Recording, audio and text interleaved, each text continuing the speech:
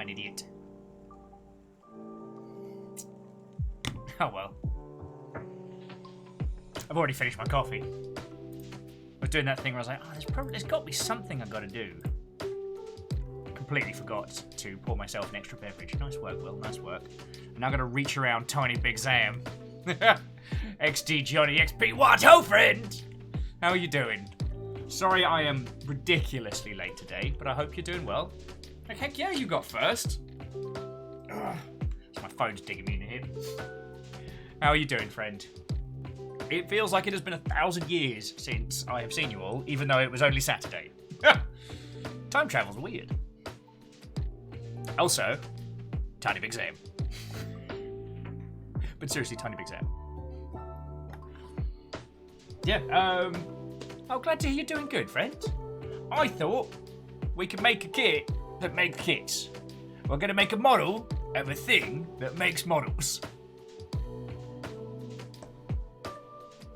Hey, Bacon Avenger, what-o, friend? I'm glad that I rank highly on your Noodly Viking ranking charts. That is a great compliment. Wolfrad, what-o? Oh, Johnny, you've been lurking for a couple hours? I'm so sorry, friend. I'm so sorry. Hopefully some of our other internet friendos were at least vaguely entertaining for you. Wraith, what-o? Yeah, I had a feeling you'd enjoy that you are now in cyberspace post.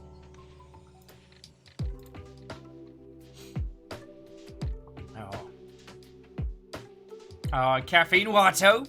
Yeah, I know. Got myself one of them fancy breads. Captain on the bridge. In Pune. Yes, you are. Maximum level. How you doing, Jaralan? What-o, friends? Caffeine, Lizzie, Candariums, to Square Peg, what-o, friends? Coming in. Today, we're going to be making a Gandem of a thing that makes Gandems.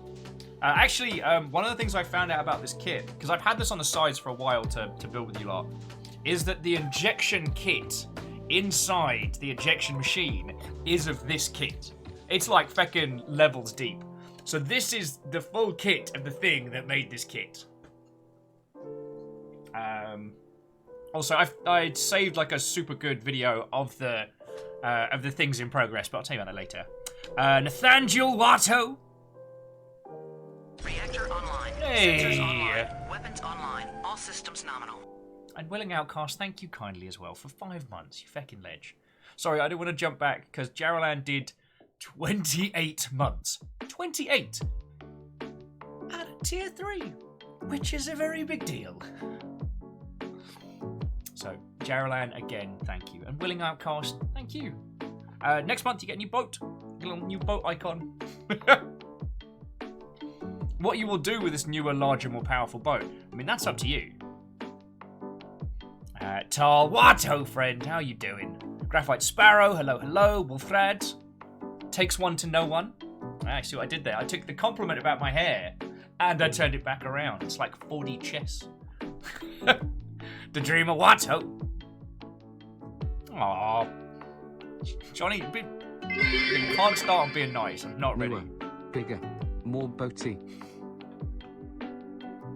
With more boat. Shackle, how are you doing, friend? What-o? And thank you for 200 bits, you feckin' ledge. Yeah, Wolfrad, it's a Gandem inside a Gandem of a Gandem. Port Santa, what-o? How are you all doing, you lovely Mother Hubbards? J-Post, what-o?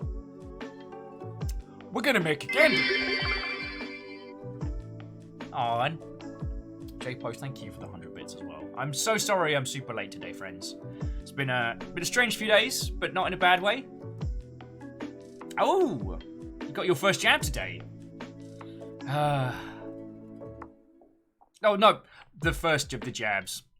I will be vehemently jelly, but we're looking at the varying systems and whatnot within Seattle. But it makes we're all just a little step closer to being able to all hang out again, which I'm very looking forward to. Aqua Hibiscus, what-o, friend? It has been a hot minute. How are you doing? For those of you who just joined us, we're making a kit of a machine that builds Gandems. Yeah, this is the model of the machine that makes the models. Getting meta. I've been saving this one for... Oh. I could blame Tal for me picking up Loop Hero, but instead he'll blame you for nerding out about it on stream. Alright, Graphite, thank you for the 200. And we're already starting train. Alright. Alright, so firstly, boop, train mode. And if you're going to be all feckin' chill about this train, then that's not going to heckin' do. There we go! My fingers slipped. Not sorry. What the fuck?! Lizzie, what the fuck?! Woo!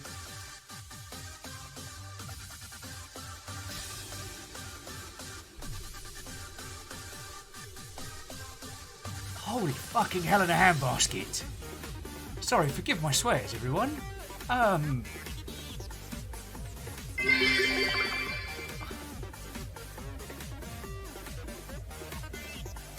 Lizzie. Back in ledge. As a... Lizzie T-Pow, thank you kindly. Fucking $75 just fucking... Oh, what's happening?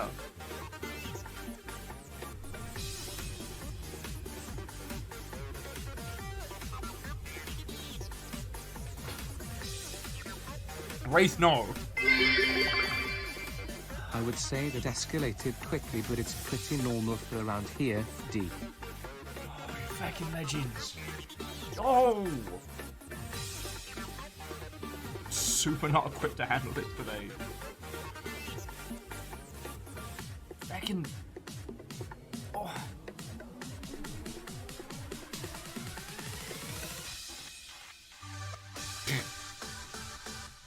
Benny Terror! Tiny bunny boards the train to Wilvin. Fucking yo! Wolfrad Bacon Avenger, Jarland Airman! Will an outcast reppin' for House Order? Fucking Joel!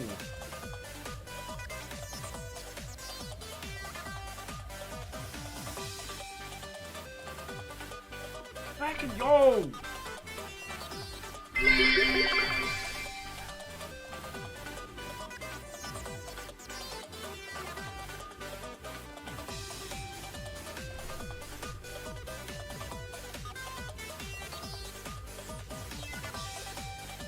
I knew I should have got another coffee. I knew it. I knew it.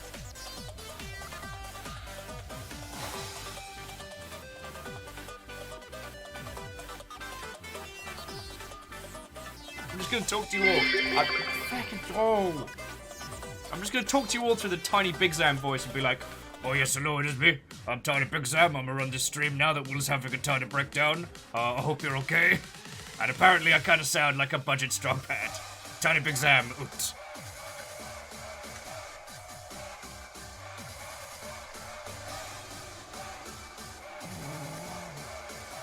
So, Flowers, those of you who've just joined us, what ho, friends.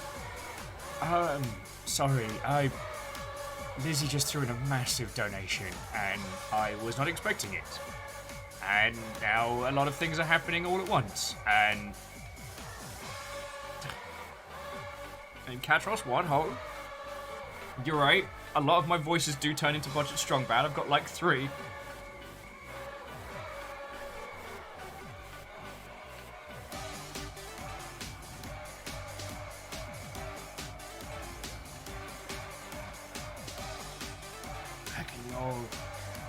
How are you lot doing? Tell me your... Oh. You gotta build a Gandem!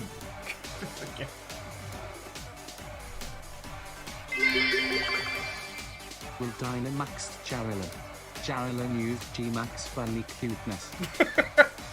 It's super effective! Fucking yo! Not ready today. I thought after, like, Fiona's birthday and how off the chain last week was, I was just gonna like, sneak on in, make some Gundam models, no big deal. Fucking Joel! Oops, did that flap its way to you? All hail the Wormshark.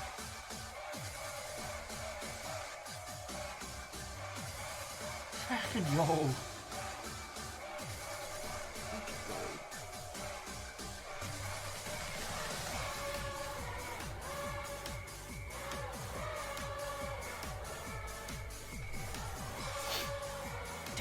Well, I didn't tell anyone, Johnny. Like, I guessed, but I didn't tell anyone. Is something happening? What the fuck?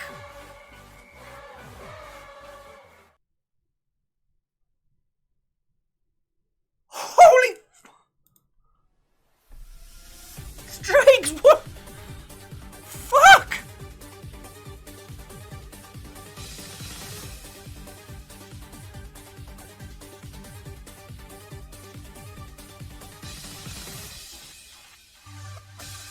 Thank you, sorry. I must sound so fucking ungrateful. Thank you! Thank you! Oh, Fuck! please. You should know by now that the chain is never on a wolf.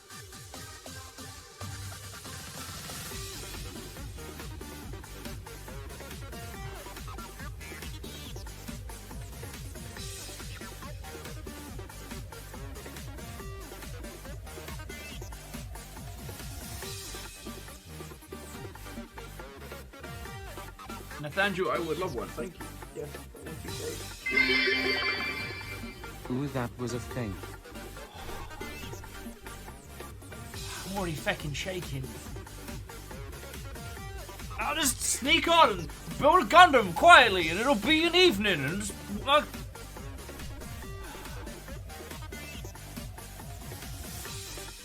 Thank you. Sorry, all of you. Thank you so much.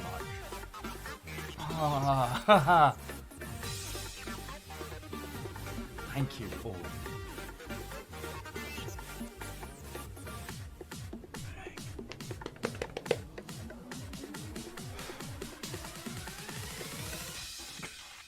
Lizzie has submitted a request for nuggets. I'd have to go and get him. I'd have to go and get a nugget.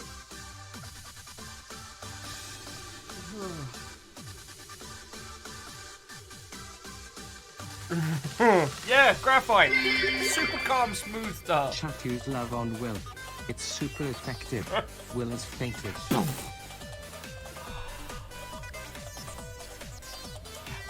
Catros, I'm good, I'm good. Just... Falcon... Falcon Joel.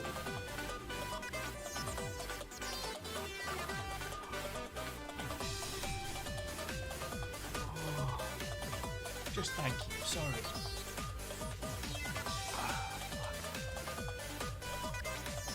I was not emotionally ready for this today, and I didn't expect a thing, and here we are, and I seem to have forgotten how to do people thank you words. All of you, thank you so much. Talking is hard. Sorry, I hope I don't seem ungrateful. You all know by now, like, you're not literally keeping us fucking alive. This is what pays for our food and rent, and we are so grateful. All of us. Fucking Joel.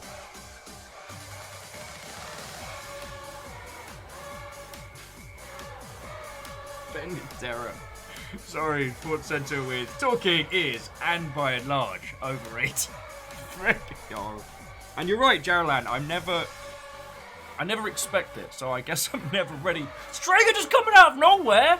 Just downtown! Poof!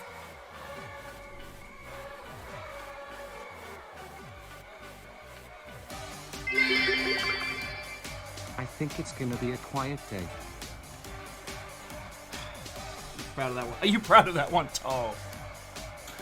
Did you organize this? Is this because I made you get us a Loop Hero emo? Is that...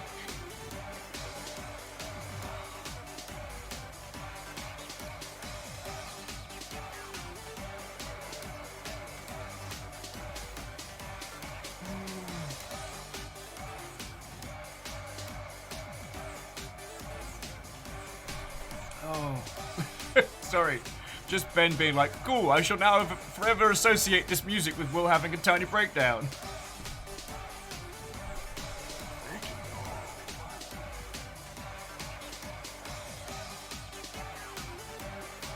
Yeah, Aqua Hibiscus. It's a level 5 to start, like it's no big deal.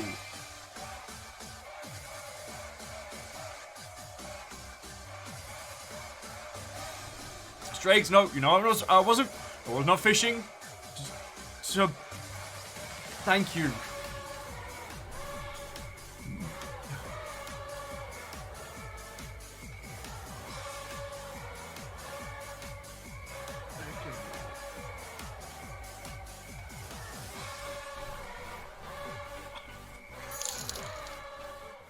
Choo choo. Oh, Bubbles, you fucking ledge. Still with more dramatic ducks. I was about to say the train has passed. The duck does not adhere to such meager trainage. Fucking yo.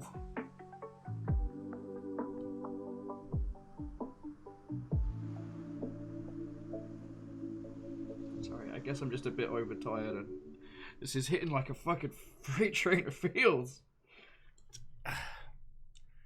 I know I probably say this a lot, but it's like, if you lot are like, oh, well, let's do a thing, I think that's pretty cool. Here's like $1, because I like your stuff. That is massive. And it doesn't, you don't develop an immunity to all of this. Fuck. Thank you. Sorry. Just, thank you all. Thank you all.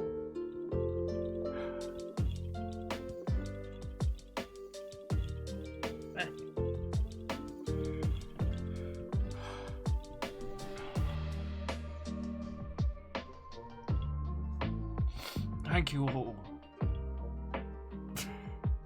Strakes, you glorious, wonderful terror. God. The tactical forbidden snack drop last time was a coordinated strike at a level I have not experienced. Fuck. So sorry. I'm so sorry, everyone. Will you give me just a couple seconds? I'm just gonna go blow my nose. I'm just gonna go blow my nose and make myself less of a fucking mess. I'll be back in just a second.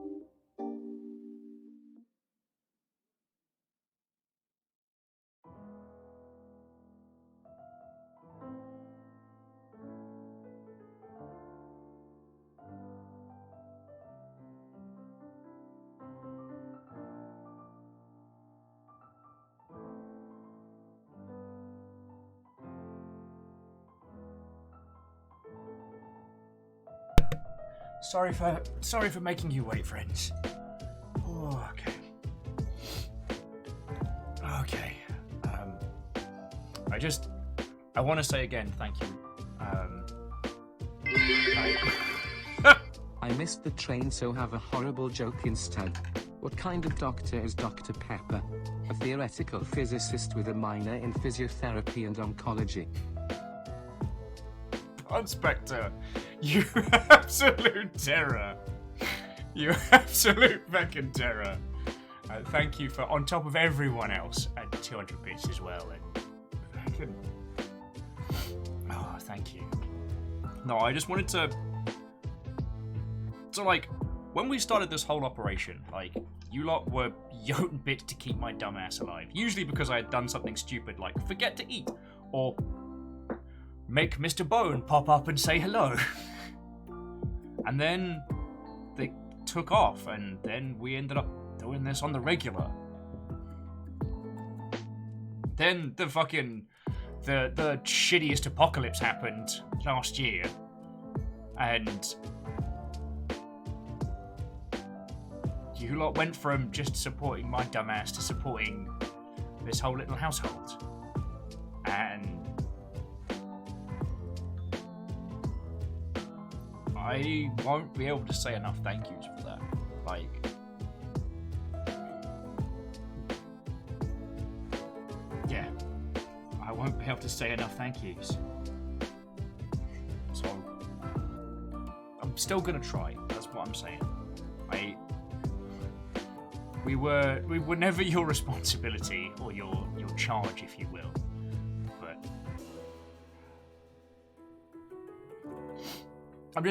you lot have done more than you know, and I thank you. Gandros in terror, being like, I mean, we love the Nuggets, River, and Fiona. Pretty cool, I guess. Yeah. I'm kind of the extra add-on to the value meal, you know what I mean? Oh, God. Straker, Lizzie, Varbles, all of you. Thank you so much. Thank you so much.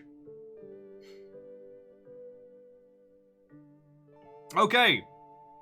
So, I got myself a Suda so I can be a Suda so I can be fancy. Oh. Oh, an aqua hibiscus, thank you. God, the Sir You're Being Hunted with Floydo feels like it was 1,000 years old. A simpler video from a bygone age. Oh, glorious good times. Oh yeah, I'll consume a ginger for power. It's actually one of the reasons why Port Center and I are friends, is that to become a ginger British expat, you need to have consumed at least 18 other gingers. Don't forget Sega bass fishing. Yeah. Yeah. God. Maybe we should do Sega bass fishing on Longship Day. We'll do like a fishing contest with everybody. Although there is actually a maximum size fish you can get, so... Yeah, as Port Center says, Iron Brew is made from the blood of expat gingers, which is why I keep an empty can on my desk as a reminder. I've got one can left of Iron Brew in the fridge, and I don't know when I'm going to drink it. I believe it was Favor 6 sent over a care package. Barrios is like, bass fishing, you say? Shit, yeah. Though I did find out that the same people that did work for the Dreadex collection actually made like a Sega Bass fishing knockoff that's a horror game, and I can't wait to try it. Geraldine's like, I'm drinking what? That was made from girders. Psh, girders? Who put girders in a beverage? Now the sweet and powerful blood of the gingers, that's a whole different story. And Salem, you are correct. Sega Marine Fishing Arcade is a superior game because of the sliding scale of fish. But I'm really, really, really good at Sega Bass Fish. Yay! Treat yourself to some more Iron Brew. Dude!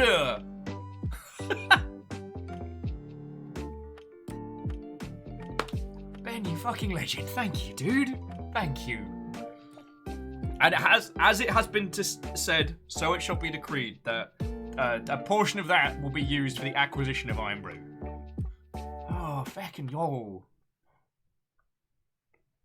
So, actually, I think both Port Center and Captain Steph are in the same boat. How are you feeling post first jab? Because the people I've spoke to, there seem to be two reactions to getting inoculated, and that seems to be like, huh, I guess that's a thing, or a bring me many blankets to cuddle, for I am at one with nature. Oh. Paulson says right arm hurts, which is weird because it went in my butt.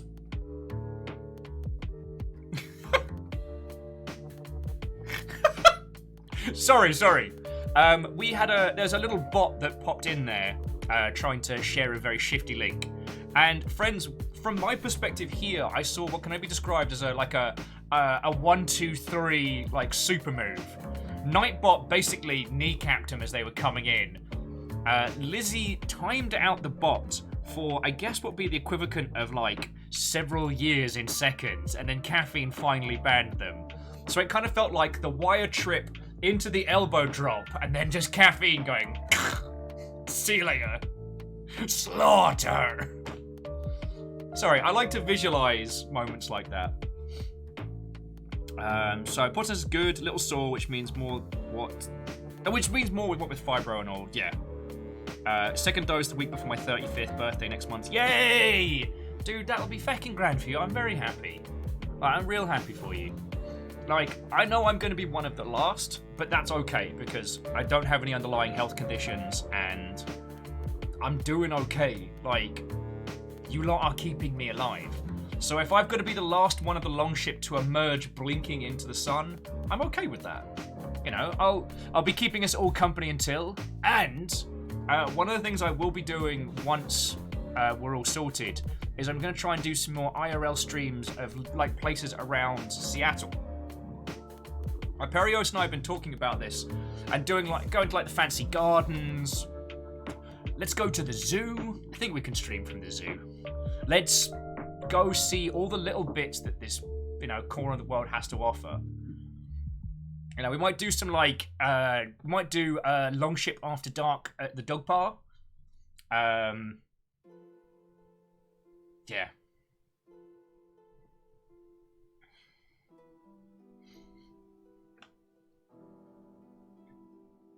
Oh, so Caffeine got theirs on Thursday, so in the, that was a thing group. And Asari says her mum got the jab and ended up having a migraine, not feeling well. Yeah. For the BCGs back in the day, so in the UK, in high school, there's like mandatory inoculations and stuff, which is real good. But it was interesting to see how everybody reacted so differently. I talked a big game and then was just sick as a dog for the rest of the day. It was like insta-hell flu. Nom nom, Watto. I mean, I know we all understand the science and the mechanics behind, vaccinations, inoculations, etc. But, yeah.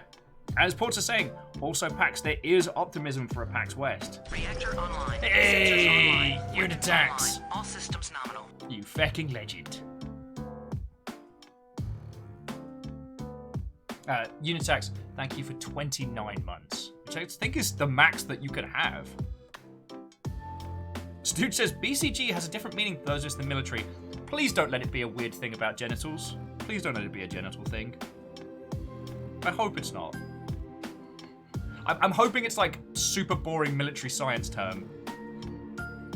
Oh, no, it is genitals. Damn it. Caffeine's like, kinda? Oh. Oh, Graphite didn't have theirs due to heart condition. Okay. Birth control glasses. What? Oh, okay. So, Caffeine and Caffeine and Stooge are explaining.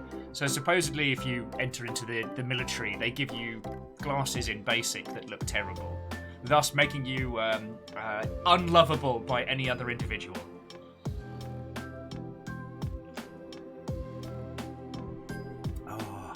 Yeah, Wraith! I was trying to explain to Fiona and Lecter, like, the whole ritual of not getting punched in the BCG. So, do you know the worst thing is? I don't remember what the BCG stands for in the UK, but for those who don't know, in high school they just give you, like, a combo jab that protects you against a whole bunch of stuff. But what happens is you get a little bobble, a little kind of swelling where the injection goes in, and especially if you went to a British state school, the game for at least 2 weeks after is trying not to get punched in it, because it'll pop and leave a big old scar. Because children are horrible terrors. And Desu's like, do you have any idea how easy advanced medicine would be if everybody reacted the same way to things? Feckin' right. Stu's like, sounds like the peanut butter shot. Huh. Port centers having flashbacks as well. Also, I'm not comfortable with the term Big Creepy Godzilla. Just gonna say that out loud. I won't go back! And the great thing about state education is once you're done, you're done. But yeah. Like, you know, we're all still a ways away from the end of all this nonsense, but it feels like we're starting to move, you know? It doesn't feel like we're all just sitting back waiting for news, which I quite like. It's been, I don't know, it's been putting a little bit more of a pep in my step.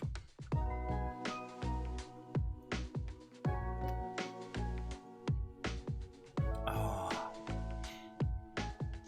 So yeah. God, you fucking lot. Sorry, I'm still recovering a little. Moose with, once you're done, would you say that you've reached state educated? Terror. So what's been going on? Fiona had a wonderful birthday. Thank you all of you who came over on Saturday to hang out for her birthday stream. I know I said we were going to do a day on Dark Souls, but I don't know if FOMO's the right term, but I realised I wasn't really playing or talking to you lot. I was waiting for Fiona to get started, because I was all excitable. So I want to say thank you all for understanding. And you all seem to have a feckin' blast.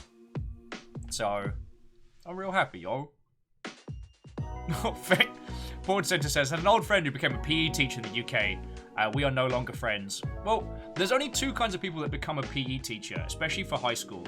Those are people that had aspirations and dreams to be a professional athlete, but due to circumstances, be it like family or, you know, children or, you know, medical conditions, they never quite made it. So they're going to help the next generation of would-be sports heroes come through. And the other kind of people are just utter psychopaths. There's no in-between. You don't get mediocre PE teachers. They're either you know, there to help you do your best, or they're unhinged. There's no median.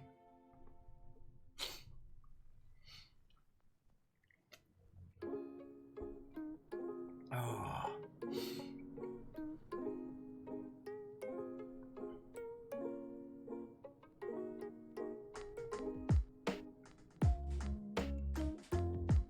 Graphite, yeah.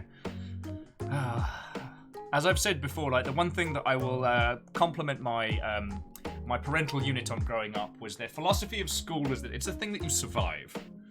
As they would tell me, you've just got to get through it. And I'm very grateful for that. Very grateful for that. Though I did manage to get by without getting my BCG spattered because I was very quick.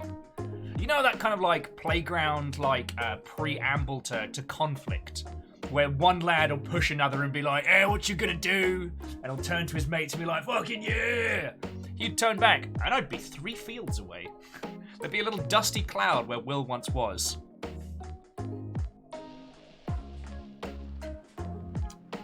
Oh, actually, Moose, that's a real good fact. Not that you couldn't sign. So, with Fiona's Kudo board, the kind of like digi birthday card that Lecter organised for her, we ended up having to pay for the professional version because there were too many people. It hit well over like 100 birthday wishes. And so we had to go for the premium account. So, Moose, you might have been in that window before the limit got unlocked. Oh. And I tell you what, Lizzie, I'll go and get a nugget if needs be.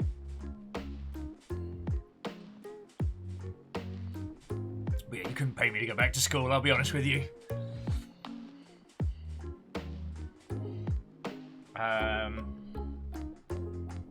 Yeah. Oh, so Fiona had a lovely birthday. The bulk of it was Fiona wanted to go camping. So we went out into the middle of nowhere and indulged in what could only be described as gay flame. No, that's not a euphemism. It turns out you can buy packets of, like, I guess freeze-dried chemicals or whatever that you throw into a bonfire, and it causes like blue and purple flame to get like mixed in, and it looks awesome. Oh.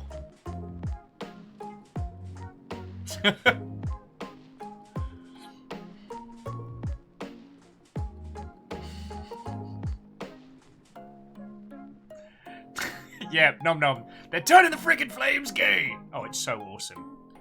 Moose is saying they use medals for that. I mean, that makes sense. But it was super cool. And so we drank, sang songs until we got shushed by one of the park rangers because it was at a different camp. And just had a lovely night. Came back, slept a bunch. Aqua biscuits. Could you say that Fire's a flaming homosexual? God, we don't use the term flaming as a complimentary descriptor nearly enough. Sorry, my conversation is going all over the place today, as you can tell. On the previous conversation, Sailor was saying, you'd have to pay me, but I go back to school. Understandable. Oh! Feckin' J-Post creeping up the hunting boards. J-Post, thank you for gifting a sub to Aqua Hibiscus. Aqua Hibiscus, you just kept your head down. That's how House Cole finds you. Oh. This is also your polite reminder that the Blackout Club, that Monster Hunter launches next week.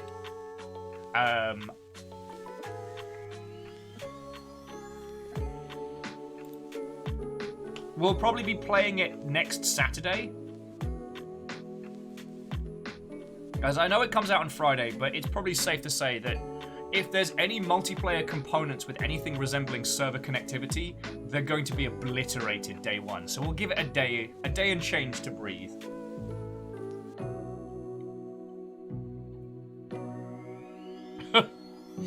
Lizzie, you're part of it! Sorry, Lizzie was saying, Will, just blame everyone in chat for the conversation going wonky donkey. You started this! I'm only just starting to recover now. Oh. Port centers, they have Cadbury mini eggs, all as well. XT Johnny XP saying, is there a place I can put friend codes? What we'll do is we'll do kind of a get prepped for Monster Hunter, probably like Thursday evening after stream. It's not what I'm... J-Post, lovely Mother Hubbard. Thank you for another 100 bits on top. Thank you. Stop trying to make me feel things! I'm woefully under-equipped for this.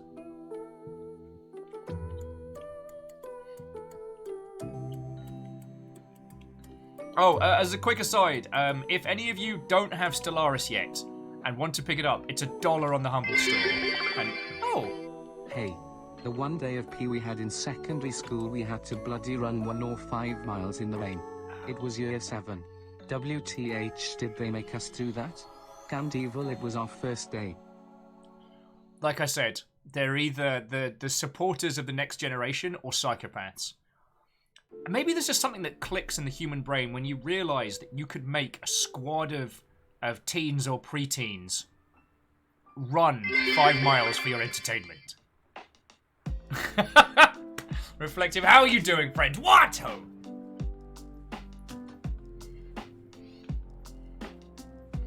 Oh, sorry, and jumping back in, Katros was saying about the Monster Hunter channel. Yes, we do have a Monster Hunter channel, and we'll do kind of like a friend code exchange beforehand, so that we're not all typing in all the nonsense when we're trying to get everyone together. Port Center says they remember their 7-year PE teacher making us do a lap around the entire school. Roses are red, violets are blue, oh my awa moshinderu.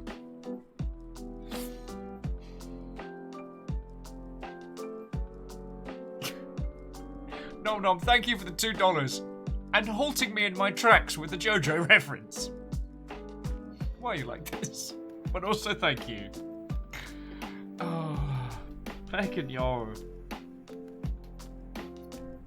Thank you.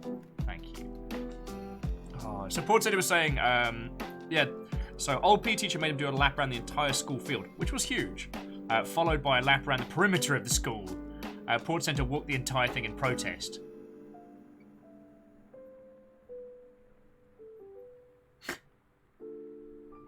God. No, Katros, you're right. It is a Fist of the North Star reference. You know what? That means I'm already dead. Explodes in Ginger. In my defense, you all made me feel a bunch of stuff.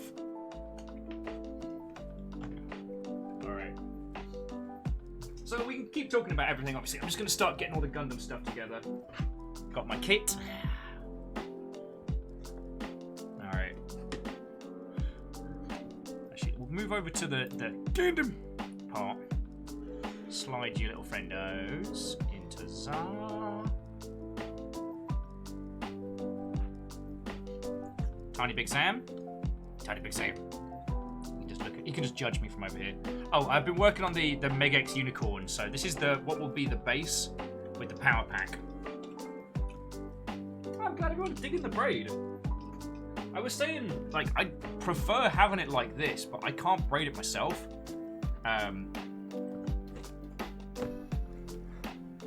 I can't braid it myself.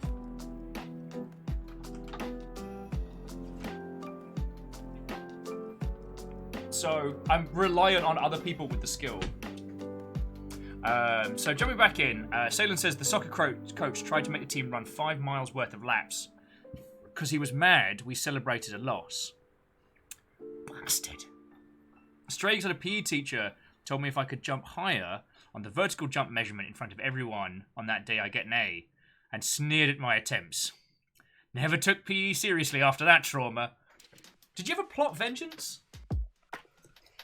But again, this is proving my hypothesis that PE teachers are either, they're either super supportive, failed superstar athletes, or bastards. There's got to be just something in the mindset.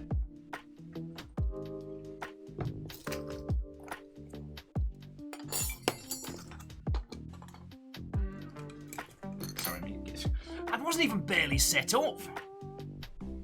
Hey, I am Legend. Watto! What's a sculpt?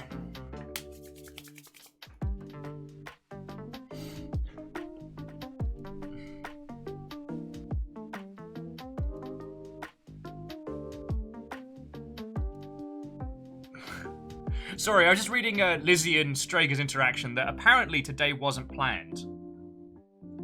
You're right, I don't believe you. But that could just be because of tactical nerves.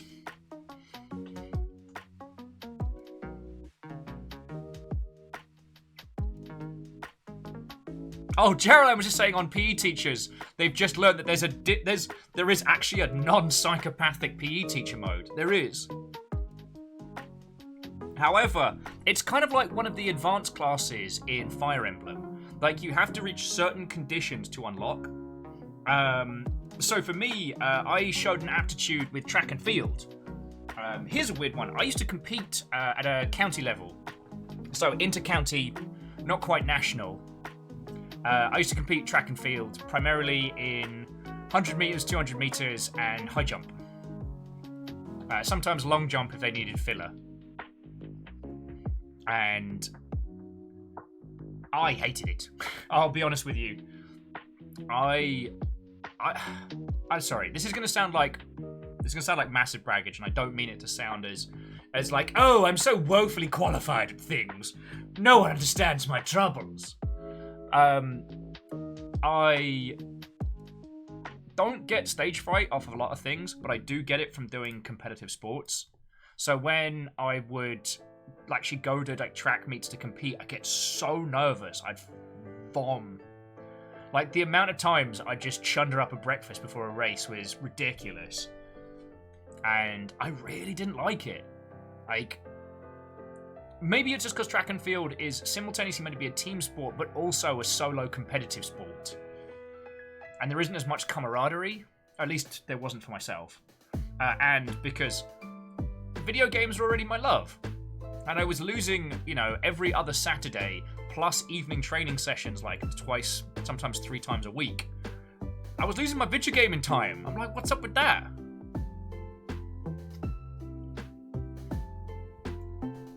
Sorry, I was saying they hated Sports Day. I liked Sports Day, but because, I was a big old nerd. But at Sports Day, I was valuable. So suddenly the social decorum of high school was flipped somewhat on its head. It was the one time I didn't have to worry about someone trying to kick shit out of me or start a fight or steal my shit. It was the one day where I was useful. Yeah, Clank, shocking, I know. God, I still remember skiving off of... it was skiving off of enforced school cricket so that I could install the Half-Life demo on the main server that the school computers drew from, so people could just run the EXE remote. I was very proud of myself for that one, and would then revisit that maneuver later in college, where we used to play a lot of Quake 1 because it was super small and light, and we could run it from a central location. Those were good times.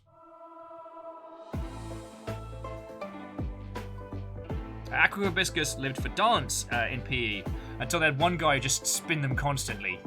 Yeah. But, again, one of the great things about school is that you only have to do it once if you want to. Indrid, Watto. Hello, hello. Actually, very quickly, is there anyone else who hasn't said a proper hello? We're talking absolute nonsense at the moment, just school stories and whatnot. But today, we're going to be building this. Actually, that was one thing I was going to ask.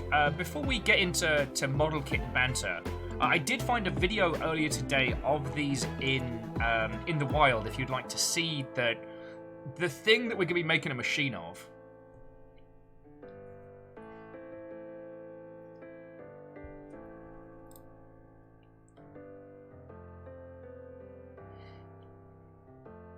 Num Num would like to see it. Okay.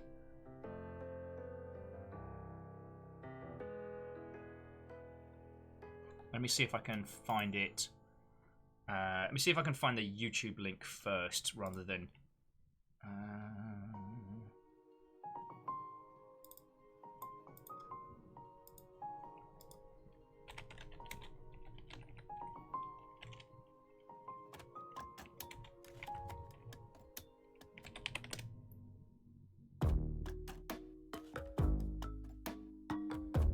Okay, yeah, here's the... Wow, was that video 5 years old? Bleeding Nora.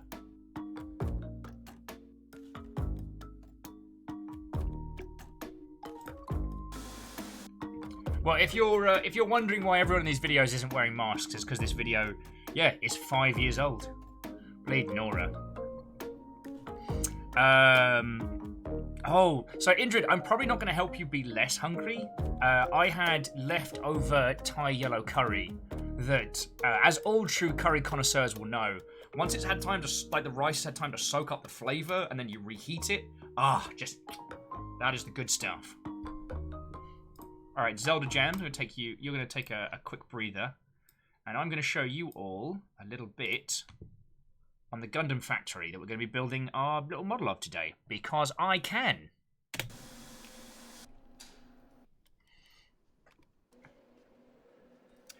Sorry, jumping back into chat. Wait, do they graze? Will this be open range? I might have missed the tee up on the joke. Oh, and Stooge was saying they preferred running Warcraft 3 and Diablo 2 off a USB. We had vaguely competent tech people back in at least college, so they already had all the USB stuff locked down. I think they'd had like a rampant round of viruses at least once. So yeah, Indrid, that probably doesn't help with your hungers. What have you got access to? Maybe we can help brainstorm some tasty food for you. Asari was saying that if they'd had a girls' rugby team, they would have had a go. That's fair.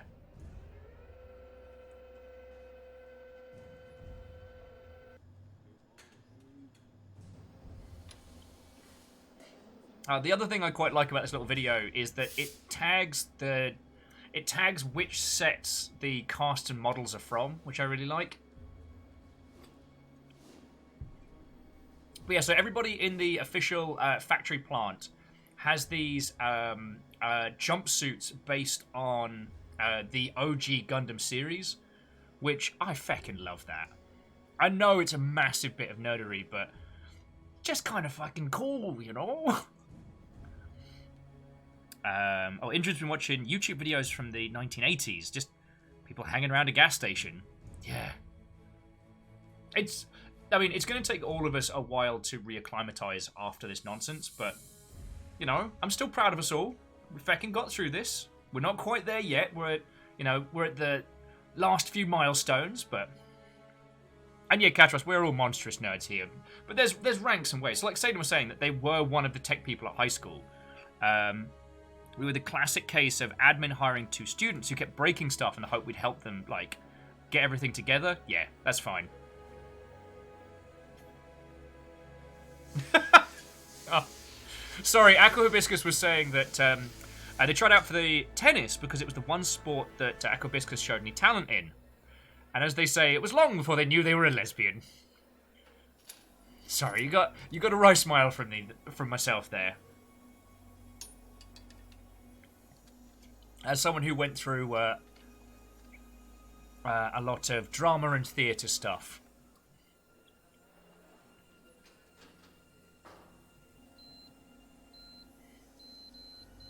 Sorry, I lost my train of thought because I was looking at these. I'm waiting for it to show us like a big side shot of the injection machine that we're going to be making. Because it's shown us the little bits.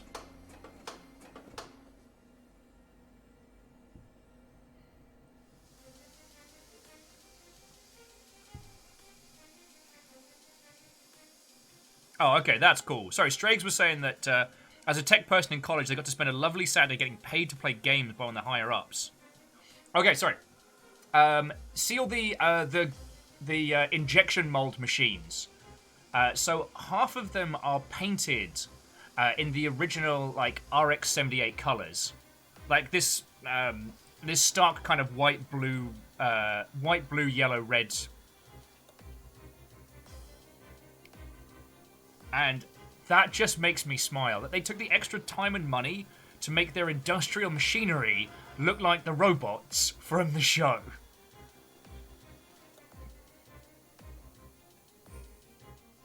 Now, hopefully... Yeah, okay, so this flyover here, I might just pause it in a second.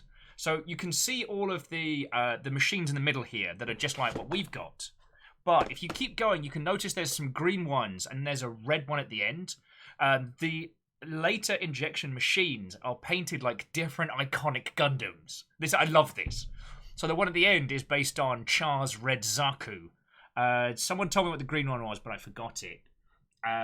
You can't see it in this shot, but there are 3 of them that are black and purple, based on the 3 stars, which is where this little Haro is stolen from. I will do a 3-star Zaku at some point. I've got the fucking kit behind me. And there's a gold one, based on one of Char's later machines that I can never pronounce. And there's something about that makes me smile so much. Because again, this is a factory, this is a place that just makes a product to sell. It's not for consumers, or at least it wasn't initially. Ark of the Conclave says, isn't there a Gunpla machine Gunpla? Oh, you mean like this one? Harpacha! Cerebral like, whoa, this is a really realistic game. Yeah, it's super realistic. So very. Okay, no, we're winding that back because I need to show you that one. If you didn't see it. Sir. Alright. I know this is kind of like the digital equivalent of trying to watch YouTube videos with your grandparents. The forklift looks like a Zaku. Again, this is for no one other than the company staff. Apparently says Gundam Maker Manager when? Not nearly fucking soon enough. Sorry, excuse me. Oh, fucking... Ben, you gotta stop being incredibly funny here. I feel like you're using all your A-grade material. You should be saving it for your show. Sorry, Ben Portcenter was saying, blimey, Night Trap 2 goes in a really different direction. I actually watched Ben do a playthrough of Night Trap, actually playing it properly to try and clear it, and that game's fascinating. But, we talked to Ollie about this, of why we don't get more Gundam games out here, and it's mostly due to nonsense licensing. Oh. And Johnny's like, right, so thoughts on a game where you make Gandems that make other Gandems. I mean, we can always go back to Mass Builder, but that's more single Gandems. Right. So, smooth jams? Check. Incredibly sharp fancy knife? Check. Let's crack this open. Oh, Vanderbeest was asking for a link for that video. Sure. Got it here. Least I can do.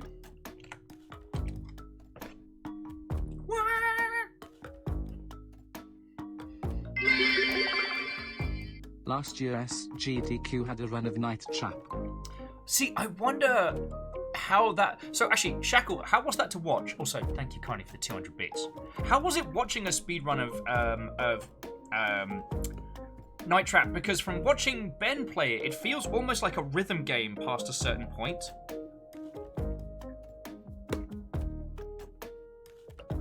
Oh, Lizzie, thank you for throwing that into the Discord for peoples. Alright, I have to turn on my my Gundam light, which, while very useful, does bring out the ghoulish pale in my arms. Look at that. I have big veins.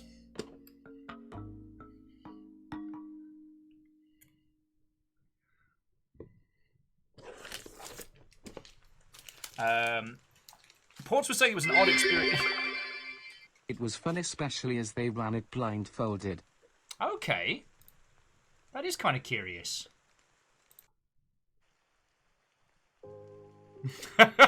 Gatro says, Undead Will is back!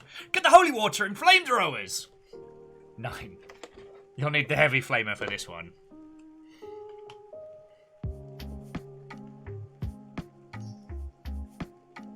Aqua Biscuit's adding, it's been a while since any of us been outside. Don't feel too bad. Oh wow, this is just a one and done sheet. Alright, so I'll definitely do some inking. Make this look nice and stylish. Bring out the detail and definition. I mean, honestly, if we finish this very, very quickly and you lot don't mind just nattering and hanging out, like, I'll do some more work on the Megex, the big glowy unicorn. Jumping back in. So Faber6 says I got a pitch for a horror game. Kind of like Five Nights, but it's a Gundam model factory with an FPS movement. Your only weapon is a flashlight. Oh, actually, sorry. Again, thank you for the 100 bits and for the feckin' $10 from earlier as well, you glorious human. They are releasing a bunch new assets for Mass Builder, so I'm going to be hitting it in my downtime again to do some more some unlocks and whatnot.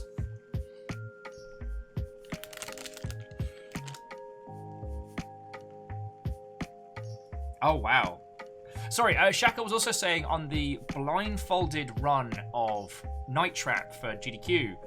So, the runner was explaining everything because it's, been digital, there's no couch. So they were doing all the explanations while blindfolded and listening for the audio to make sure they hit the right inputs.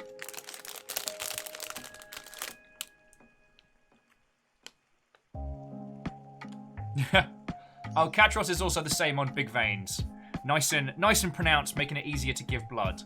Good on you. Though I will say, and this is a thing I did back in the day and would not do again, and nor should you do it, but when I was quite poor, what I used to do was donate blood and then go out on the lash, because the lack of blood in your system would make you a super lightweight, so you could get really drunk for very cheap and help someone out at the same time. Don't do it. Don't do it. It's very, very bad for you. But, I was a young lad. I was not really in the process of doing smart things regular.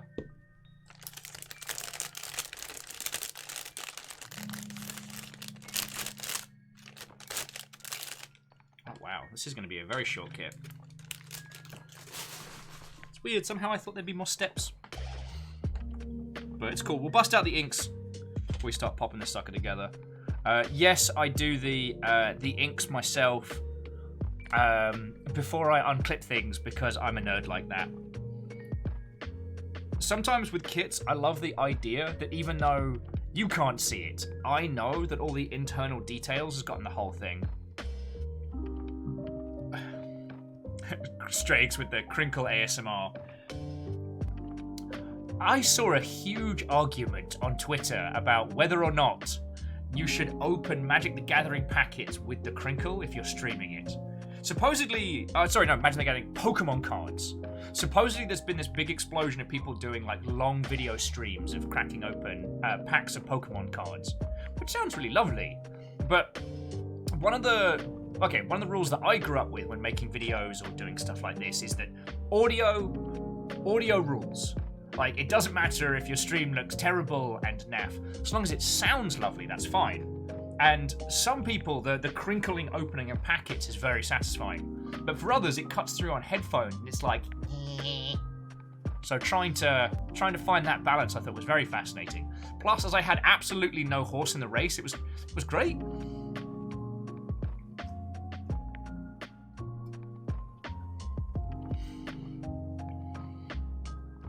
And yeah, Katros, Camille donated an inordinate amount of money.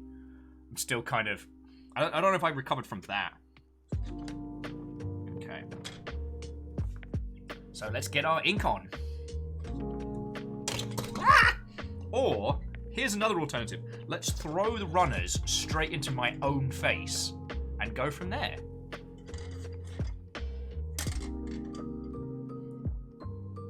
Aperio says, double down with viewers, just make the same with both. Fair.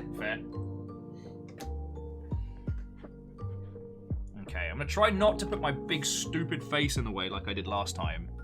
Last time we did this, most of the Will inking was just back of Will's face doing a thing. No one wants that.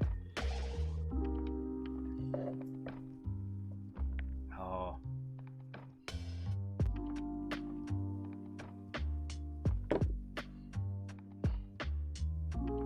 Oh my word. Okay, so I don't think the camera is going to be able to do justice.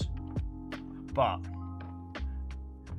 right here and here, these are the tiny bits of the injection mold.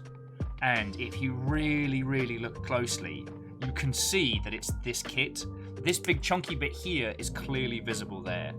Like, they have put in so much fucking detail to this.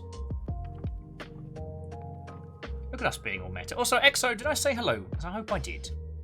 And I know what you mean on Persona. I am intimidated by Persona games. And a combination of being much younger and the beautiful ignorance of not knowing. Like, the idea of replaying Persona 3 makes me curl up into a ball and want to have a little shake.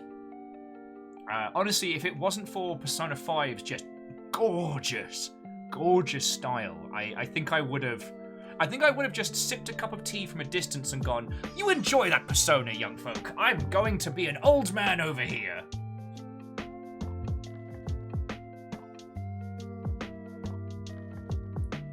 Alright. Let's do the easy inking first, get my hands in.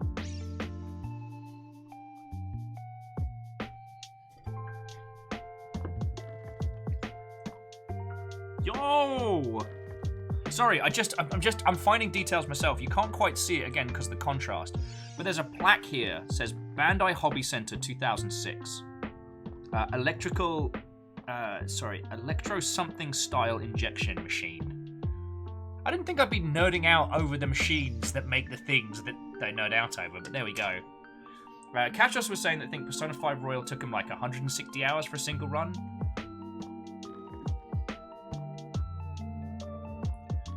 I will say, one of the things I've noticed is it's not that I don't have time for games so much, it's that with a few of them, the memories of the grind remain.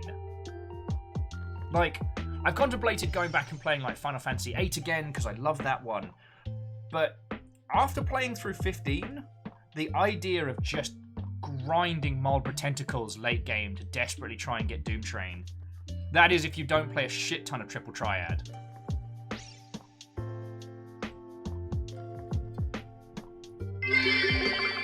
What was that? When? Yeah, just a casual stream of Final Fantasy 14. Ports is saying the Final Fantasy 6 remains their favourite. That's way cool. And Nom saying that they can't wait for the Bandai Platinum version of this, where you can make your own smaller kit. Honestly, they could do a Play-Doh version of that and it would be fucking hilarious.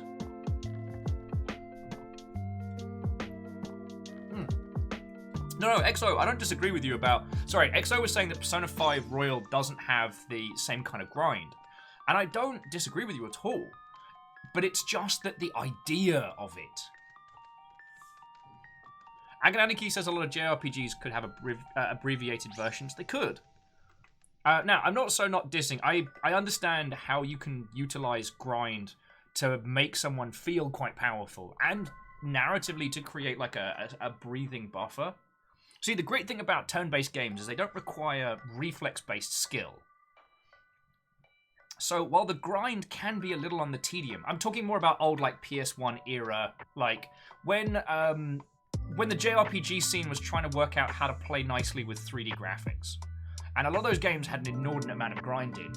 And they hit a mainstream market because of the success of the PlayStation, right? What was great about it was that there was a large number of people who were new to video games, who didn't have a lot of like reflexes or games literacy comparative to those of us who had been ruining our childhoods from the get-go. But they were encountering games like Final Fantasy VII, where you didn't have to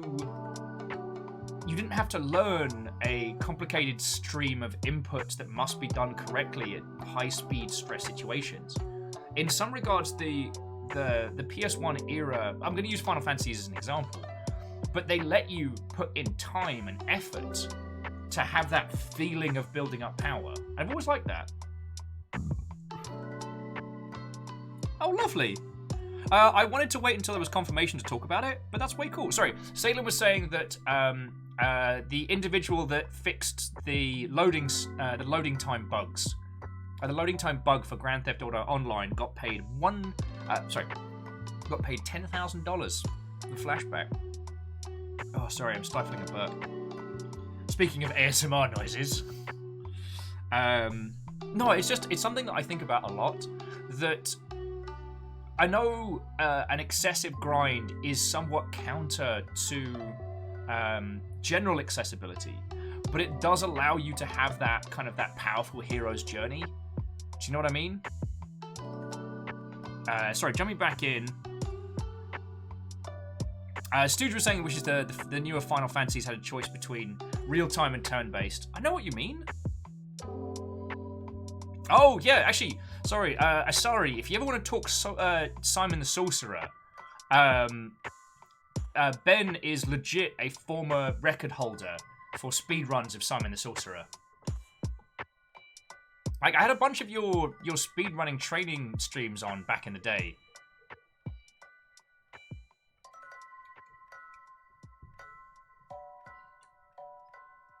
It is also worth it's also worth Will throwing his shit around. We are not going to need a runner holder when there's only one runner. It's a large proportion of like RPGs did use like disambiguated systems to represent kind of like action combat and things like that. Now we have the option of action combat. It's more viable a choice. So it's interesting to see how the different takes on it are. Like, you all know I loved Final Fantasy 15. And what I loved about it was the action combat putting you in the shoes of one character rather than a party of characters. I thought was quite interesting. But I could get right into the weeds on that one. Port Sender was saying someone else beat their 54-minute speedrun of Simon the Sorcerer. Do you want us to take him out? The old sorry. I was going to take that humor into a very, very old reference. And also a little bit dark. Gonna not. Points to Will. Graphite was saying one of the reasons that they still love the Pokemon franchise is that it's turn-based. Oh, yeah. And it's interesting because almost all the encounters... the larger portion of the encounters in Pokemon are random, but there's a reason to go out and scour for multiple different Pokemons, as opposed to, say, the old JRPG where you walk through a huge field or a mountain or what have you and just random monsters attack you. We were talking about this the other day. You'll have to remind me which game it was, because I'm an absolute potato brain, but... I'm sorry, I'm going to have Favor 6 escorted from the premises for that terrible joke. and then brought back, obviously, because we don't want to actually lose him. Paul's saying they might try running it again later this year. Maybe when their armor hurts less from the COVID shot. Yeah. Well, dude, we'll do our best to keep you company during the day while you're on recovery mode.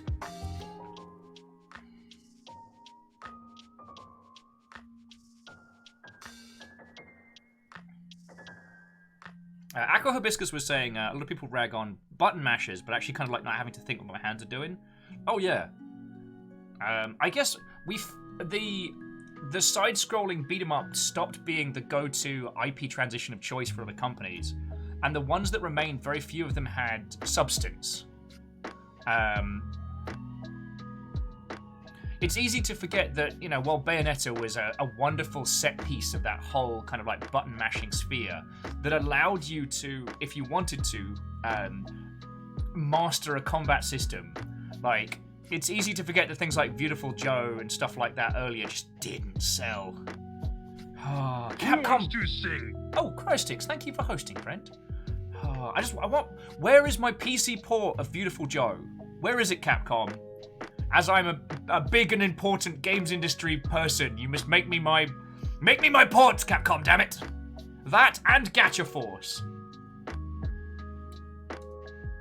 Actually, sorry, that's a great reference because River City Girls is a great button masher, but if you want to, you can get into the guts of it because Arc System Works knows how to build a combat system.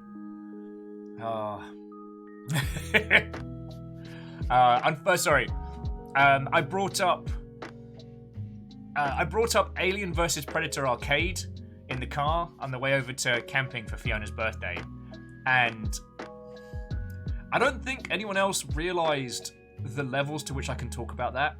For those of you who don't know, there was an arcade brawler of Alien vs Predator. I want to say it was Konami, one of the OG MAME era brawler creators. And they played really fast and loose with the combat system, making actually one of the most complex and intuitive. So it's a side-scrolling brawler. You know, you have light attack, heavy attack, and then special attack that uses some of your health because reasons. And that's simple, right? And then you've got the additional, so like if you get up close to someone, you can grapple them and then either hit them or throw them. And you can throw your friend as well. But the sheer level of nonsense you can take that combat system to makes fucking... sorry, forgive my language. I'm really sweary today. I'm so sorry. It gives, like, Street Fighter 3 a run for its money in, like, top-tier complexity. I'm going to click the link just to make sure we're talking about the right one. Yes, that's exactly one, Katros. It has one of the most incredible combat systems. So you can go through it and be like, bubbada, bubbada, bubbada, bubbada, just beat the snot out of stuff. Oh, sorry, it wasn't MAME, it was CPS2. My apologies. But because they played fast and loose with what they let the user do, it created this glorious combat system.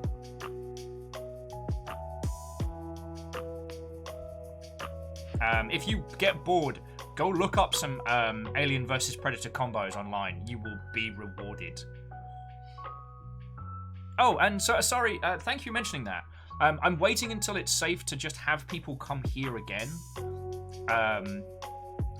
Because I know I was talking about how we went for camping for Fiona's birthday, but like we kept everybody within the pod. Everything was done safe.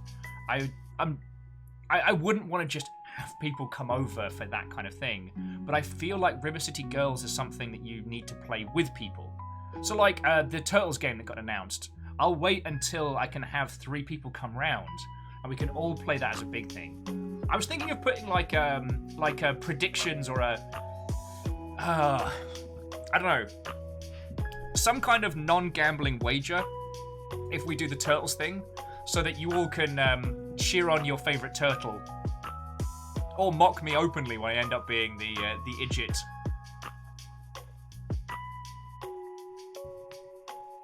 Oh.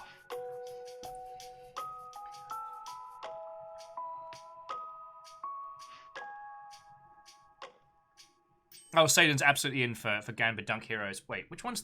Is that the brawler with the fighting game engine that the BlazBlue lot are doing? Or am I... Oh no! This is the battle basketball in the style of River City Ransom. Sadlin, how many times have you mentioned that to me, and I've thought it's a completely different game? Why do you keep me around? Yeah, so Wraith, yeah, the contest of the people who can knock the most foot ninjas into the screen, and we can keep like a little counter of it. and Exo, never apologise for bringing up Persona. The thing is, I love that if you track the Shin Megami Tensei series alongside the Final Fantasy series, that while they initially had some similarities going forward, but the branching paths, where Final Fantasy started down a path of visual fidelity and big grand scope, Shin Megami Tensei remained still very much a Japanese-focused property, and so just got weird. Like the one where the entire world turns into the entire of Tokyo turns into an internal egg because the entire of existence is being remade. But it's okay because you just happened to be turned into a demon. Also, Dante from Devil May Cry's in. There's a thing. Or the one where you play like a pre-World War II imperialistic Japan devil summoner with some weird fascist design choices, which I'm told is the best one mechanically of the series, but is very expensive and I've never been able to afford it. Or the one where you're in an infinite rogue spawning dungeon in space. Oh, or the one where you're all inside a computer because of reasons. They had 2 games in that one. Oh, I'm Baron Sheep. What-ho, friend. What-ho. Now, when you say, die soon because people are assholes, does this mean we need to do murders, or does this mean that murders are taking place?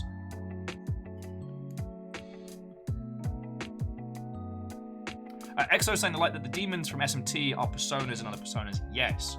Well, I mean, much similar to Final Fantasy, how there's a shared narrative. Not narrative, what's the term? Because it's not, I guess you could say shared thematics. Like, Bahamut's always going to be in a Final Fantasy. You're always going to have an Ifrit. You know, there's always going to be a chocobo of some description. Motif might be right, but the way in which they're depicted in the games changes drastically. Schools are going back on the 12th. Ugh, children. I'll have none of those. Man, why is my ink crunchy? That's not good. I don't want crunchy ink. Facebook keeps trying to sell me this pointless pen that's like, it's $50 and it's just an ink dip pen. It's a regular ass pen. But they're trying to market it as a Gundam pen. And I'm like, no. Alright. I'll tell you what, we'll start on the basic stuff before I get into the complicated inkings. And just yell at me if I accidentally put my face in the way again. I love doing the ink like this. You can get cleaner lines by using the pens, and you don't have to get all fancy like I do, but I just genuinely love doing it like this, because it looks fucking rad when you get it right.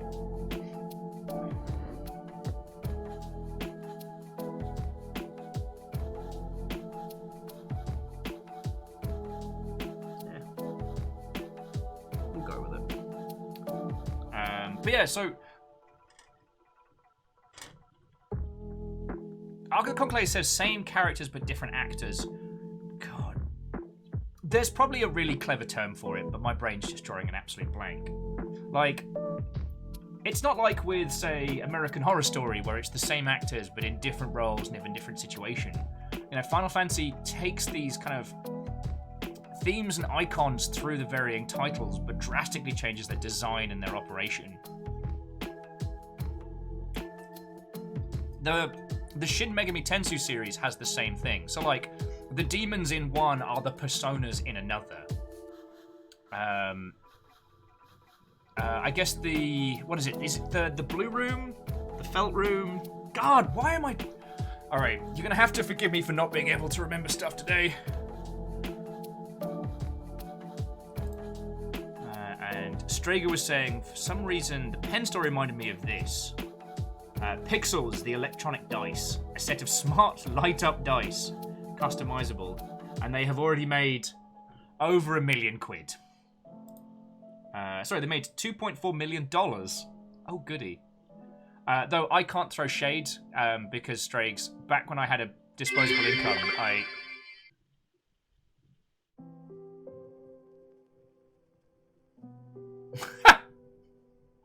That took me 3 reads to get it, Favor 6, and then I did. Thank you for the 100 bits, friend. Sorry, what do you call a giant mech in ore? A gun. Oh, damn. So it's the Velvet Room. So yeah, the Velvet Room carries through on a lot of the Persona series, even though the mechanics for the summons and the reasonings behind them change drastically. You know, because you have the Witching Hour in 3, you have the Telly in 4, and then 5... Well, alright, yeah, you don't need me to explain it to you.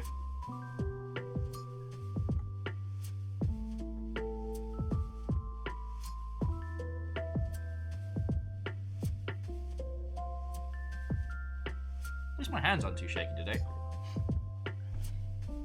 Oh, Shackle says the Velvet Room carries through every Persona game, that appears differently each time. Yeah. God, okay, so what's the term for that?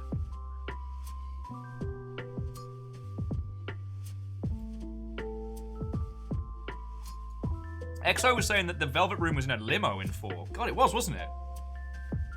Friends, don't drink gin. Makes you forget Persona games.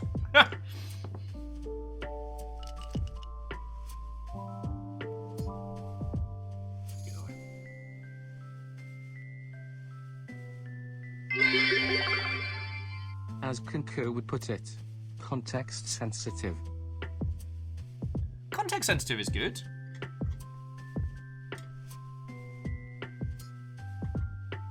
Though I've used the term context sensitive to describe things that would be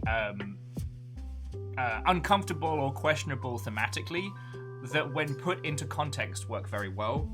You know, basically when someone does something very, very risque with a narrative, and thanks to context it lands. Aqua Hibiscus, I mean, in world mythology, it's like the shared subconscious theory, like how almost all cultures have dragons and flood myth. You're not wrong, but because the series is created by people, and it's not from the public consciousness that the story springs from, it's from a group of people making a thing. So they're almost drawing from their own mythos, or redrawing their own mythos, if it makes sense.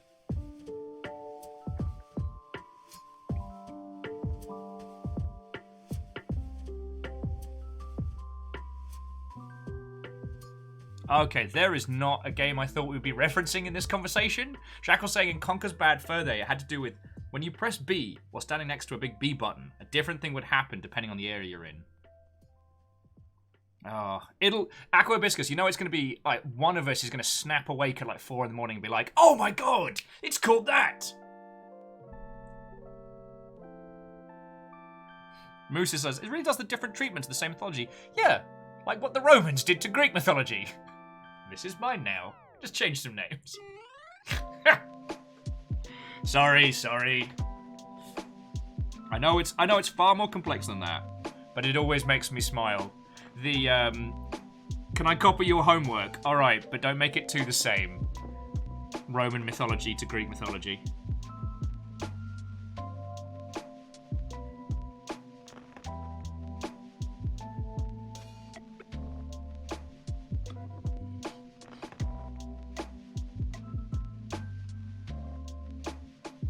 Vanderbeest says, am I the only one that looks at the sprue and wonders how they attach different colours? Well, okay, someone else would have to tell you, like the proper, but if you look at the joint points here, you can see the direct clear cutoff between the two plastic colours.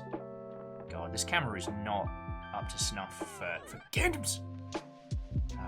Friends, as much as I dread the idea of getting the purple tick on here because it means I'll have to play bloody Raft. It would mean I could bump up the video quality for you all, so I'd be able to get like a nice fancy camera, so you could see all the horrors that is my face in the mornings, but also see details when we're doing stuff like this.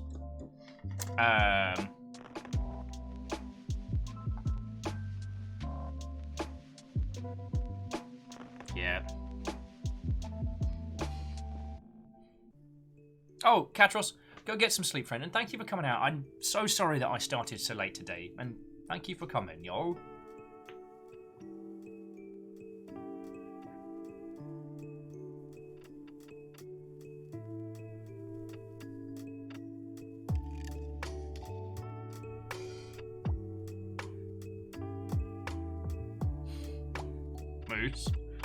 Moose, do not conspire with Mr. Twitch. Will's got ticks. That'll be the announced post if it ever happens. And again, I've said this before. You lot keep my dumb ass alive. I don't need to be verified on Twitch to be able to do this full time, which makes me, I think they said it's like only the top like 10% of people on Twitch get to say that, which puts me in some kind of like special kid bracket, which boggles my tiny mind. Anyway, Faber6 says, what is it going to take Will to play Subnautica Below Zero? Well, the thing was, Thor bullied me into playing the first one. And if you check the clip sections here, you'll see, you want to see genuine fear on my face. Go into the doobly-doo, have a look on the clip section, and you can see me freak the hot feck out. However, it's one of the great games of all time. And Thor told me, you've got to play it. You've just got to play it. And I'm glad I took his advice. Because once I stopped being afraid, or at least as I started to get more and more acclimatized with the underwater and gain more details, it ends up being this incredible story experience. It almost hoodwinks you by saying, I'm a survival game, and I've got elements of jump scares. And you're like, oh, jump scary survival game. Oh, you old, wait a second. What's that underneath your hood, scary jump scare survival game? It's an actual heartfelt narrative, which takes you through the environment in a clever way. You were a single-player story game all along, you bastard! Like, I cried with fear in the early parts of that game, and I cried at the end because I didn't want to leave.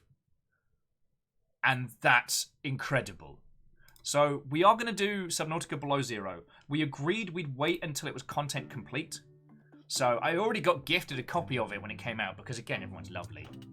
And yeah, May 14th is the announced date. It's already on the calendar. Now, I do have a very specific fear of sharks. And while Subnautica has sea monsters, which are horrifying, they're not, like, anatomically correct sharks. Raft has an anatomically correct shark that no matter how many times you kill it or beat it back, it comes again. Oh, sorry. I do apologize, friends. That burp was from the deep dark. I had the cusp of heartburn yesterday, resulting in some top-tier belchage. I know, classy though, I'm just here. Just going to describe all my bodily functions to you now. So what's it like hanging out in Will's stream? Well, he talked about belching up a storm for 4 hours. You see, Aqua Hibiscus saying the Love Ocean Explorer Banes, but oh boy, cannot do horror. Well, that's the thing. It's... the fear of the unknown is incredibly powerful. But... it's beyond that. It almost hoodwinks you into thinking it's a horror game. And it has some elements of, but... God, it's just... it's an experience of a game that stayed with me.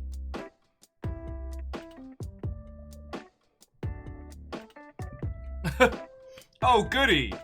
Sorry, Bacon Avenger was saying apparently there's a mod that names the sharks after people on stream with Raft. Well, the good news is I don't have to do it unless I get a purple tick on here. So, haha! The advantage being is I stream too long. I stream far too long.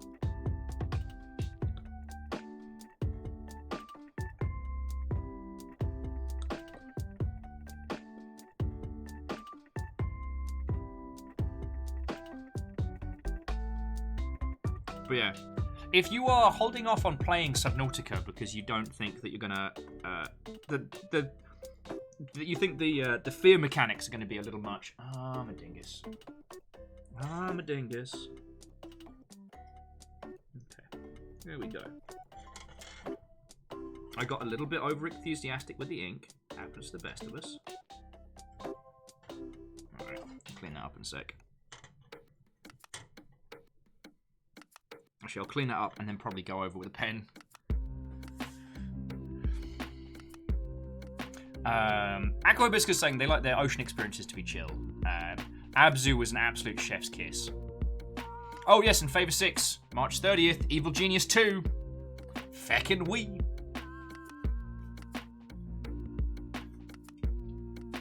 Oh. And Immortal N, Wato. Immortal N, we're building a machine that builds Gandems.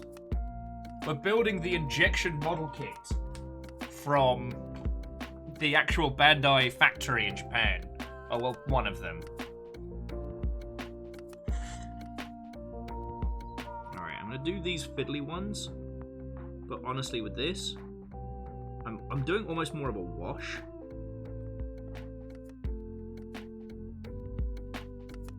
Because there's so much intricate detail there, I don't want to lose it. So, I'm giving myself more work later.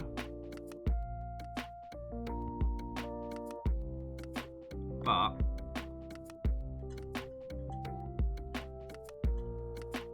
it'll make the little details on the actual the injection mold pop, as the kids would say. Yes, a robot that builds other robots that are put together by human peoples. Also, the tiny model, the tiny mold here is a mold of this kit. So we're building the machine that makes the tiny model of the machine that makes the tiny model. Takuno Wato!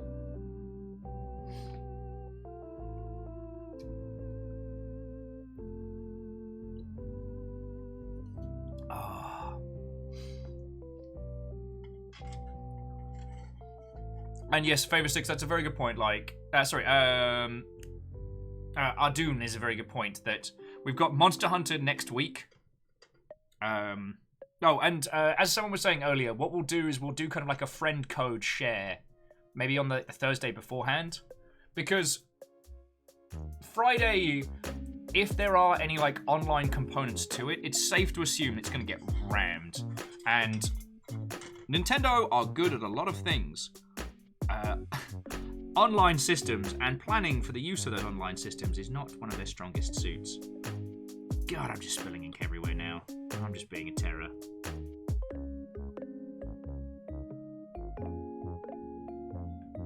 I'm just being an absolute terror. But I'm allowed, because it's my show.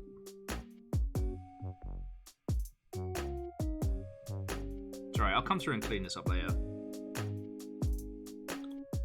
That might be the other thing that I like about doing just it with the drip ink, is that, yes, it's a hot mess when you do it initially, but then later on, you clean it all up and it's like, ooh. Oh, sorry, Takuno. So the ink is to pop out the little details. So, like, if you see over here, if the camera will allow, I don't know if is it better or worse with? I guess it's better if I turn off the camera for the white parts, but then I can't see them. So you see here all the little, like, the dark lines for the little indented details. The ink's in there to make that pop so you can see it, and it looks really good. It kind of what stops it looking like just a plain old action figure and makes it actually look like something, you know? Plus, it's fun to do. Excessive pointless details. Don't mind if I do. Where do I sign up?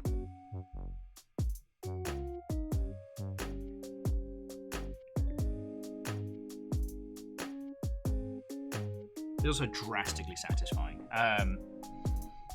So Asari, if you think about it, with Kingdom Hearts dropping on PC, no doubt there'll be definitely more options for mods and whatnot.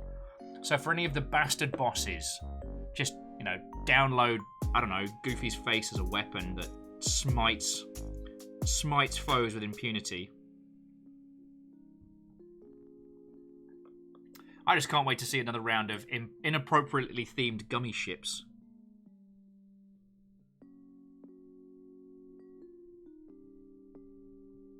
Oh, I just made an accidental mess there. Oh, cool. More cleaning for Will.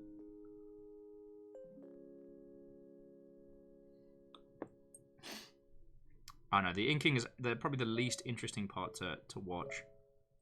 It actually requires a little bit of concentration. I can't just bimble my way through it like with the Sega Saturn. Oh yeah, no, Moose, you're right. The ultimate Keyblade is Thomas' Tank Engine. I apologise, I should have remembered that. That's on me.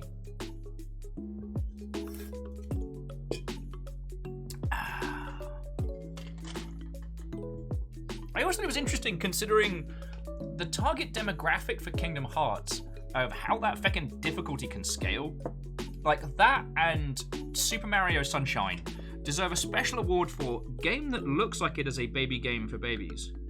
And it has no qualms in beating you within an inch of your life.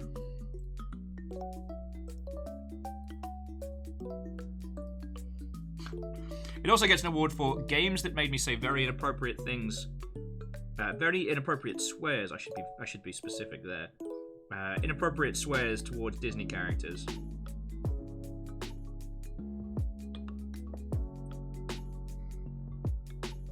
I mean, if someone would just remember to do heals when I ask, it would be fine, but no.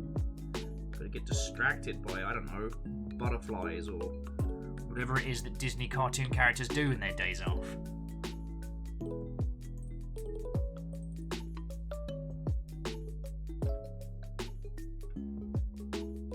Also, why hasn't a Goofy movie been included into the Kingdom Hearts universe yet? Just gonna say it. Just gonna say it.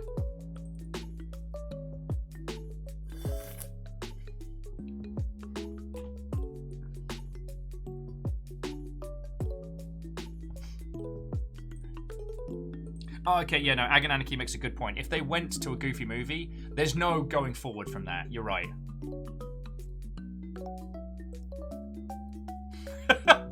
Sorry, just Aqua Hibiscus saying, I have a rivalry with Cinderella in Birth by Sleep. This is the only context in which I harbour ill will towards Cinderella, right? The only game to make you hate a poor orphan girl.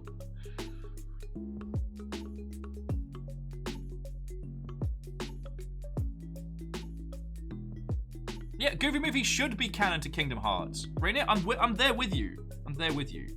It also, okay, not to go like super duper whooper meta, but if you think about it, Goofy being a father in Kingdom Hearts would change his character drastically.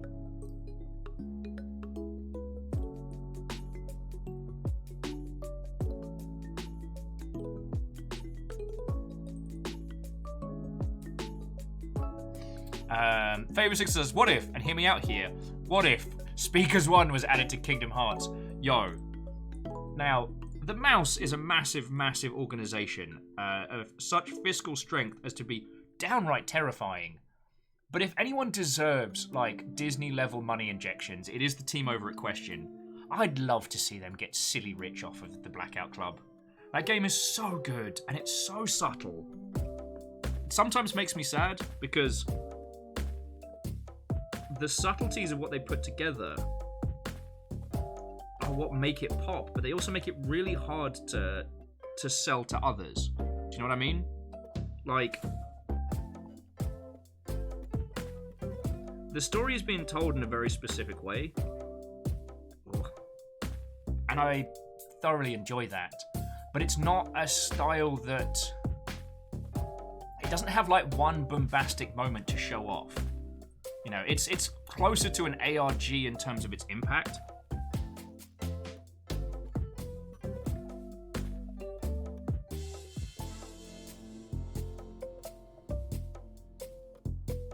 Alright.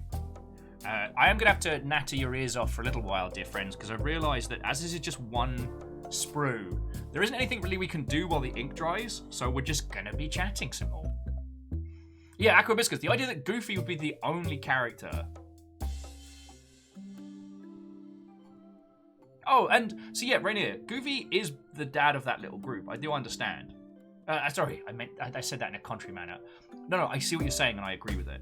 It's just Goofy's son being canonical in Kingdom Hearts would change him kind of like from just like the mature figure of the group to like he is the dad that has left his son at home to come save the whole universe of Kingdom Hearts. He's got more on the line than anybody else at that point. I've got to be honest. I've said some very, very mean things about Donald Duck. I'm not proud of them, but I won't pretend they didn't happen.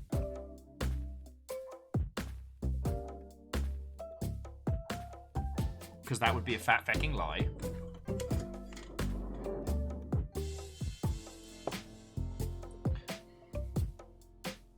Sorry, Moose just pointing out that Donald can cast the single most powerful spells. A spell in in the Final Fantasy multiverse, normally reserved for dragons. Point. And Kitsuno Kitsu. Did I get it right there? One of those has got to be right. Hello, how are you doing? We're making Gandems! But better than just regular Gandems. We're making a Gandem that makes other Gandems. We've got the anniversary injection model kit, which is a model of the actual machine that makes Gundam models.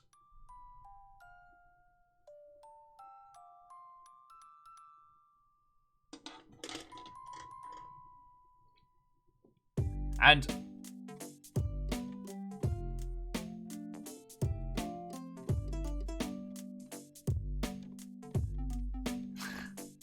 okay, just Varbles and Moose being like, you know, Donald's incredibly powerful. He's got access to the largest spells. You can't just expect him to heal you when you ask.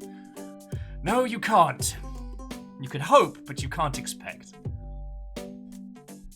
And yeah, Rainier, like a story arc where you have to go back to the Goofy movie and improve the relationship between father-son.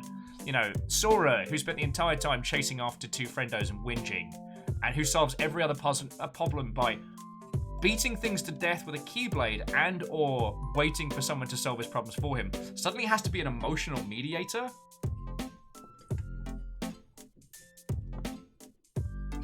Sorry, Immortal End's like, Donald has to save his spell slots. For what? Bridge club? He's got a side job as a bloody cabaret magician. Sora, I can understand. Imagine this in the Donald voice. I can understand. You're in great pain as Oogie Boogie has just pulled your leg out through your ear. But I've got a cabaret set at 9 and I really want to save some spell slots, you know, for that big snappy intro. Alright. I'm going to tell you something a little dark, and I want you to judge me as little as possible for it. But I did once order a quarter of a Peking duck from a Chinese takeaway during a playthrough of Kingdom Hearts 2 because I was very angry. I simultaneously wanted to rage eat and remind Donald who the heck was in charge. I'm not proud of this, but this is a thing that I have done. Sorry's like, revenge! Yeah, alright, spot the people. Spot the people who have been messed over by Donald not doing a heal in a boss fight. To balance it out, I should also point out that I did have a duck as a pet at one point in my life. She was a lovely little white duck, absolute cuddle duck, and her name was Melody. And I named her after the only Virtua pet I ever successfully raised. Vanda's like, you monster, when I wanted a whole duck. Because I was poor. And duck chow mein is expensive. Well, was expensive. Okay, we're talking English prices here. I obviously do not condone violence against animals in any way. Oh.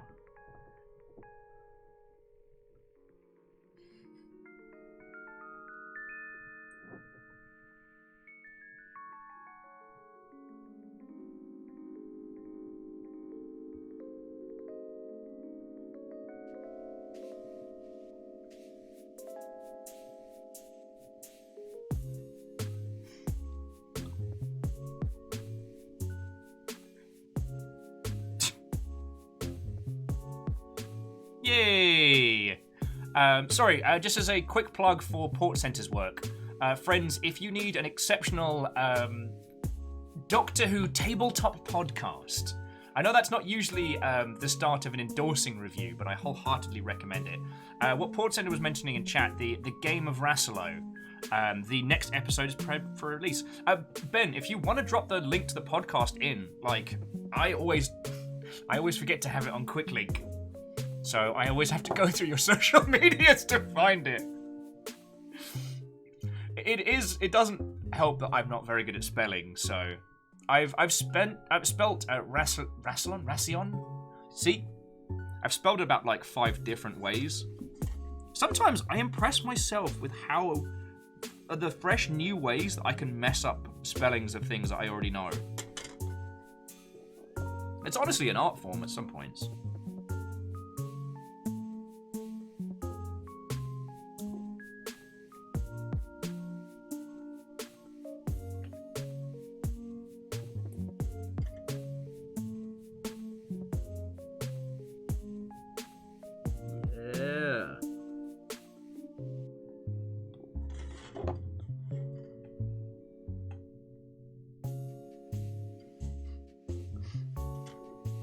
Hi, my name is Will Overguard, and I am mildly addicted to going over the top when inking my Gundams.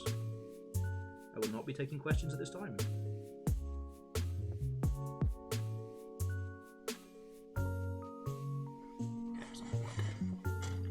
God, there's so much detail to this, which I'm very, very surprised of. Rainier saying, Rassilon got done dirty and hellbent. Yo, if you want to talk Doctor Who anything, like, Ben at Port Center is absolutely the person to chat to. And I know we've had this conversation like 8 times. I feel like I need to put my hand up and be like, I have seen about half of Capaldi's run, and that's where I was at. And it's mostly been due to like moving around the world a couple times and real life things is why I kind of fell off the wagon. I'm not against the new Doctor in any way, shape, or form, but I never got to finish Capaldi's run, so I haven't seen any of the newest Doctor, and that's on me. Like one of these days, I know I'm just going to do a binge catch-up session, and I'm glad to know it's there if I need it. It's on HBO Max for those wondering. Okay. That is a legal and legitimate way that I could watch it, and will absolutely be the way that I do that. Absolutely. Okay, so what have we got left to ink? We've got this white little bit over here, and some of the sprue arms, just to get the details popping. Oh, and a couple of details on the yellow. Wink!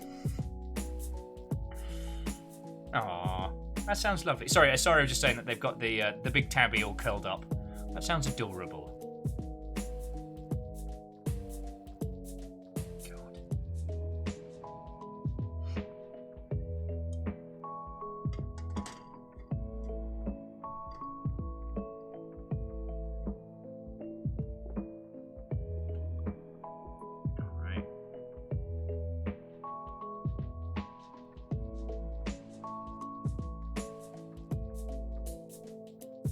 I'm giving myself so much more work to do on this than is required, but I want it to look nice.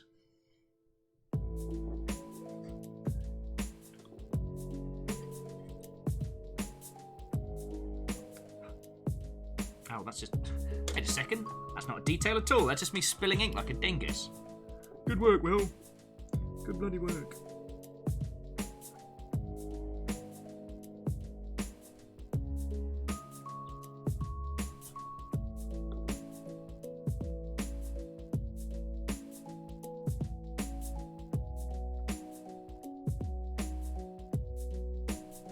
Okay.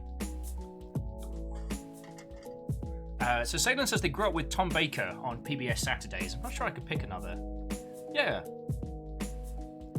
Ports were saying that Patrick Troughton is their favourite Doctor, very closely followed by Capaldi, then Smith. I like the War Doctor, and I know he was very controversial in that, you know, he's kind of against a lot of the standards, but it was very nice to see a little bit of that. I don't know. It felt like we got to see a lot of the causality of the things he had gone through, and I think that set up and framed a lot of the other Doctors very well. But I do feel like liking the War Doctor is kind of like, you know, ordering a Coke at a drive-thru. Oh, yo! Oh, that's lovely. Port Centre says they got to meet John Hurt briefly at Galloway the year before he died. Oh, that's lovely. I wouldn't claim to know him, but from what I heard from people that had met him, he was a genuinely lovely bloke.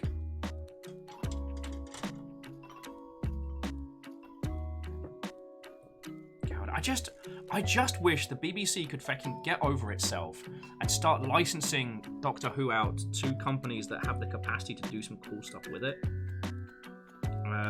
By my understanding, the BBC always wanted to have like an internal development team. They always kind of worked towards making like their own in-house games team, but it never quite solidified properly. You know, they had some combo things, they had some crossovers and otherwise, but they're very stingy with how they're using the Doctor Who license.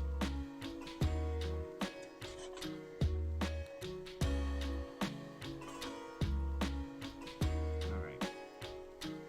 Here we go, biggie.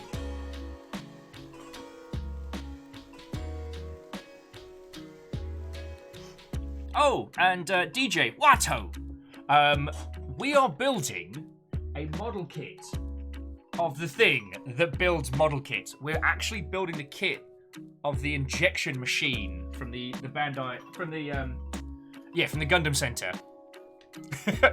But okay, here's where it gets meta, because I've told this lot this like 3 times, so you can't quite make out the detail because this camera does not do it justice. But here is the tiny injection mold.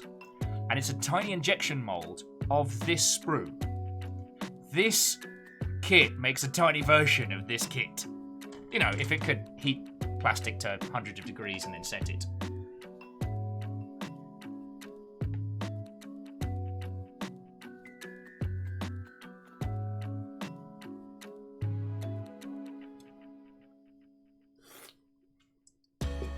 Oh, Asari was asking which Doctor was the one with the rainbow scarf. Actually, friends, will you excuse me just for a couple of seconds? I'm busting for the loo. My mistake for getting my... Oh, no! Ow! You lock there. BRB needs tea. How could you do this to me, BRB needs tea, Banner?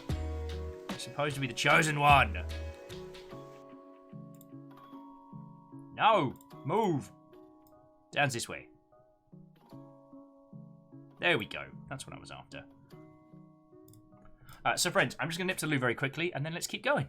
We'll be back in just a second.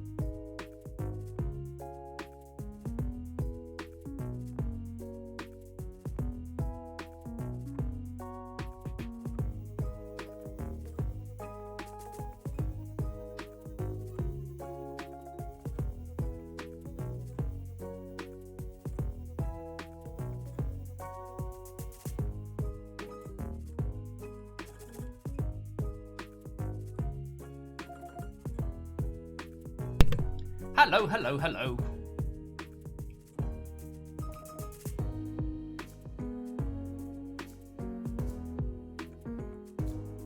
where were we? Ah, yes. Excessive amounts of ink on a very small, tiny model. And I should probably turn the BRB needs T off. No, that's more. That's not less. That's twice as much. That's bad maths. Vanderby says the tiny injection mold is for the whole sprue. It is.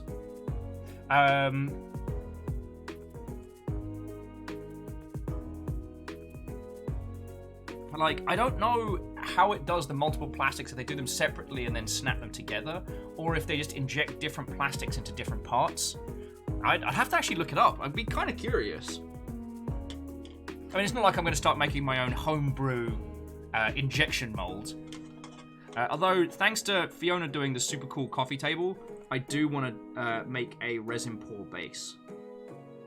I'm thinking of taking Char's underwater mech and doing like a little like seaside harbor thing, but I haven't quite worked out how to do it. And if I was going to do a resin pour, the idea of starting with a 1/100 scale kit's pretty massive.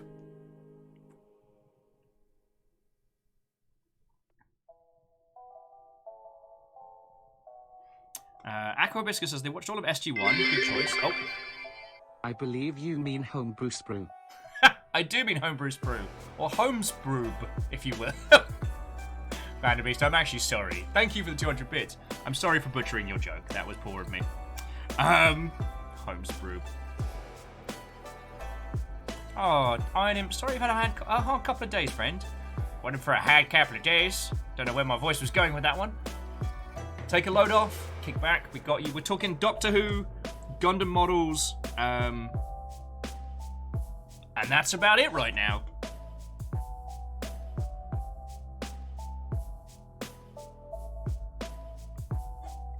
I'm just doing the teeny tiny details on ink in here.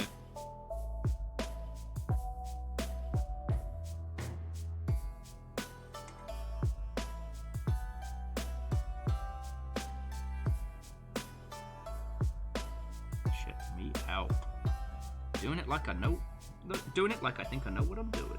And I fecked it up right there. The timing of, I've got this, to, feck, now I have to clean this up. Perfect. All right, Ben, go get some sleep, feel better. It was lovely chatting with you, dude. And yeah, you'll probably be out in the world before me, but I'm real happy for you, dude. I'm real happy for you. What the bloody hell was I about to say? Oh! Just sorry, Cavi was talking about Stargate Atlantis and Universe ended up feeling like different setups. I know what you mean. I still think Stargate Universe is the best video game no one's made yet. It tried to tread a lot of the similar narrative beats as the rework of Battlestar Galactica that blew everybody away. And I understand what they were going for. It was a little too bleak at times, but it has inspired me video game-wise. I love the idea of playing this with you all. Like, okay, so picture the scene. First-person co-op. 5 to 10 people. You are dropped in an alien ship with varying procedurally generated systems that you have to work together to understand, decipher, unlock, alongside doing like away party missions and stuff that. And because the ship is always on a consistent course, you have to oh sorry, bear with me just a second.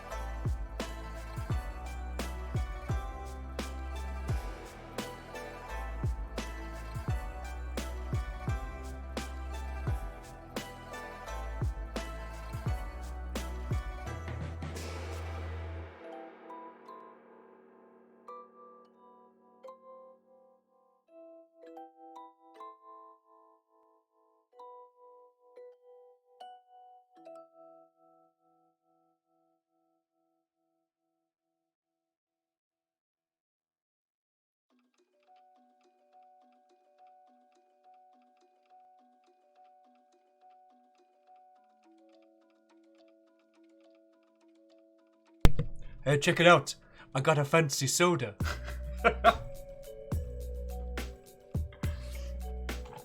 Sorry, food order came in. Okay, so I know these sodas aren't super duper whooper fancy if you're from North America. In the UK, the Mexican sodas are super expensive. So these are like £3 in London. Over here, they're like, what, 50, maybe 75 cents? But they feel fancy to me, so I'm just indulging it. Oh. Anyway, sorry.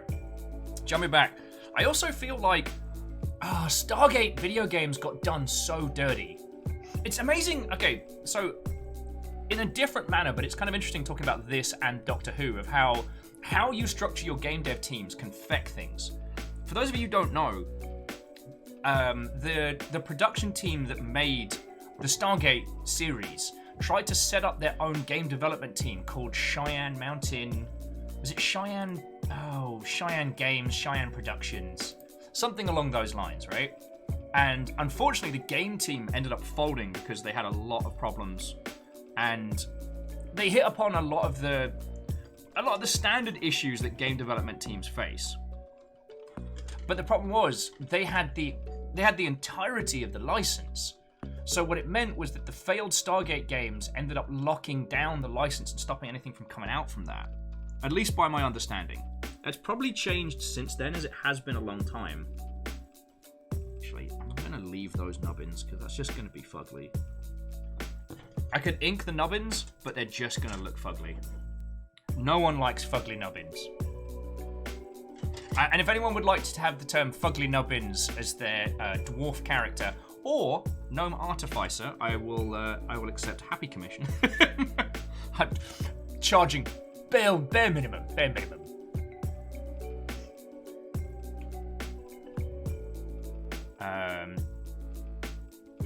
Rainier says you could do things in a video game that TV show can't do, like imagine like tanks and things coming through the Stargate. Exactly. Whoa! And the thing is, Stargate conceptually works so well as a video game.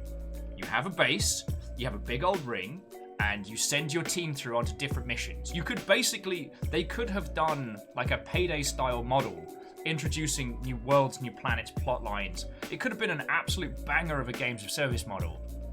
But unfortunately, it's all caught up in various legal fuckery, so...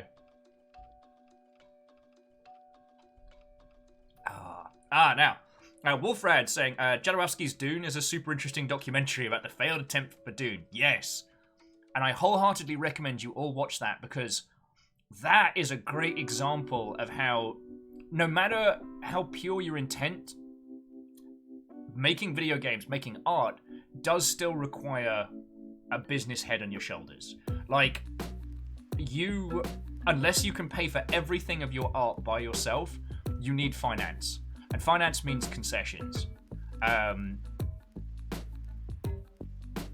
The lack of flexibility that Jodorowsky, or however you pronounce his surname, put forward in the production for Dune, creating something that was fiscally unsellable.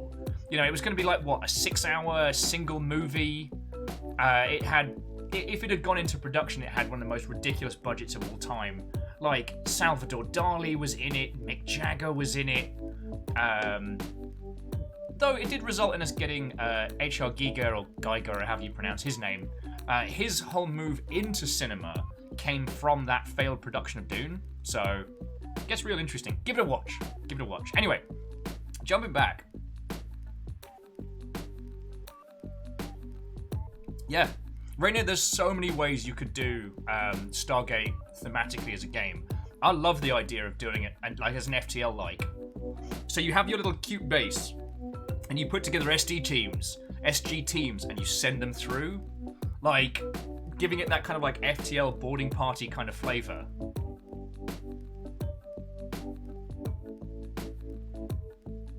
Oh, yeah.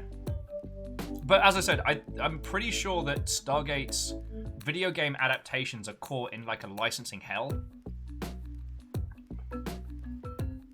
Favor6 pointing out, yeah, David Lynch's Dune is 3 hours of the director's cut. It is. I don't hate David Lynch's Dune. I know it's not a great adaptation of the original books. Leo Wiggins, the voice actor who pops in here every now and then, does a podcast every week about Dune and all its relevant things. So he'd be the perfect person to talk to on that one. But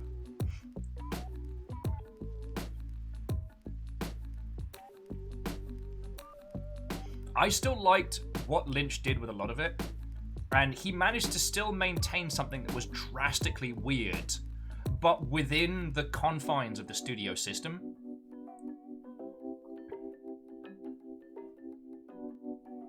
Oh, Sadlin, I'll fight shoulder to shoulder with you. Like, I'll fight shoulder to shoulder with that one, because, Sadlin was saying... Okay, hang on. We've got multiple threads here, and they're all awesome. So... Iron was pointing out fat Orson Welles as Baron Harkonnen would have been great. Wolfrad pointing out for Jodorowsky's Dune that Pink Floyd was set to do the music for it, which is of course why Hans Zimmer chose one of their songs, the music of the Dune trailer, which is fucking cool. On the subject of Stargate games, Aqua Hibiscus was thinking more of a story-focused one like Jedi Fallen Order. I mean, that could work. The Monster of the Week syndicated format of Stargate SG-1 worked so well. Hell, you could do a visual novel walking sim-esque game based on the time loop episode where Teal'c and Jackson are caught in Teal'c and what's his bloody face, MacGyver, are caught in an infinite time loop on base.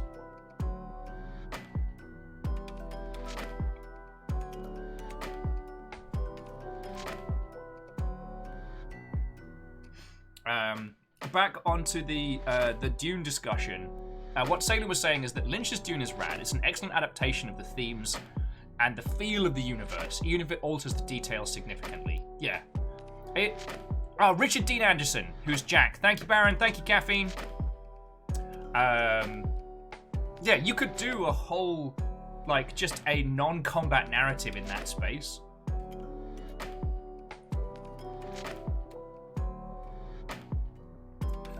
Well, Dustin, congratulations on your milestone. Congratulations to you, friend. I don't know. I've been thinking about this a lot. Okay, so you might feel the need to throw things at me from this opinion, but I rewatched Batman and Robin. And Batman and Robin is an incredible movie. Like a lot of people, I watched it when it came out when I was younger, and was like, this isn't a Batman movie, this is silly and camp and over the top. And I've come back and rewatched it as an adult, and it's such a wonderful homage to super duper early comics Batman without being overtly comic. Isn't overtly comic style. There are no whaps or pals on screen. But it's the same as. Everything is turned up to 11. Everything is ridiculous. It's really only the depiction of Bane that really doesn't slap anymore. Because the character they call Bane in that is just a tiny, scraggly dude filled full of super soldier serum who's just a beefcake. But there's a moment where Bane, luchador mask, spike collar, is wearing a hat, a fedora and trench coat and driving Poison Ivy around. It's a moment I went, oh my word, this is just a glorious flavour of nonsense. And I've been thinking about this a lot. And I realised, before everyone runs off because Will's finally gone off the deep end, I realised was that the expectation of what that movie would be and what it was were very, very different from each other, right? A lot of the things that I disliked about it originally were my expectations of it being a very, very different movie. Also, as a quick aside, if you go back and rewatch Batman Forever, Tommy Lee Jones outdoes Jim Carrey's Jim Carreyisms. The realization that Tommy Lee Jones, one of the few times you ever get to see him perform like a completely scene-chewing, over-the-top maniac. He beats Jim Carrey at the over-the-topness. And it is wonderful to see. Anyway, sorry. And the reason why I bring this up is I think a lot about Lynch's Dune.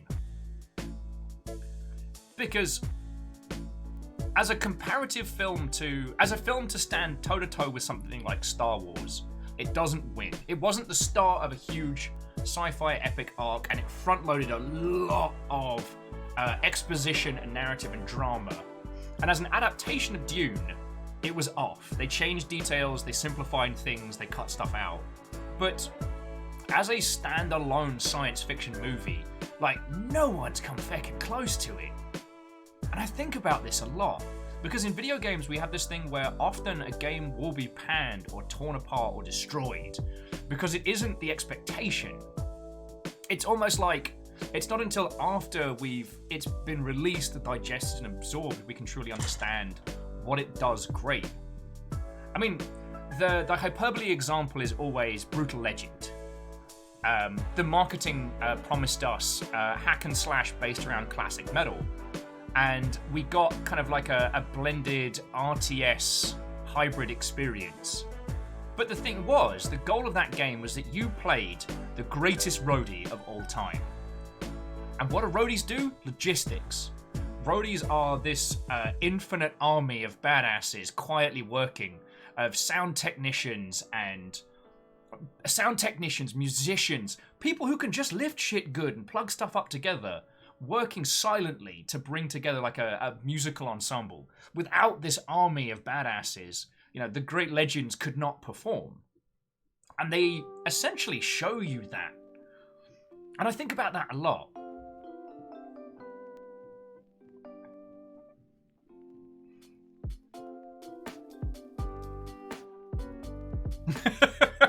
Sorry, just jumping back in. I'm glad you can see where I'm coming from, because I know I got real weird into the arty weeds there. Dustin was saying most of, if not all, the villains in the pre-Nolan Batman movies are on point. Yeah, and I'm not dissing the Nolan movies. They were great bombastic. They were great bombastic experiences.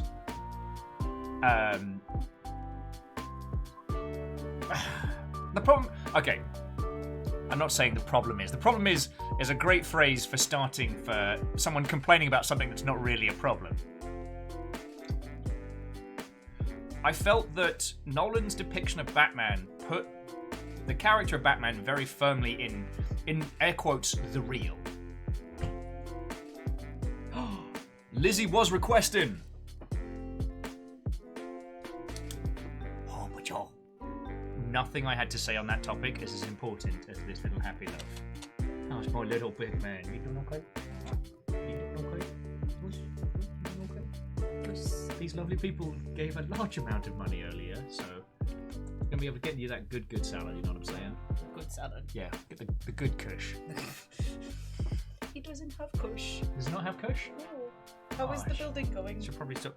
We've just been inking. It's just this one sprue. Oh my God. I thought there was more to it, but look, like they've got like the plaque, and on here that's the tiny injection model where this kit would actually be made if it was to scale. Like, right?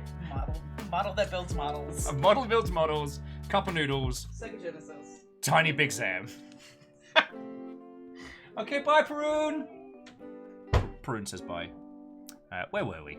Sorry, I just turned off the Gundam light so I didn't blind the little lad. I lost my train of thought. Anyway, it was more...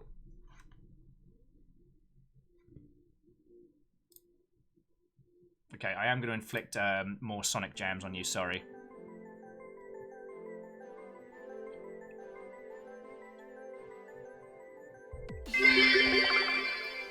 Bitties. What the fuck?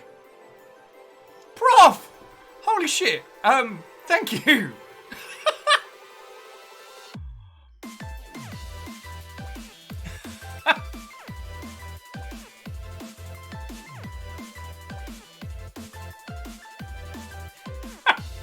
Okay, sorry, friends. Out of nowhere, Professor Farnsworth threw in 1,000 bits. Like, on top of everything from today. Thank you so much. How are you doing? Watto and welcome. We're building a model kit of a machine that builds model kits. Welcome to the meta. And Favor, thank you for throwing in 100 as well. And that is a good question. How can guinea pigs cope so well with the cold? Because it's chilly where they come from. Fiona won't let me get a capybara. Sorry, I might have been drinking. I know, shocking. And I might have found out that it is legal to own a capybara in the state of Washington. Which, if you're unfamiliar with the capybara, imagine a guinea pig the size of a dog that loves hot water. It's a bath nugget the size of a dog. Gavin's like, well, no!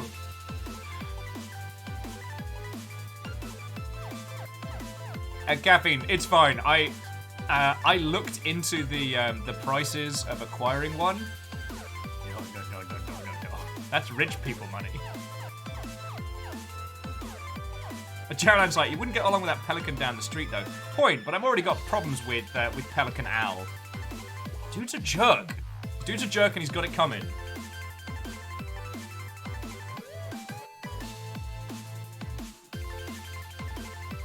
Gavin's like, we don't need another wall scroll incident.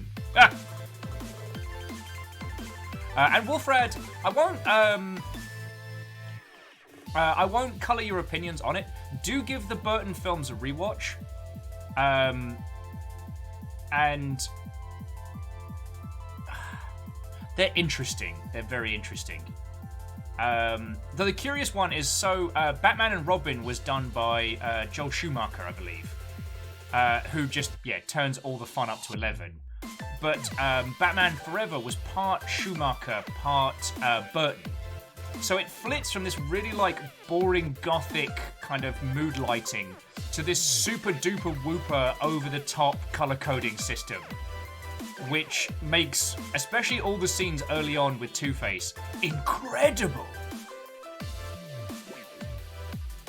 Actually, so Fable 6, I have been to Chessington World of Adventures, not obviously for 1,000 years, but I know the place of whence you speak. Bubble works for life, yo. Don't drink the water. Wolfram was referring to the 1980s 9-1 with Keaton and Nicholson. It's interesting. It's interesting. I mean, again, I'm not as emotionally invested in cinema as I am with games, so love or hate them, I don't mind. It is interesting that the Batman Arkham series kind of, set the precedent for action punchy games for a good while. I'm genuinely looking forward to the next one, which is going to be, I think it's at least 2-player co-op. I know there's 4 characters to choose from, and I'm going to be real fucking curious to see what it is. No, I would not be playing the Suicide Squad game with Mr. Sharkface, and I will not be taking questions at this time.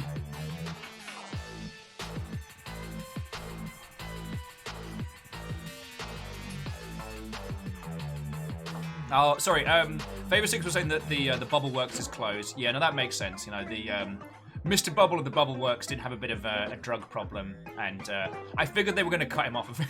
Okay, I need to stop making up facts about fictional characters like that. This is how you get in trouble. Dustin, whichever King Shark you believe is the best King Shark, I will never know. As someone who actively seeks to have less sharks in their lives. Thank you! Aqua Hibiscus gets me with my fear of sharks. But yeah, so Wolfrad, the reason why I was mentioning the other ones is because Tim Burton did the OG 2, so, oh god, it's Batman and Batman Returns. Why was I thinking about that the other day? Oh, because it turns out that the scene with Michelle Pfeiffer and the Bullwhip, she can actually do that. Some footage leaked recently of her whipping the heads off the mannequins and then whip cracking it. And it turns out that was not fancy practical effects. No, she decapitated the fucking. She decapitated the dummies. Mannequins, word I'm searching for.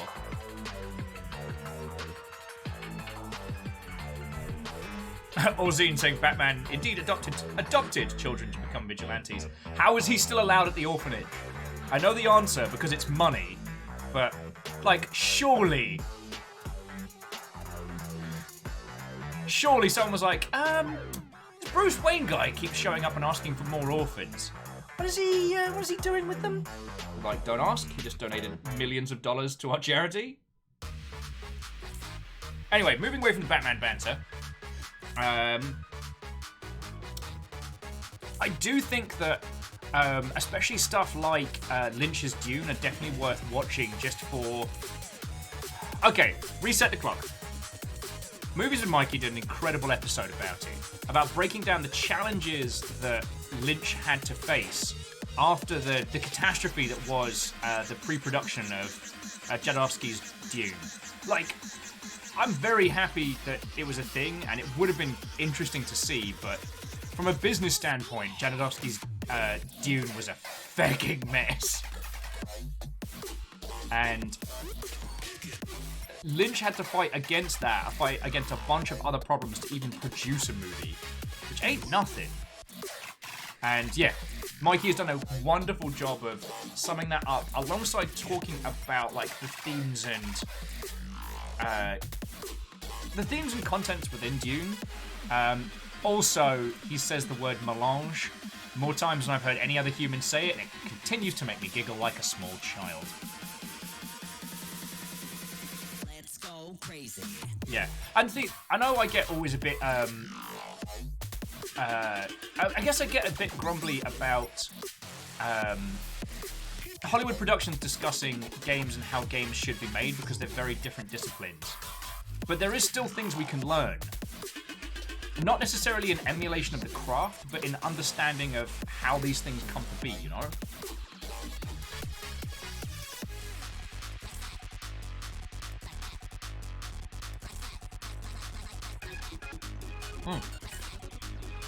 See, Orzine was saying that they're currently watching Twin Peaks on Netflix, and it's wonderful to watch just how he deconstructs the cop procedural serial dramas to a full. Oh yeah, and how he isn't afraid to just go super weird. Sometimes for effect, sometimes for entertainment, sometimes to subvert or to make another statement. I tell you what I would recommend, Orzine, is after your rewatch of Twin Peaks, go and play Alan Wake.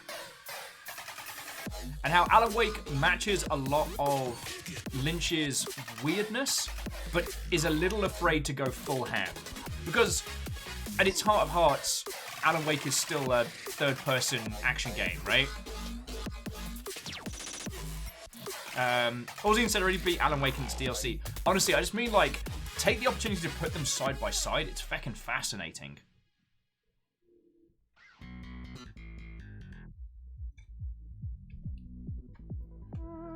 Sorry, friends. Thank you for letting me natter on this one. Like, I was like, wait, wasn't I doing something? Yeah, you were, Will. You were doing some feckin' detail in these feckin' models.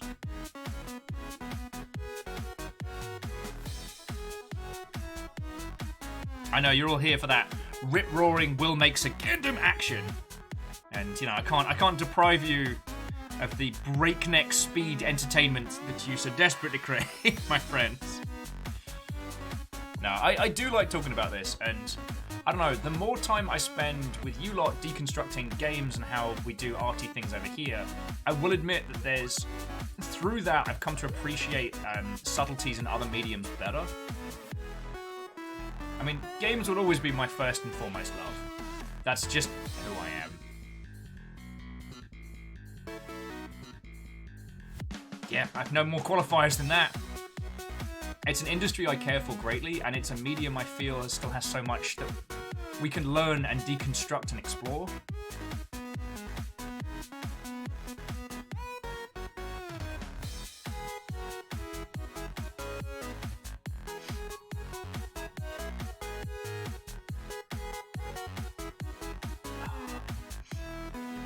Okay. Sorry, I think I went to space for a few seconds there. Alright, so I'm just going to clean up some of the fancy details on here, Q-tip style, and then we'll just start clipping this thing together, yo. Wolfreds, they love the deconstructing stuff. Do it on myself at the time. Oh, yeah. And I think that's one of the good things that's come out of being stuck the feck indoors all this time, is I've not had the mental energy to watch new challenging films or series. I know I should. For a while, I had a personal rule where I would only watch new things on Netflix to force myself out of just like watching and listening to the same things over and over. But lockdown's given me the chance to like super whooper deconstruct some things that I'd kind of not given the time or the consideration. Like, whoa, Batman and Robin's another great example. I was still kind of set in my old philosophy that it's just a bad movie, right?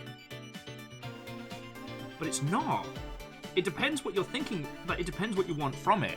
But it's shot brilliantly. The lighting is unquestionably amazing. Hell, if you start deconstructing the lighting in Batman and Robin, you start seeing how they tell the story of how miserable Batman is just by having him be the only character that has flat grey white lighting throughout the whole thing until they all come together at the end, and it's only when it's like the three of them team up. Also, the zoom in on the bat butt and bat crotch was actually something they started in the Burton films, which was an interesting thing to realise. Alright, I've got an idea for these.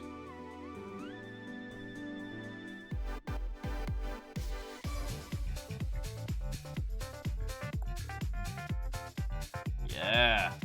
Okay, so this one here, and again, the details are being lost in the camera. The details of the mold are coming through nicely here, but not as nicely here as I'd like.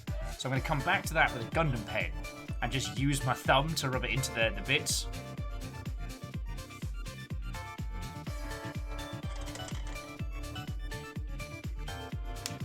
Oh, and I'm sorry you've had a nasty headache.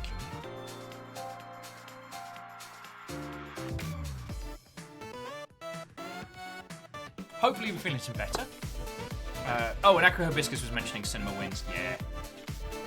After old cinema sins, I'm very done with the snark and deconstruct. But we've had this conversation like 50 million times. It's one of the reasons why I like doing this, and I try and show you all like interesting and different games, because it's real easy to hate on something. It takes effort to like something. It takes effort to bring the goodness out. Like, that takes a real effort.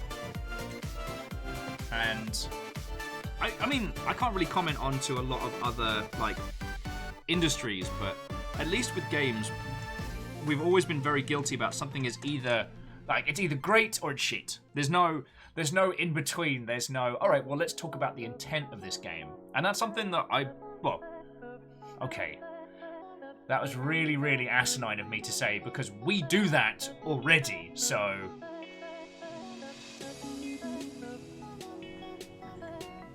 Aquabiscus says, everything great about is a gem of a series.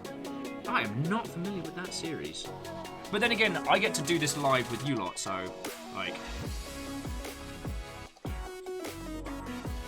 I already get to have that experience to a certain degree, you know what I mean?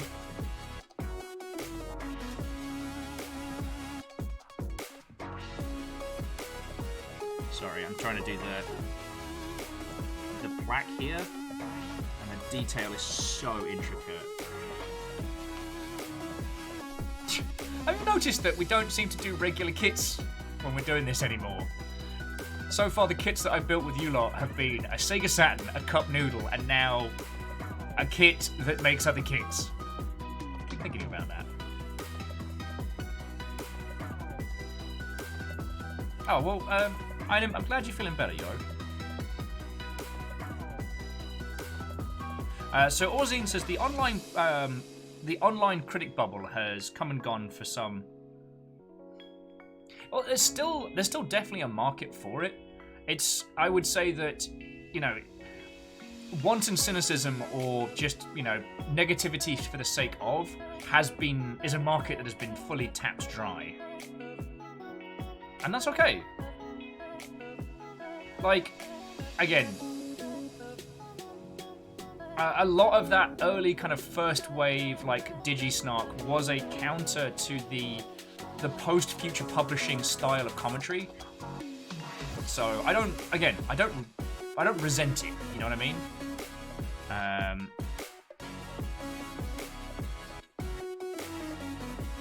Yeah, Kitsune, I know what you mean. It's not...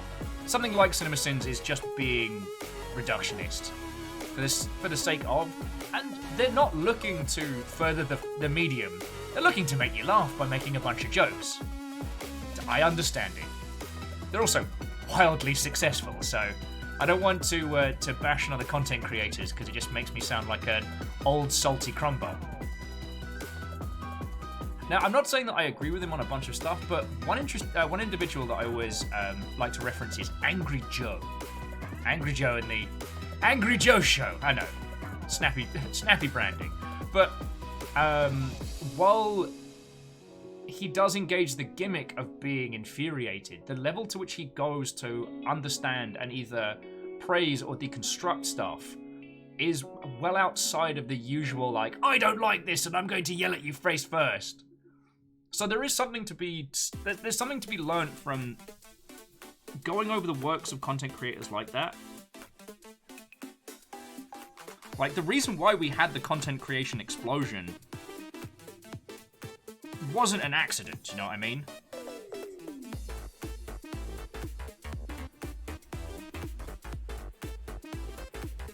Okay. How's that looking? You can't see because the camera's not fancy enough to show you. Booger!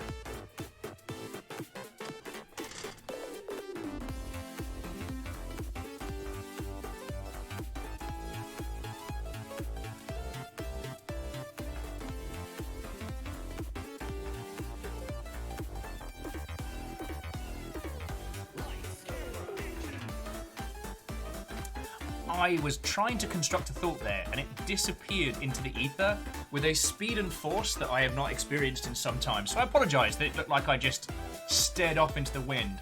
I was trying to put together the timeline of the games industry moving away from the future publishing editorial, like physical magazines, to the online blogosphere, and then the move to kind of like the YouTube commenter, the content creator, if you will.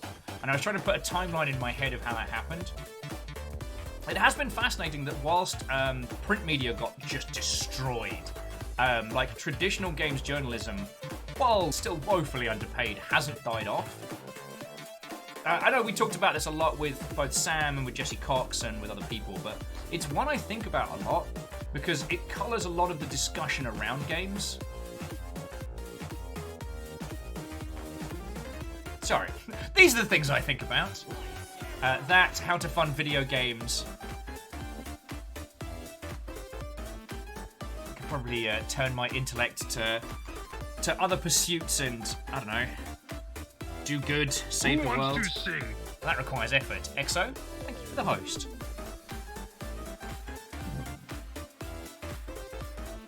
Actually,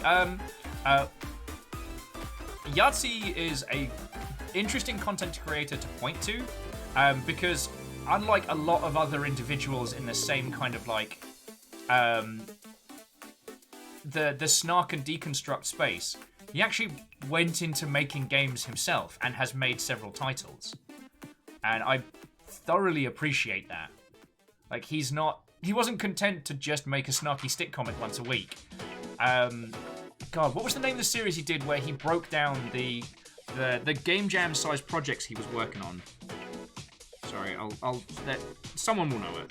That's what I'm clearing up my inky messes.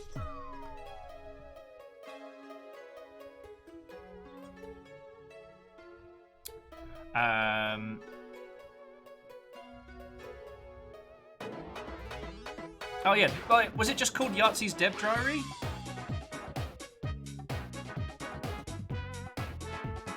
Anyway,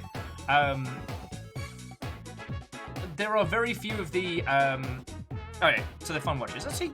There are very few people that came from that the snarkosphere, as I quite like as a turn of phrase, that went, you know what?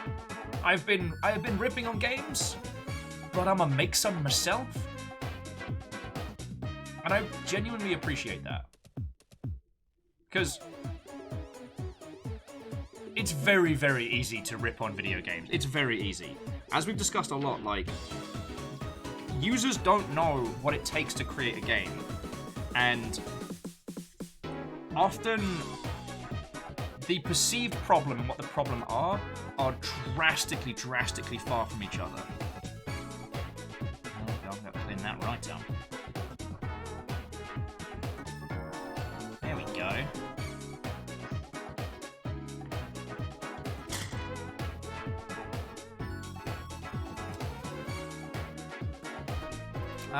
So Aqua Hibiscus, would you mind throwing that in the Discord and linking it me? Because I don't think I've seen that, but I'd love to give it a watch. Because the thing that was interesting for me is that I got into the games industry as print media was on the way out. God, no, I guess, feck, I came in as print media was kind of breathing its last. Now it exists much as a niche element, but it's not the be-all and end-all. And I'm not commenting as to whether that's good or bad, that's just how it changed, you know? God, how did I make such a pig's ear of this? Oh yeah, because I was just wantonly just throwing ink on anything I felt like. I like doing the lines, don't judge me. Oh, sorry, Aquabiscus, I didn't mean to just bully you into joining our Discord. I am very proud of it. The Longship's a good little crew. I don't mind telling you, I put in another application for a Discord partner for us. Whether or not we'll get it, I don't know, but yeah, genuinely proud of the Longship. It is a lovely group of humans. Ozine says the Internet Archive does have digitalized magazines. I mean, sorry, as a small aside, I saw there was a service online that will send you a blind grab bag of random 2000s game magazines. Oh, thank you, Wolfrad. Of random game magazines. And I was quite tempted to get it until I remembered how many games magazines I have thrown away over the years. You know, those ones that I kept just in case. Unfortunately, I lost my first video games magazine appearance because I was violently sick on a bunch of books, and sadly, one of them was my first recorded video game industry appearance, which was at an arcade game trade show, which was prototyping a DDR competitor, which was playable by up to 30 people simultaneously. And there was me, clear as day, being ginger and flailing around.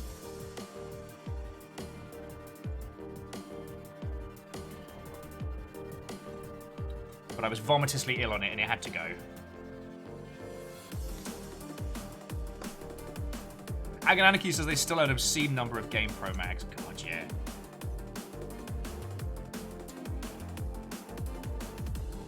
But these are the things that do make our interest, our chosen medium, our chosen industry so fascinating. Because, like, the way in which we talk about games and how we talk about them has evolved at the same speed as them. One of the things that's going to be really interesting is I think we're going to see more core dev interviews in the coming future. Sorry, this is a personal will theory. So during lockdown, especially teams like Polygon and stuff have been interviewing not named creatives, but discipline specialists.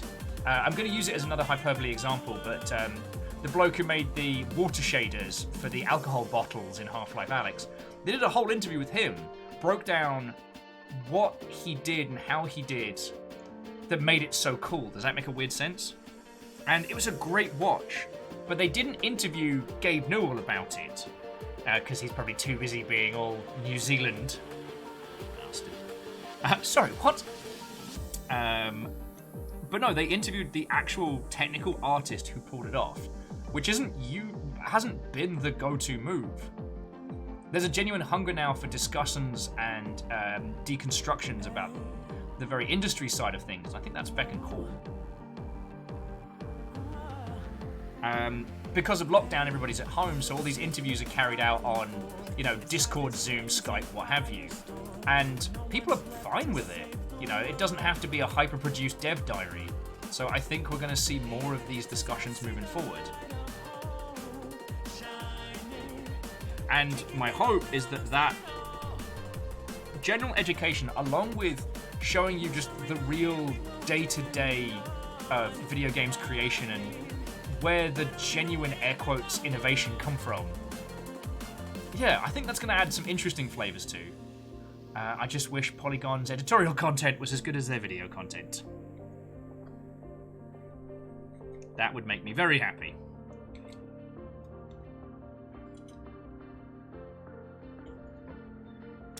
Alright, sorry. I'm finding all the huge blobs here that I've messed up on. Sorry, that's actually a technical Gundam term. For when you drop one of your Q-tips. Not a lot of people know that. It's actually pretty an advanced technique.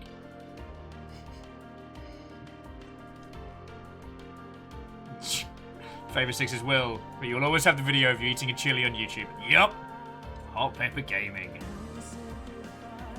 Fun fact: the guy who started that channel now works for the Game Grumps and was part of the team that made Dream Daddy.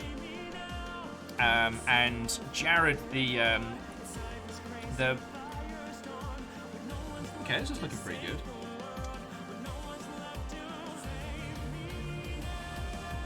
Okay, I'm liking this.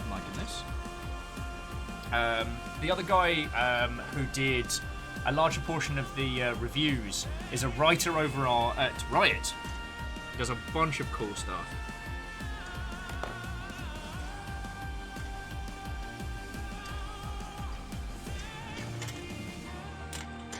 Ozine says, I remember now, I got a game dev magazine for free while in college because my friends managed to get into E3. Nice! Oh, sorry, Jalam is saying they also have small collections of Nintendo Power from the 90s. Yo! Also, friendos, if I miss a comment or something, feel free to @VikingBlonde. It makes it a little easier for me to see, and I don't mean to ignore anybody.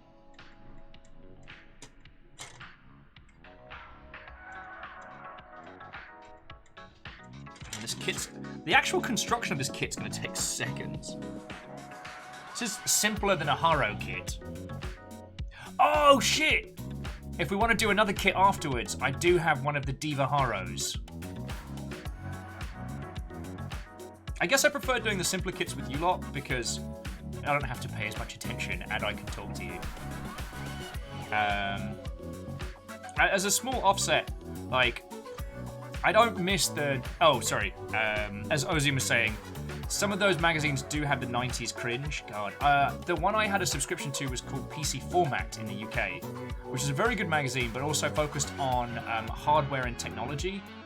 The idea my parents thought was that if I was allowed to have a magazine once a month, then it should have some educational elements to it. And I wasn't aware of Edge magazine at that point, which for a while was one of the few industry-centric gaming magazines. I mean, it would still have adverts in it for phone... How to phrase this politely? Expensive phone numbers that one could call for very specific conversations. It had a lot of those. There was also imports and semi-legal services. So things like, chipped consoles and whatnot.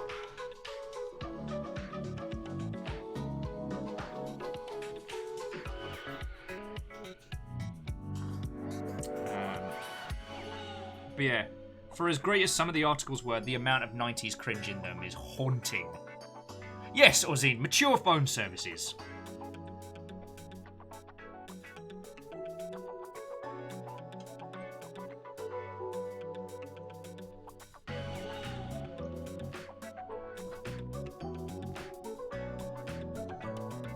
Sorry, Graphite was saying, so basically nothing you wouldn't find in a good old London phone box. Hey, if you know of a London phone box that offers chipped PS1s, like... I kid. I never had the money for chipped titles until I was... God. Yeah, when I was working for Molyneux. But that was also because, like, I was in central London. There were import stores. Like... and this was... I guess this was as Future Publishing was on the way out. Oh, sorry. I keep saying names, and I apologise. So, Future Publishing was the publishing house that did, like... 70-80% of all of the video gaming mags. So all like the, you know, Nintendo exclusive, Sega exclusive, PlayStation exclusive, 3DO exclusive, you know, they did all of them. And they were based out of central London. What was fascinating is there was a games trade-in store, CEX, not too far from where Future's head office used to be. And so what was great is if you wanted to get games early, what you did was you waited until day of review embargo, and all the journalists would trade their games in. So you could go pick up like a copy of a spangly new game like 4 days early. They never did it for any of like the big AAA because they knew they'd be rumbled. But like, you know, some of the more like esoteric Japanese titles that would occasionally get like an international launch. The OG version of Metal Gear Solid 3, God, there were so many copies. And it was great because they'd have those little jewel discs in, and on the cover it would say, for review purpose only, not for sale. And there you are in a video game store, feeling like the Dread Pirate Roberts getting a free, well, not a free copy, a paid copy early. Like, oh, it says do not sale, do not buy, but I've bought it early. Yo ho, Mother Hubbards. Good times, good times. Sorry, this is just turning into story hour with Will. The CX and Trocadero was kind of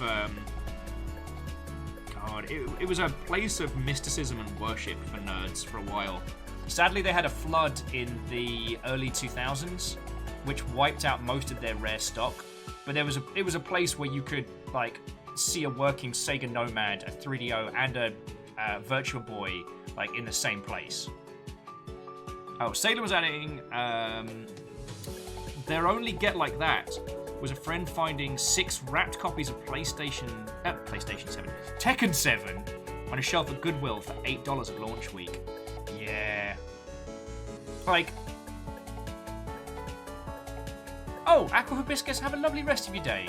I don't know how long I'm going to be going, but I'm definitely going to finish this.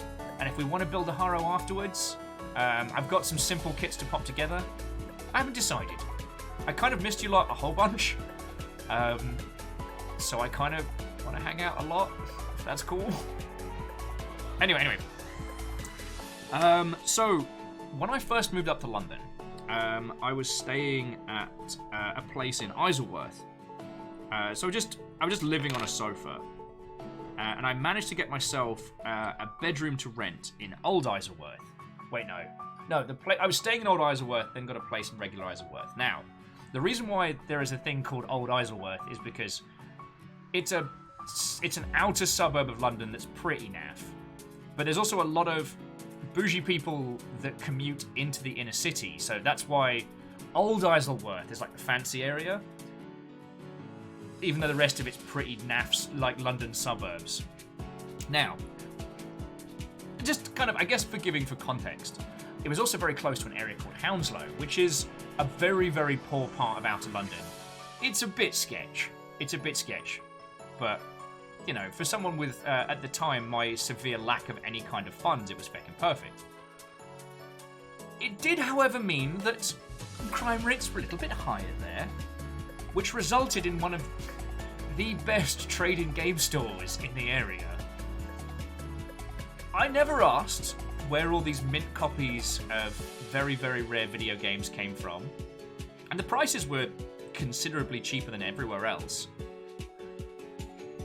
But I think I was just willfully taking... I was unknowingly taking part in the acquisition of stolen goods, you know what I mean? Wait, I'm supposed to clean something, wasn't I? Oh, yeah, there.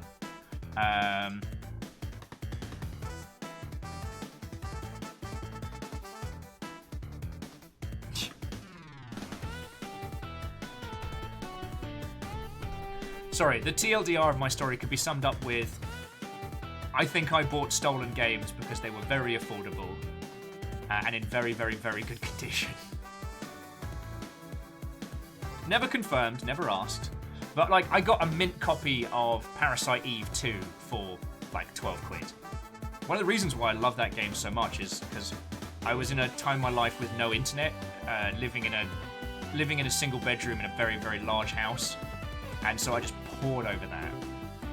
Parasite Eve 2, Dino Crisis 2, Final Fantasy 8, and OG Guilty Gear just kept me alive.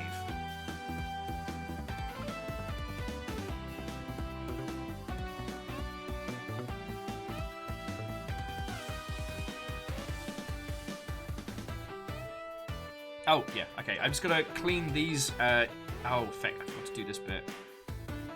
Hang on. Alright, let me ink that. Then we'll clean off the yellow bits. We'll pop it together and... Hey! Lecter, how are you doing?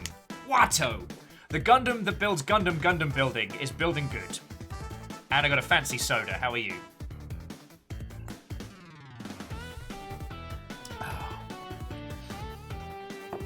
Though I missed a bit for the inking, so I'm going back to that. We were chatting about old video game magazines. We were chatting about Stargate earlier. Well, the Stargate TV shows. I still feel that pretty much all the Stargate shows could be adapted into great video games. Sadly, because of some weird licensing issues, where the Stargate production team had their own in-house dev team that kind of tanked, that the license to make video game versions of Stargate is all stuck up. And thank you, Fiona! Fiona giving me a host. So you're pretty tired, just got home? Well, make yourself a nice cuppa or something. Kick off your shoes, sit back. I'll do my very best to be vaguely conversational. The man says, isn't licensing always an issue? God, I know. A lot of the time, these licensing issues come out of usually unforeseen circumstances more than anything else. You know, when Stargate was getting when Stargate SG-1 was getting popular, like, was long before we worked out how to do cool, clever versions of licensing agreements. That's back when we were still doing things like agents.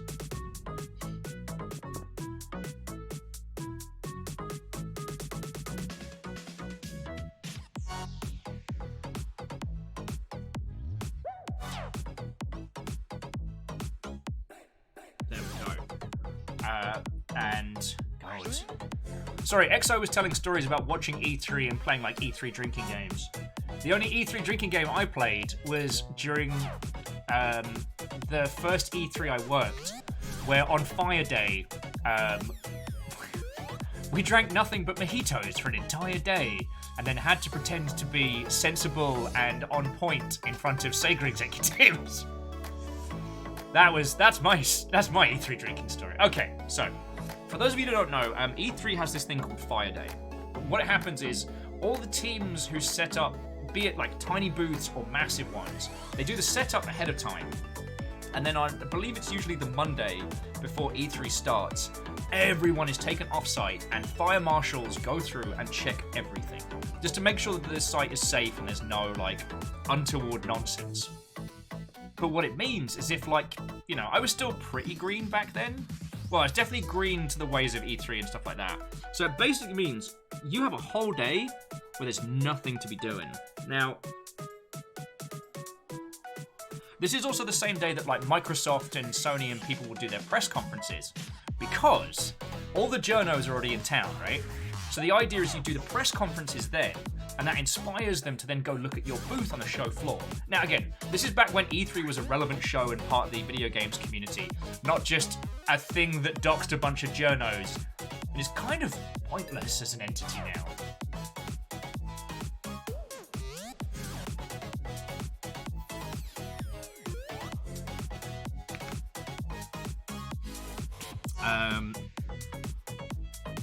Sorry, I lost my train of thought a little bit there. Oh yeah, I was doing the ink on this one. I'm gonna leave the knobs, I reckon. Oh, Zine. Yo, You understand that I attempt to put forward a family-friendly stream. You can't be making sexy talk like that in chat. Like, that's not cool. I'm pretty sure that's one of those aforementioned expensive phone calls. Sorry. Orzine's making themselves a giant pan of mac and cheese. Woof. Woof. Although, I can't complain. Fiona's cooking is phenomenal. I am not an individual that is left wanting.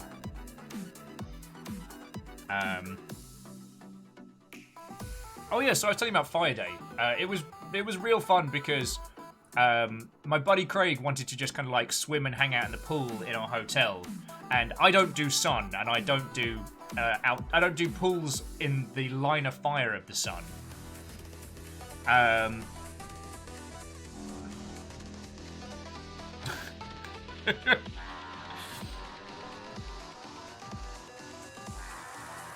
Oh, okay. Sorry, jumping back into the conversation, Lex has got the preheated lasagna adventures. Oh, very nice.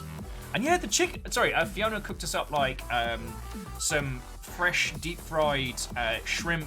Oh, what was the grain that's like... It's not oat, but it's kind of like it. That's super feckin' tasty. And that's some chicken, some katsu sauce, asparagus. Oh, spoiled.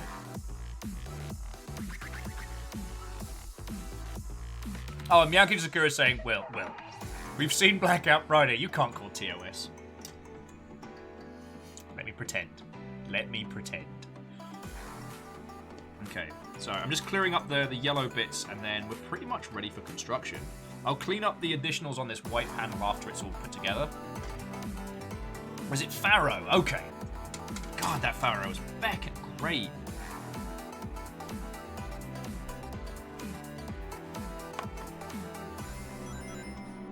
I'm pretty sure the rabbit we had at Skull was stuffed with farro.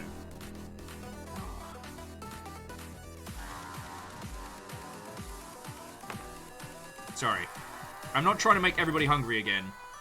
Although it does seem to be like one of my main go-to maneuvers.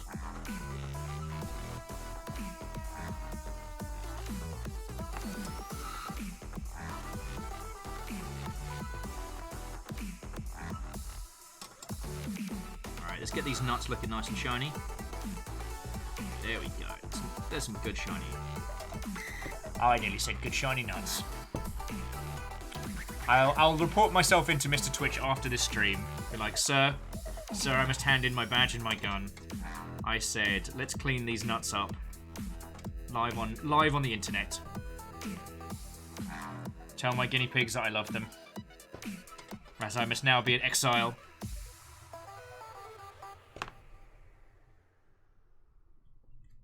Oh wow, these nubbins do not like it. Well, that didn't work at all.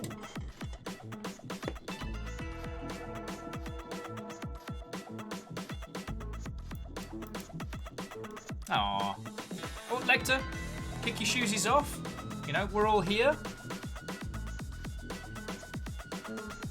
And in fairness, like, the larger kits do take a little bit more brain power. I'm just making this little one. And if we're being perfectly honest, I've spent more time telling stories than I have actually building Gandems.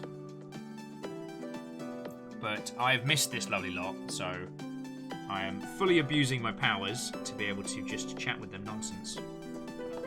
God. I'm glad I got to do E3, but I'm not going to be sad to see it go. Does that make a weird sense? Like, I love the spectacle and the focus of it, but as both a consumer of the video games and as someone who has worked in the video games, E3 is the Simpsons meme. It's already dead. There's no value in going there. I mean, I guess at some higher tiers there's value because there are companies that are fiscally invested in E3's success, and you can probably get quite a lot of support. I nearly said something very, very bad then. I'm so sorry. There's probably some deals that you could strike up with people that are very fiscally invested in E3, but they're only going to be so invested for so long. Like, as a AAA, as an indie, if you're not involved with one of the press conferences, E3 is worthless. But the press conferences aren't part of E3. They're part of Microsoft and Sony's press machine. Like, they're held off-site. You don't need an E3 badge to attend. The ESA can't claim any of that credit. And if they've all gone digital, then begs the question, what's the ESA... Laffy, yes! E3! This convention could have been a stream. Fucking right. Sorry, forgive my language, but... I mean, when you're right, you're right!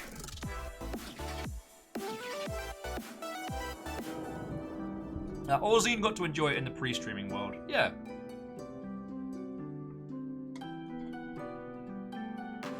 But the thing is, like, PAX is a better show in all regards. PAX is a better show in all regards. Professionally, in terms of reach, engagement, it's just better.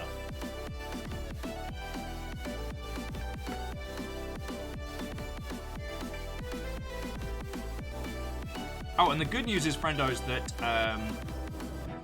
I think, next year? The Seattle Convention Center is going to be way bigger. So about the time that we're all definitely going to be able to spend time hanging out in the real, the convention center is going to be nice and chunky.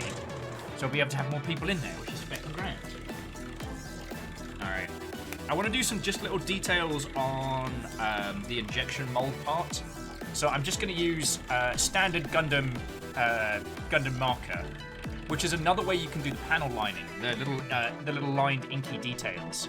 It's a little bit more haphazard, but sometimes it can be just right. The only difference being is that I really, really enjoy using the ink, and this isn't using the ink. But you can just get in there, scribble in a bunch, wipe off the excess with your thumb, and you can get a little bit more pop. Just a little bit more. I'm actually kind of happy with that one, so.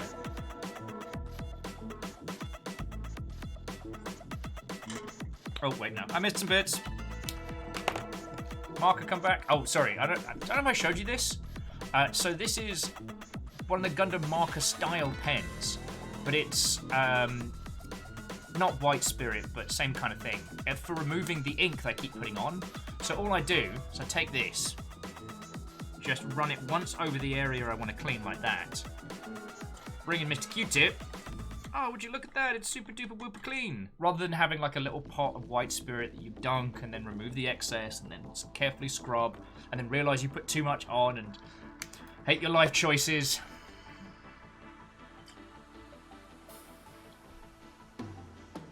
Oh, and Orzine, there'll come a time. Like, I didn't get to go to my first PAX until I was working for CA and they flew me out for it. Could be acetone. It's the stuff used for like removing lacquer and whatnot. Anyway, I think we're ready to start actually putting this together. Lost Flower says, I've debated looking into Gundam stuff to build, but frankly, I feel like not being able to make it look nearly as good. Ah, that is... So, I had exactly the same problem. I don't know, Jaralan, are you still chilling in a link here?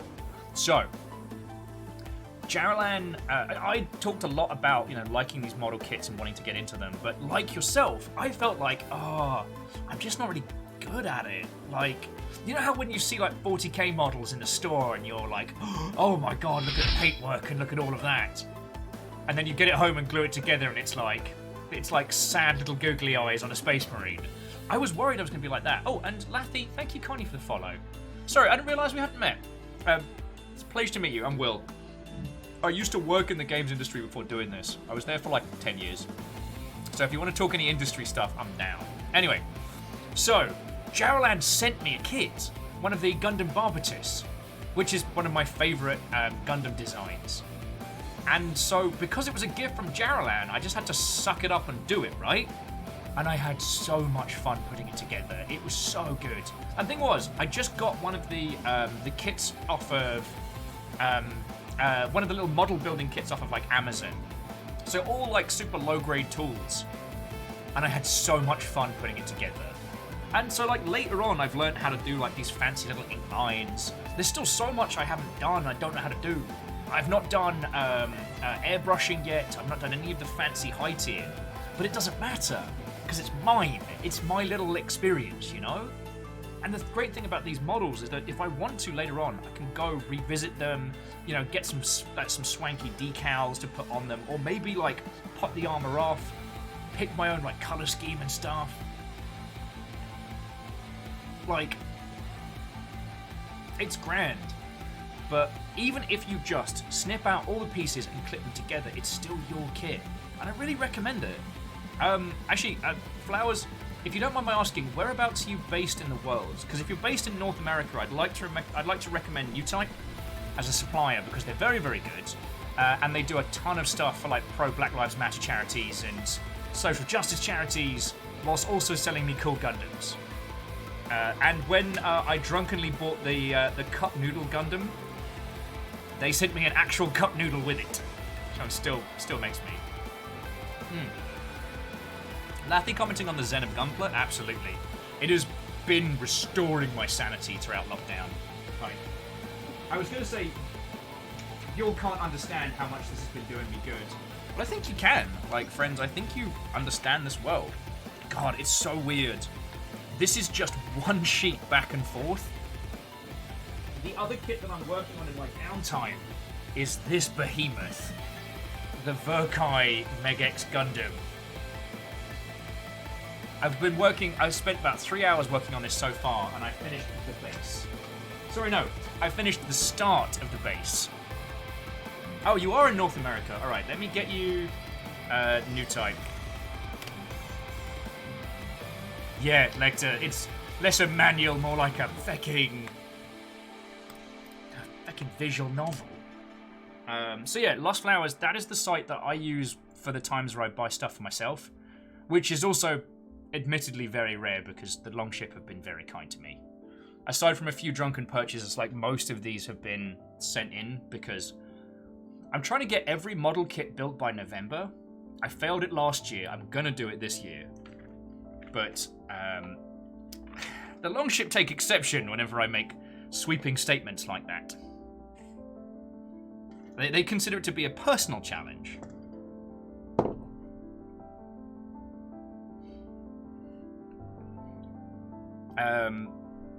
There's a certain satisfaction with the Gundam model kits that I hadn't encountered back in my 40k days, which is when you finish constructing it, you feel that sense of done. You can go back to it and you can add more and improve and change and clear the whole thing together, but you feel like you've done it. 14 and 4. Like, you actually get this sense of accomplishment that's really helpful in these turbulent times, you know? You get to sit there and feel like, hey, I did this.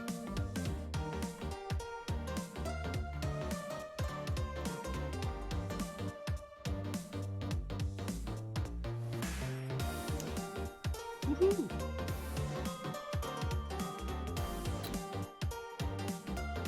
Oh, Ardoon, I'm absolutely going to clear No Grey November this year. Like, no heckin' doubt. What scrap I say? Oh, that Fiona's made the mandate on no more Gundam kits. Look, I'm not in the secret Discord. I don't get to see what you lot plan, so I cannot comment. There are a number of kits that have been sent by people that have still not told me who they were. So, like, I don't know where the mystery Gandems have come from sometimes.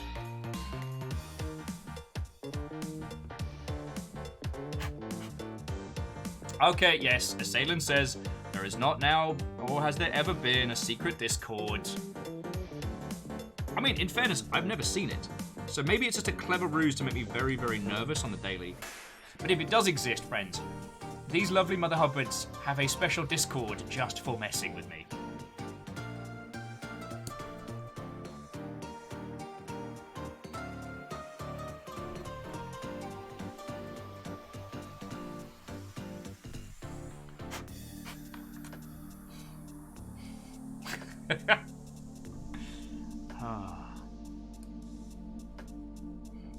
God.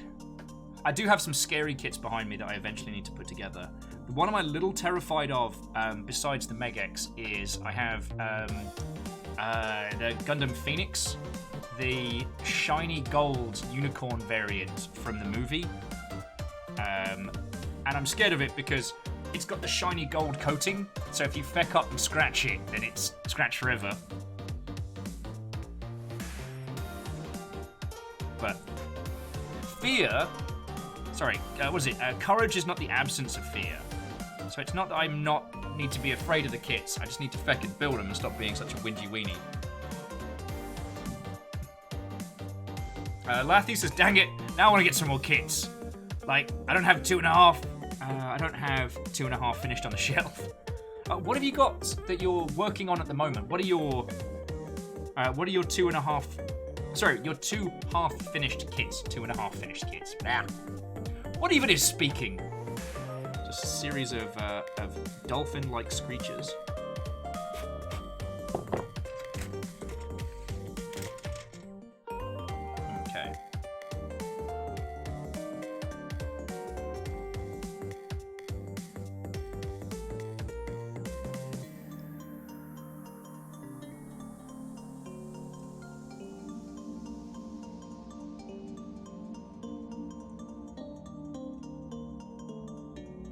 Okay. This is fucking weird. Oh, okay. So yeah, there we go. Clips in like that. Alright, that's right, good.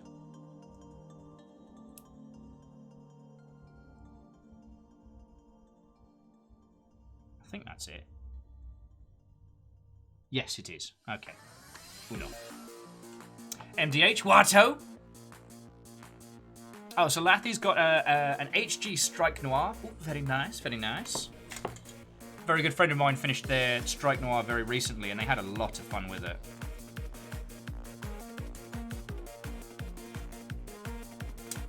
Oh, also, to Flowers, the other cool thing about getting into these Gundam kits is you really don't need to know the individual types or series. So again, maybe this is just because I played a lot of 40k during what could be described as my loveless years back in the youth. And the thing is, you can't just buy models with indiscriminate... you can't just buy models with reckless abandon when it comes to 40k because, you know, they have rules, connotations behind them or otherwise. Yeah, I'm happy with that. But with Gundam stuff, you can just pick the kits you like the look of. There's no underlying rule set or system that stops you. See one that looks cool? Feckin' go for it. I've learned about series that I didn't really know because I got kits from it.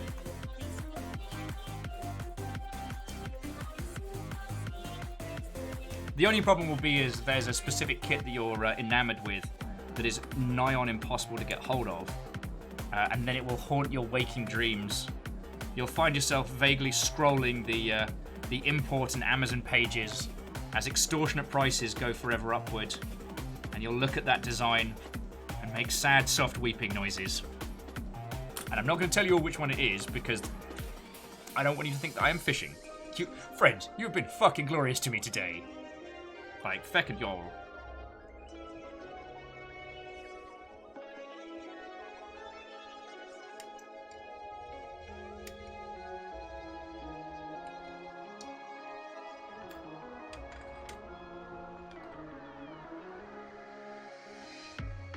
Miyaki Discura says, that is a mood, but with other hobby collectibles.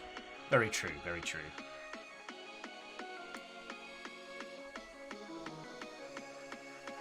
Okay, I will tell you the model, but only if you promise... but only because you know I'm not trying to fish for a feckin' goodies, alright? Like... Also, this Sonic mix still slaps.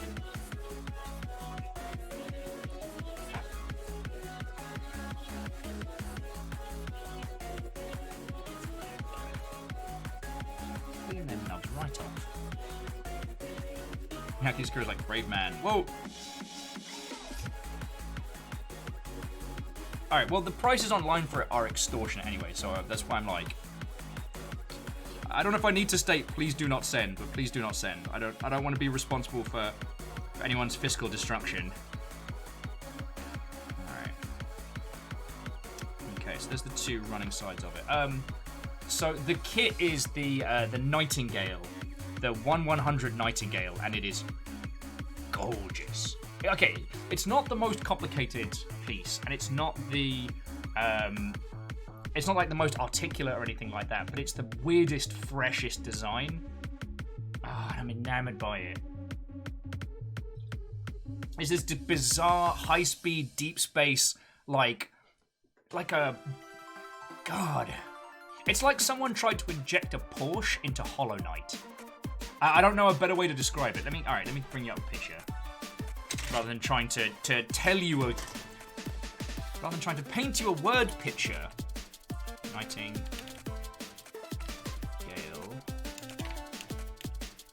Yeah, Nightingale, Charles counterattack. Boop.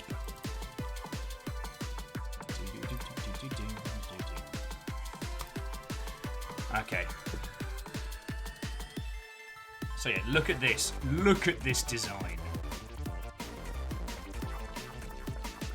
I've got the tiny chibi version of it, the SD version behind, which I will be putting together very soon. But just the kits, it's so fucking cool. God, it's so weird.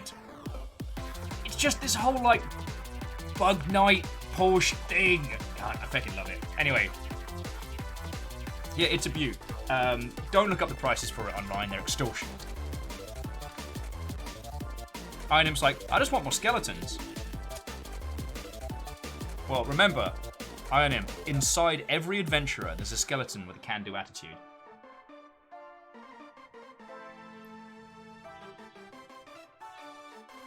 Aww. Well, Sparky, thank you for stopping in to say hello. That's lovely of you. I hope you have lovely sleeps. And saw a unicorn today, aka junior position at a game dev company. Did you throw your hat in the ring for it? Well, I hope you did, friend. I hope you did. Okay. I hope you did.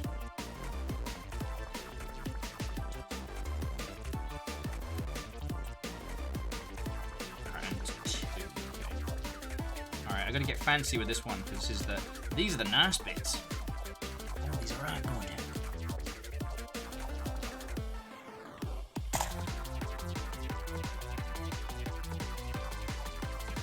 Fair dues.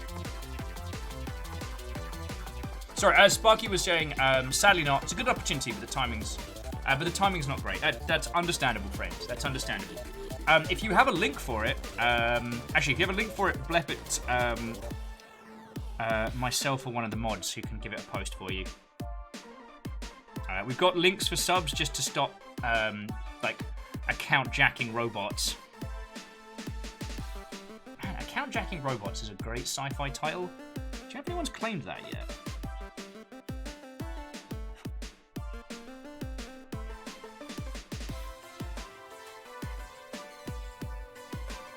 Yeah. Sorry, I was cleaning up the nug marks. Nub marks. I think I just said nug marks.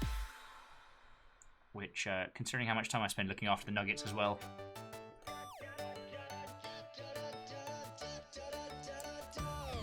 Let's go.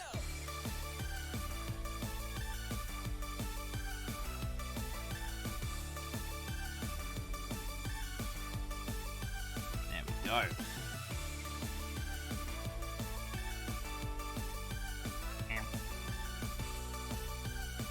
Don't need cut fingies. I need those for complicated tasks. Ow. Okay, most of this Sonic playlist slaps. This is some proper, like... This is some proper good trash.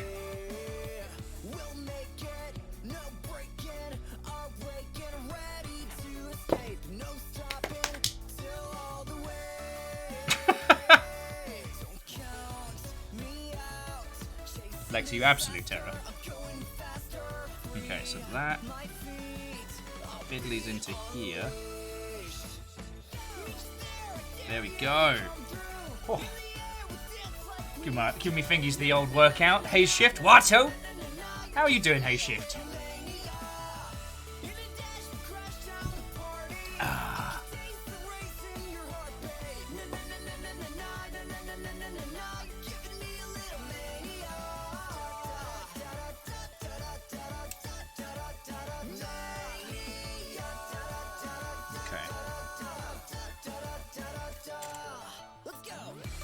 A-Shift says Mega Man X crushed my soul. No! X is supposed to be the good guy. He fights for the humans. He fights for the users. No, wait, no, that's Tron. Dear Hayshift, you will have to explain.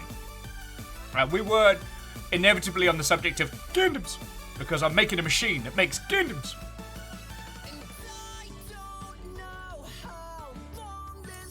I'm just doing the fiddly nubs.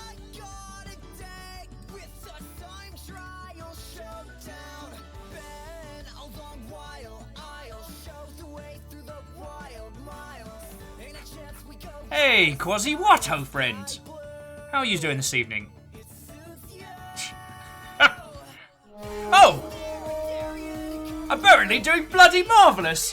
Whimsy, you fucking legend, how are you doing? I was having a quiet lurk on you earlier. How did it go? Sorry. Individuals of all persuasions, we are underrated!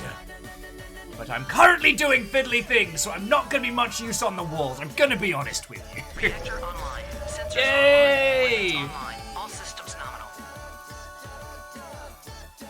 Hey man, your viewer count gets higher and higher every time I see. It's super cool to see. Thank you, dude. Thank you. I mean, I'm already stupid lucky. These lot keep me alive and keep me doing this, so I am stupid lucky. To Lord Anubis, I say Watto. Okay, speaking of model kits that are incredibly expensive that I will never own, the Anubis Zone of the Enders kit. Anyway, to those of you who have just joined us, Watto and welcome. My name is Will and it is lovely to make your acquaintance. Today, we are building Gandems. In fact, we're not just building Gandems. We are building a model kit of the machine that makes model kits at the Gundam factory. And this is where it gets meta. So the thing I'm putting together right now, I don't think this camera's going to do it justice, but this is a teeny tiny injection mold for what would make the sprue of the thing that we were actually doing. So it's even got, no, like, this camera does not do it justice, but it is actually the same as the sprue we are putting together right now. It's glorious. So yeah. Okay, Whimsy, I'm glad to hear. Go sleep. I will do my very best to be entertaining to your lovely lot. And friends, do throw a follow over to Whimsy, because it's cool enough to bring in a whole fucking raid of people, so that's fucking cool. Oh, so to Aussie Man, oh yeah, no, I'm thoroughly enjoying this. Though it's weird that the only kits I've been building on stream with all these lovely folks have been the silly ones. So like, I've done this, I'm doing this. I did the cup noodle kit with hand-inked fucking nutritional information, and behind me is a tiny Sega Saturn as well. That was just a good day to talk about Sega Saturn games in general. Also, on the break, I inflicted the Sega Saturn Shiro tunes on everyone. So to Lord Anubis, okay, what I'm building on stream is the injection machine kit for making Gundam models. The one I'm building in my downtime is this at the moment. I'm working on the Verkai Megex. So it's the Verkai 1100 Unicorn, but it's got lights in it. It's got lights in it that light up, which makes it better. That was another kit I was kind of intimidated by. Salen, whose kits? Memes kits! So yeah, we're just here building some stuff, having a good time. And Rom, thank you for the follow as well. Sincerely appreciated. How was the rest of Whimsy's stream? Because I was lurking on it earlier today while I was having some lunch. Oh, hey Sift, it's got the Verkai. Oh, the new. Wait, the new or the new high? Because, I mean, both look gorgeous, but. And a new oh, you've got the perfect grade Banshee. Oh, Banshee Norn. I've got the 1100. I've got the Phoenix and the Banshee back there, waiting for their chime to shine. No Grey November cometh. Oh, actually, I should say, friends, I haven't had the chance to finalize it, but we're going to be bringing No Grey November into the Longship. I spoke to the organizer, who's a very good friend of mine, and I suggested that, like, we're talking about No Grey November here a lot, and considering that we have a bunch of model builders in the Longship anyway, why not have a dedicated space and bring everything together? That way, the creation celebration isn't just a spam of me making meme build kits. And if you want to join in on No Grave November, you don't have to work out how to get like a Facebook invite and stuff like that. No Grave November is how to describe it?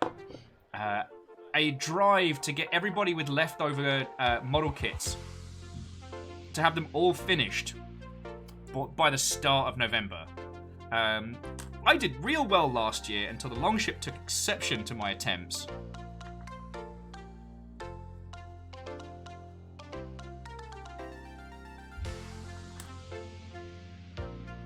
Okay, sorry. So that goes in there.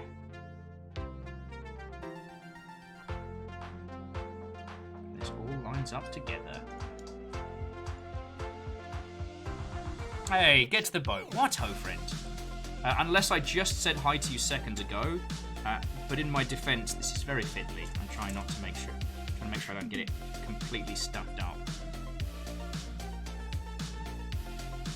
Alright, and I need to get the other part of the injection mold into there. Piece of cake, cup of tea, fish and chips. England. Lovely, lovely. Look at that. Look at that. Okay, it's somewhat unremarkable now I think about it out loud, but I'm enjoying it. Okay, so we need 7 and 19. Reactor online. Sensors Yay! online. Online. All systems nominal. Over 2 years now, so I shall toast to 2 years more. Also, what hope? Also, what ho? Lord Lost, thank you for 25 months, friend. How are you holding up? I'm doing real good over here. We're still somewhat recovering from the exhaustion of the weekend that was Fiona's superb birthday extravaganza, but I'm doing real good. Also, got a fancy plait in my hair at the moment, making me look right Viking. I did have a fancy soda, but I've just killed it. And right now, we're building a model kit of a machine that makes model kits. The memes must flow. Maybe that can be my Gundam niche. Just meme kits. The gentleman mimetic, if you will. Oh crap, that's a really good name. I should write that down. Watch me forget that name in 2 seconds. So, God, what are we chatting about today? We talked a lot about Jadowski's Dune. We talked a lot about E3 being dead as a doornail and old video game magazines. The fact that we haven't gotten a good Stargate video game, and if we just don't think about the reasons why we haven't gotten a good one and just freeform on some games, like, oh, I'd be so down for just a really good solid Stargate game. It lends itself so well. And all of them, like Atlantis, SG-1, Universe. Hell, I'd even be down for revisiting the cheese of the OG movie. Not that you'd be able to get that license. That'd be a mess and a half. Sorry, I'm going to clear up some of the ink spills. Oh.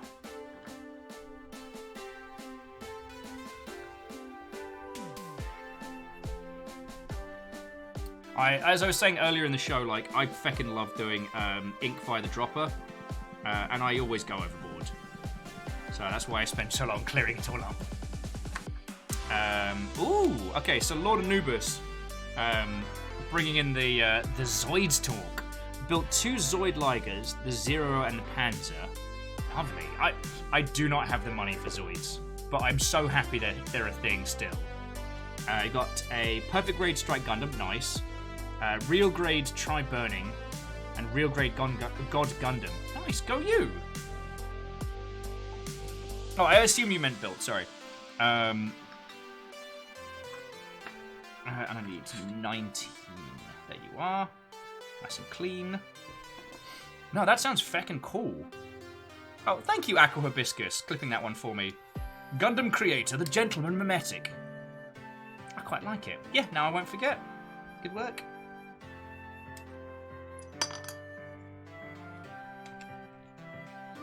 It's definitely 19? Yeah, definitely 19. Okay.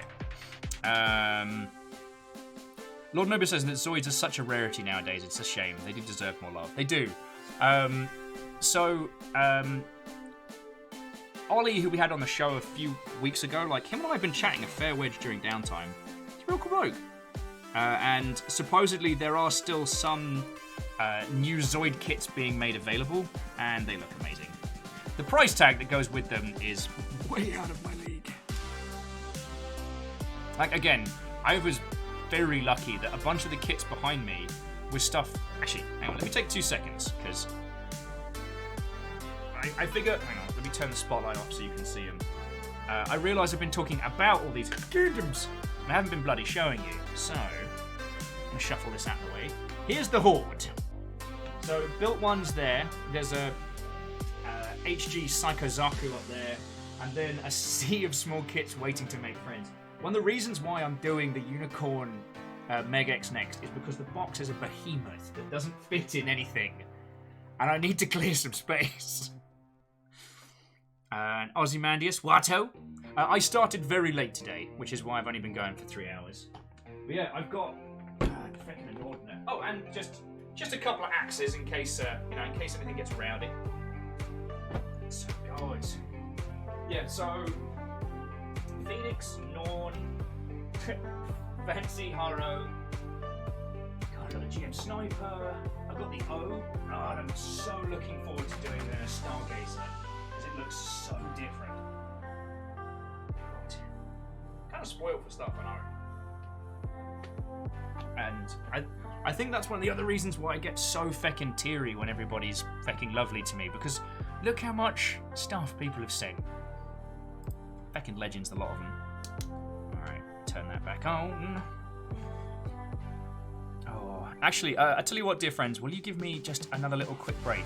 I'm just going to quickly nip to the loo again, because I'm busting. But what I'll do is I'll bring it out here, and I'll put...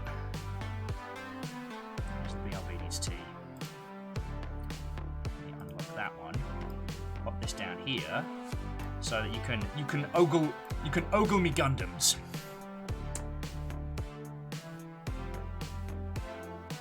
Oh, it's the real Viking Overlord. So, my friend just sent me a link to the stream. Hello, welcome.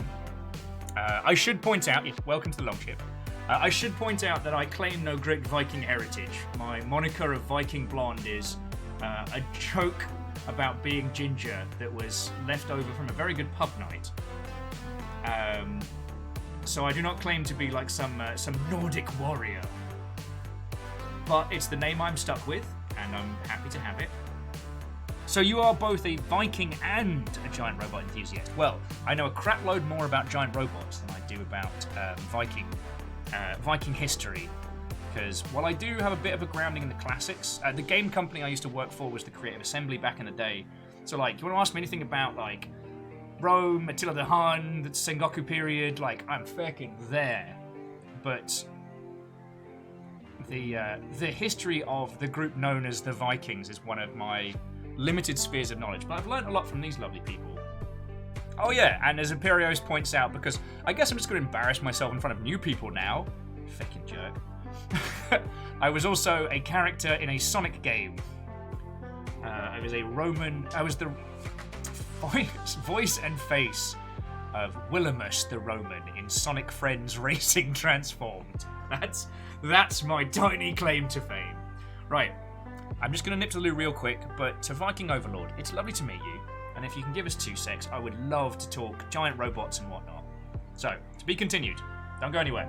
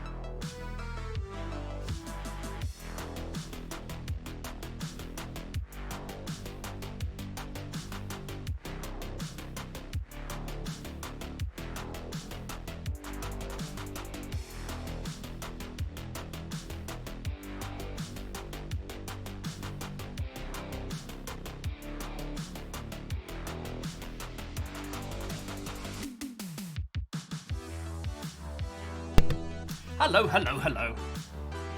Thank you all for waiting kindly. Let that off. But yeah, this is what I've built so far. Oh, Wolfrad, did you not know about the Willimus stuff earlier? Yeah. Well, the thing was about the whole Willimus situation is it was during the tour for Rome 2. So we were a very, very small team. Big Cat and Toast Archer, Wato, coming in.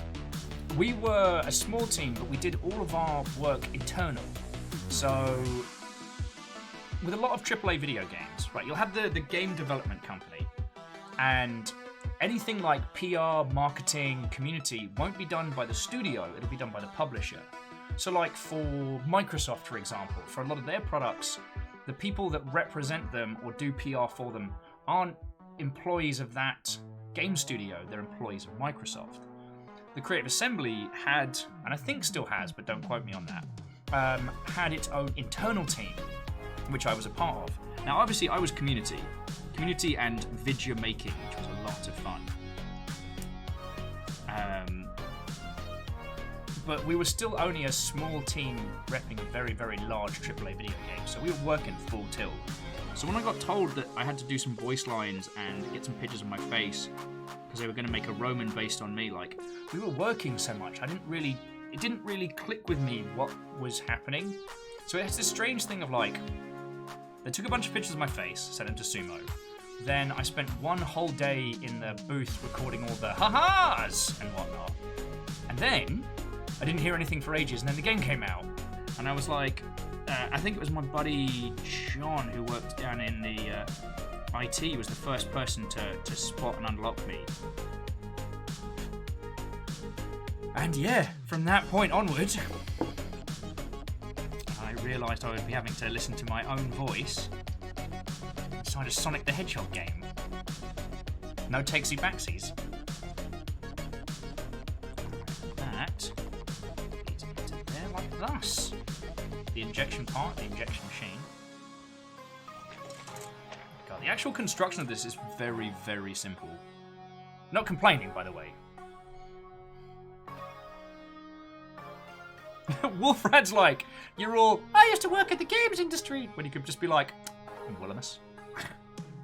Well, it's not like, okay, I did that, which is fucking hilarious, and depending on your opinion of how the universe of Sonic works, I'm a canonical Sonic character. That's a thing.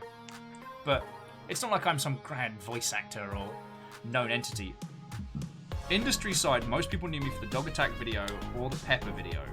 Like, those were the two things that I got spied for. And after that, God, yeah, just kind of hopped around different studios for a while. I didn't do any more voice stuff until, alright, see, Lecter saw where I was going, like a Jedi sensing the waves. So I did get to do some voice acting work for some proper paid stuff for a video game recently, which is the thing that, look at all the ink blots that Will missed. Tell you what, I'm gonna clean these up after I do the nose. Yeah, I got to do a character for the DreadX Collection 3, which was real fun. I got to be the broken shard of an alien consciousness inside a man's head. No, I got to work alongside Leo Wiggins, who's an incredible voice actor.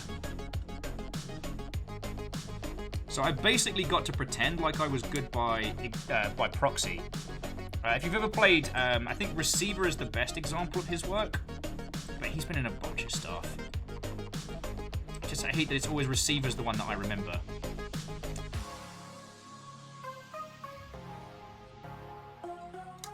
The problem is, though, I've gotten the bug.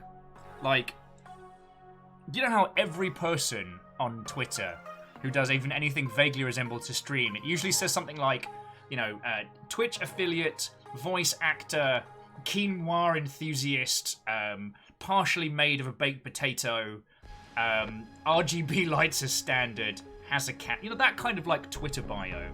I'm becoming the meme myself because now I've gotten the bug, I want to do more voice acting stuff.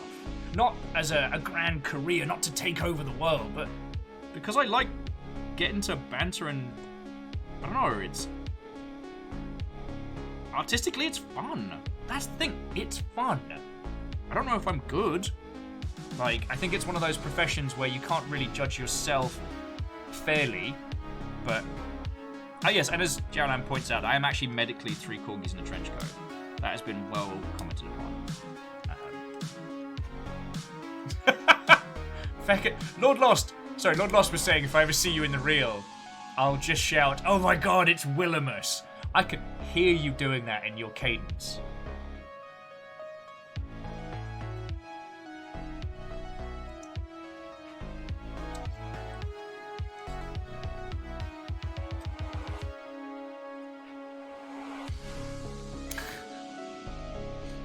But yeah, one of the things I've been thinking about doing recently is just kind of like a where I'm at now, video game industry wise, because I realise I haven't really spoken to many of my industry peers in, it'll be like a year and, well over a year and change.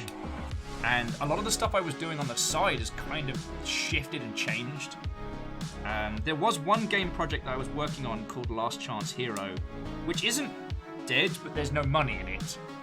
And we never really went past concept art phase, because the intention was to go try and sniff out funding at GDC last year, which didn't happen. And so, like a lot of people, I spent a lot of last year waiting for the games industry to get back to normal, which it didn't. But because of it and the effects of lockdown and things like that, like I wasn't pursuing the opportunity proper, so it's kind of some dope concept art just sitting in a back room somewhere, you know? Oh, the digital equivalent of a back room, whatever that is. Like a MySpace page or something. There we go. We are free of nubs. Now I must clean up my mistakes of the past. If only real life was so easy.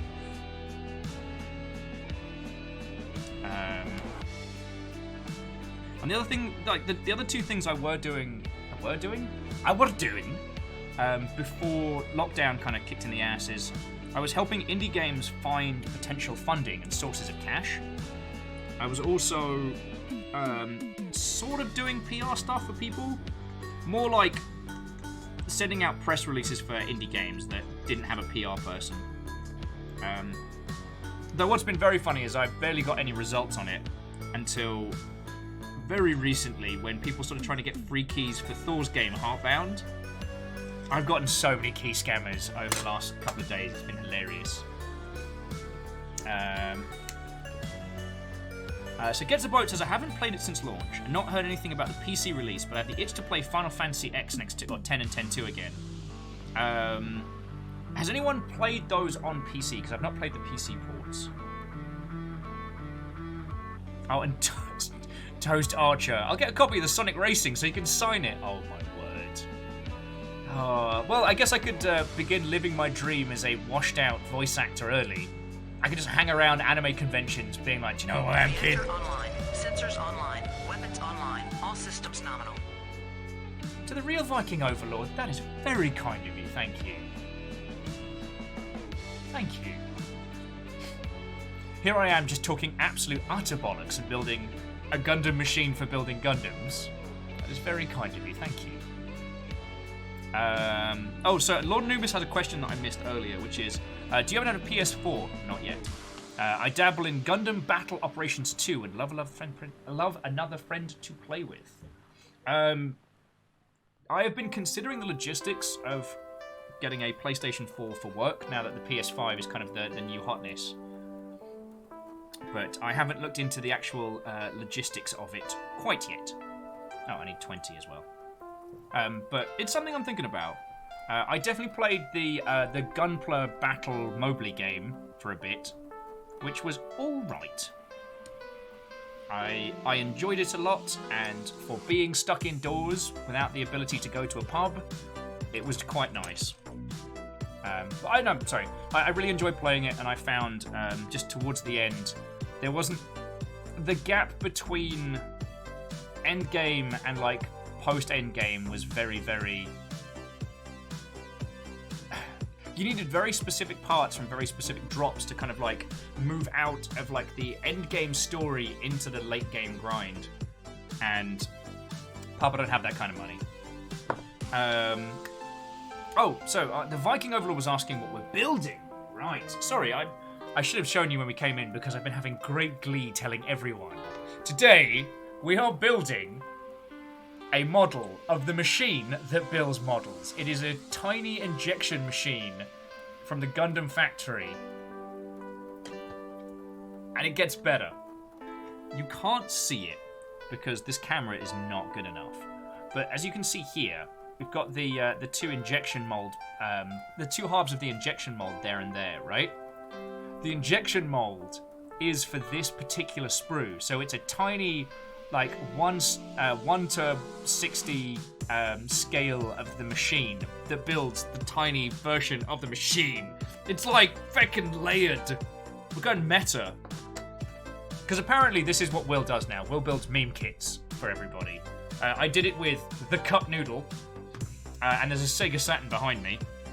So I guess that's where I'm at now.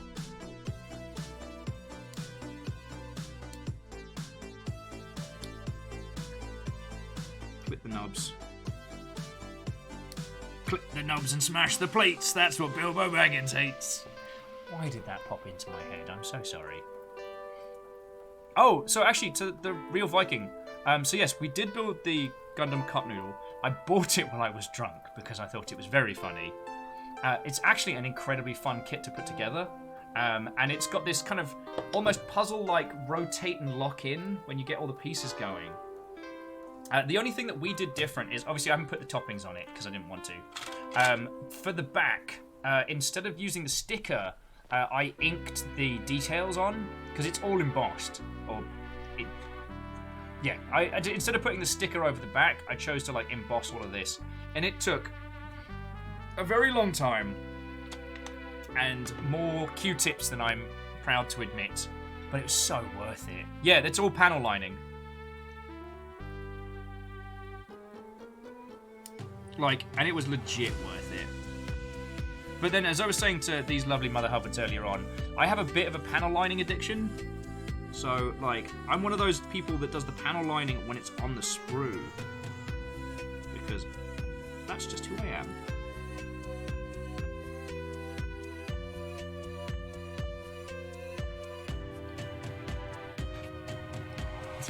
Acrobiscus says, that is because it's funny. Yeah, that's fair. That's fair.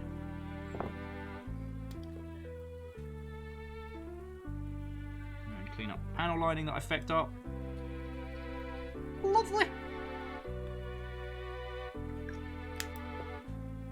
Okay, so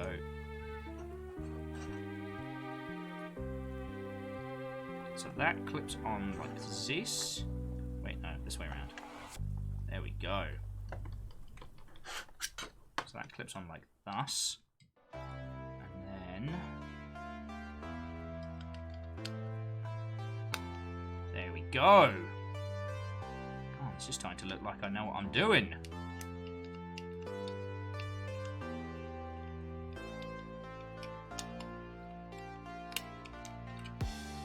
Okay. I obviously have no idea what I'm doing. Oh, so to Viking Overlord, we do a lot of things here. The kits are more an intermittent little enjoyment. On the most, we play weird and different and strange indie games. We usually do something different every day. Though we do play the Blackout Club every Friday, which is a 4-player stealth 'em up with an ARG-style overarching story. It's weird. We're also doing, on Thursdays, we're doing a run-through of Control. Just basically as an excuse to hear everyone's feels on how much that game is glorious and kind of unpack how good that title is. I don't know, I'm a big proponent in weird and different and interesting indie games. Or going into bigger experiences and trying to find the nuggets of glory inside, just pulling them through. Oh, well, I mean, Viking Overlord, I'm lucky enough that this lot keep me alive and keep me doing this, so I try and do my best. Wolfran, yeah. You lot have your games that you lot play. Oh, the Pause Paradox. The Pause Paradox 95, which also featured Matthew Perry from Friends, much like the original Windows 95 adverts. Oh, which one do I need? Okay, so there's 3 fins on this one, so it's 9 and... J-Post, you glorious terror. Thank you.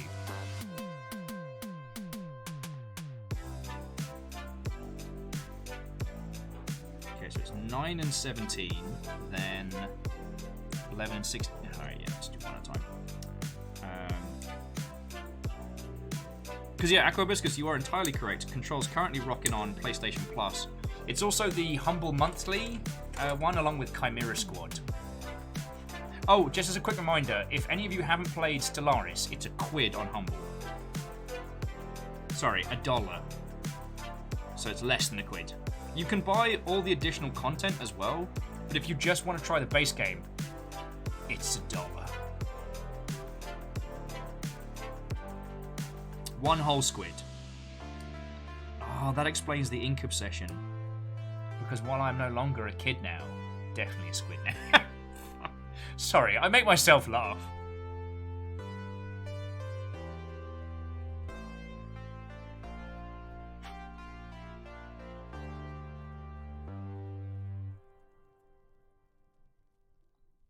Cleaning up them knobs.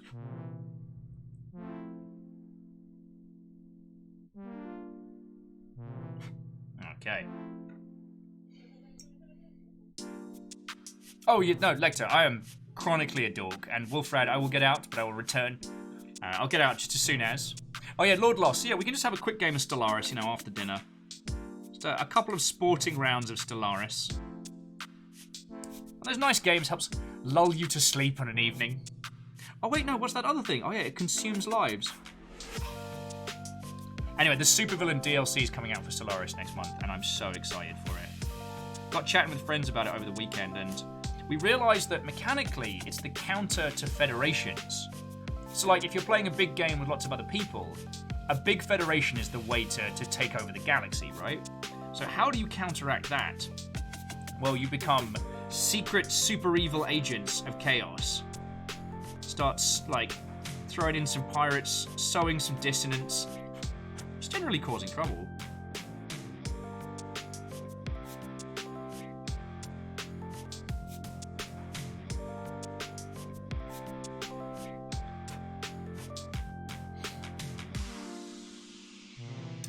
Real Viking says, need to base coat this new kit I'm working on, but that requires going away from my PC. Well, I mean, I'm not going anywhere for a little while, and you get, if you wish to return, you get my nonsense Tuesday through Saturday. So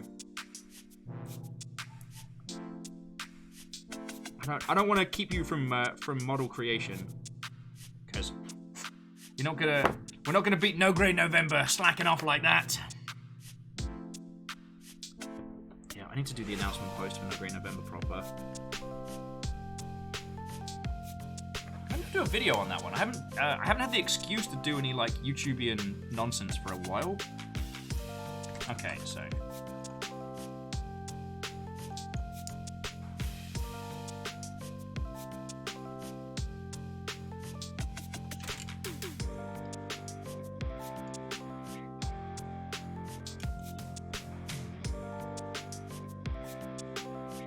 oh, okay, so 17's on the wing here.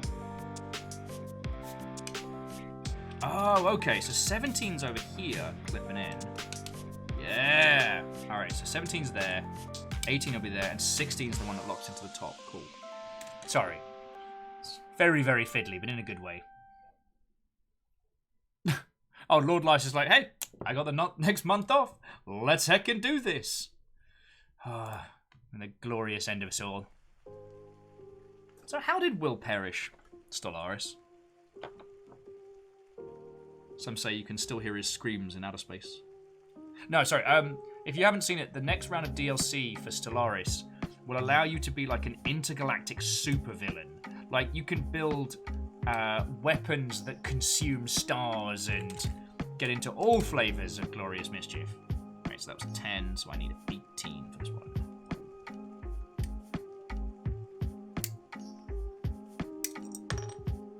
Like, you generate, it's either like Havoc or Mayhem points or something that allows you to summon pirate armies to attack your enemies and stuff. I'm fucking down for it.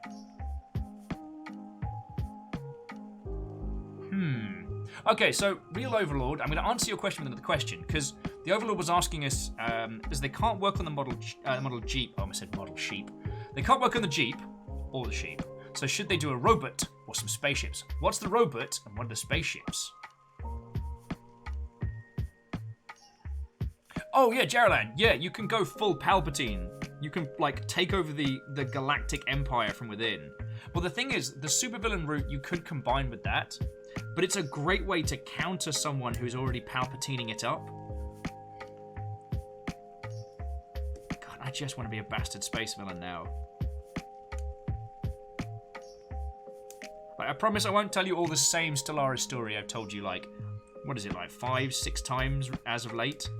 But the thing I love about Stellaris is that it's a story game more than it's a strategy game. And I love that. But then I do like to get arty-farty about this sort of thing. Shocking, I know.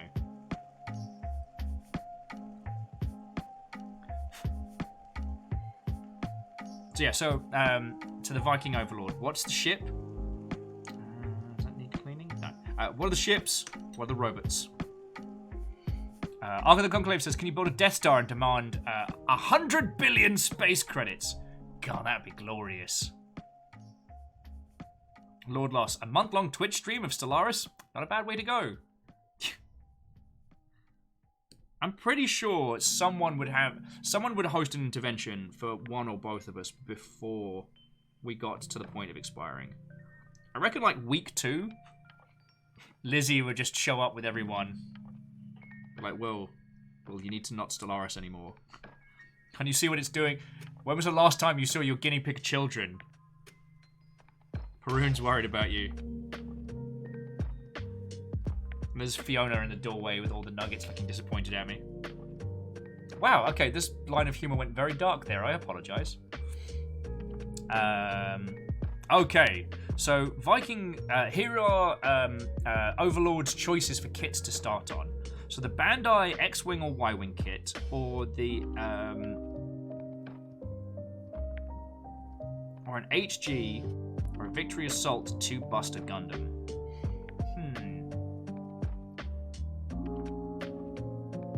Go for the Assault Buster. From what I understand, the X and Y-Wing kits are really, really nice. But I'm in a Gundam mood today. Actually, one of the things I got Lecter for her birthday, Christmas birthday, birthday-mas. Time travel's fucking weird. But I got Lady Lecter in chat. It was birthday, okay. One of the X-Wing kits, because she has been having a grand time with Star Wars Squadrons. All right. Ha-ha! And I've been told the X-Wing kits are really good fun.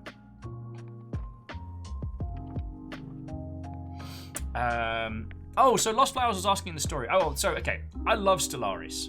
And back at Rocket Works, we played a lot. That was one of the other companies I worked at, the one down in New Zealand. And it was a really close-knit group. So we got into a habit of playing, like, masses of multiplayer games over the weekend.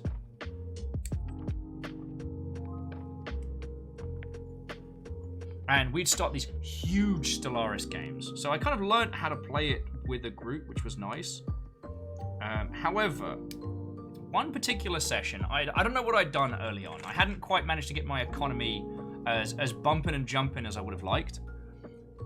So I ended up very much behind on scale. I wasn't really included in the big alliance, and I was feeling a little bit grumpy that I was being left out.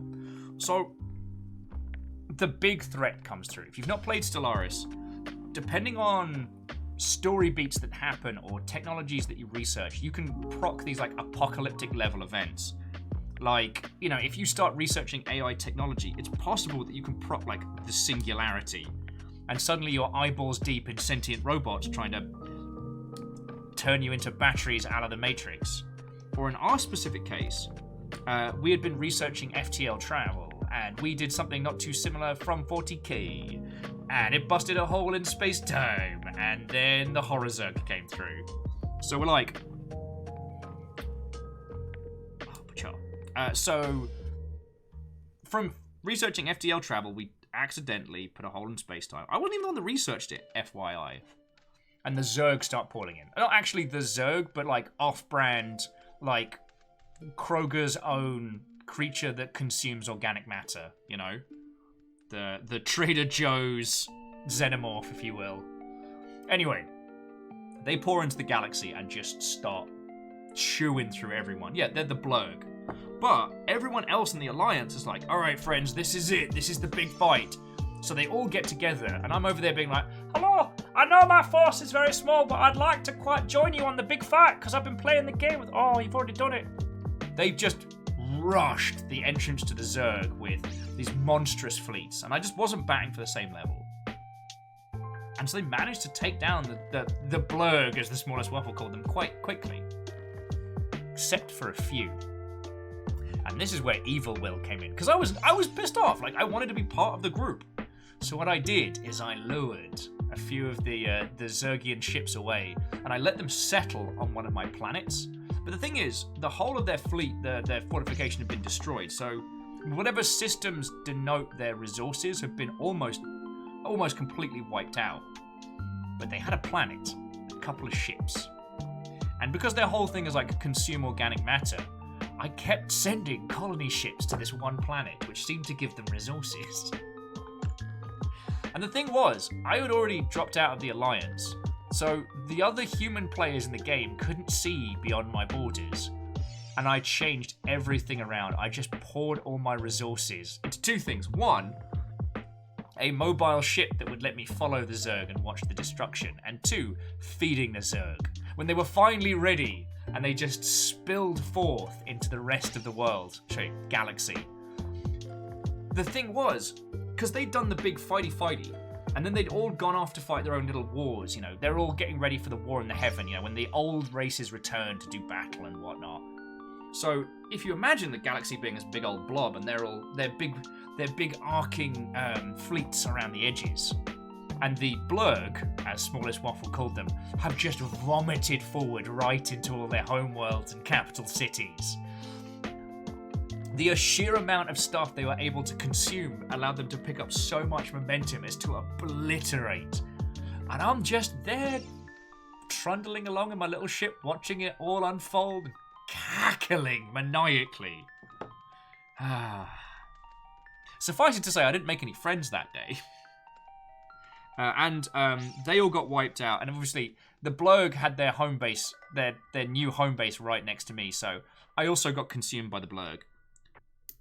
But I got to affect the environment. I got to change the narrative. And I came away with my own story.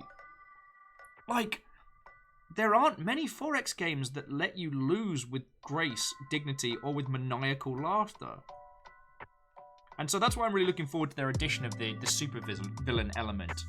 Because it just adds another potential beat for story. I love Stellaris because you can play it, lose, and have a great time. And I've been thinking about this a lot. Because Fiona's been playing a lot of Civilization 6 on stream, which has been really good to watch. Because she plays like short, quick, apocalyptic level. I say short for Civilization. You know, the kind of game that lasts only 6 hours. So she'll start a small map, turn on apocalypse mode, and then it's like either win or outlast your opponents. But I don't know, Stellaris just has so much potential chaos that can happen anywhere. It's hard not to love the ridiculousness of it, you know? Alright, okay. Okay, so these are the 3 bits that inject super hot plastic into the injection mold. I'm learning! Oh, heckity heck. We're real close to done. I've got to put some stickers on the slide windows, but yeah, this is coming together.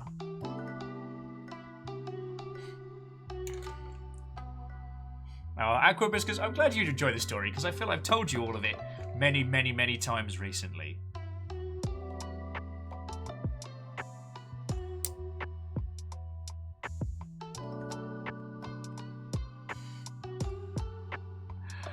That's way cool. Loop Hero has been feckin' glorious. Loop Hero, it kind of feels like Animal Crossing last year. It feels like the perfect game at the right time.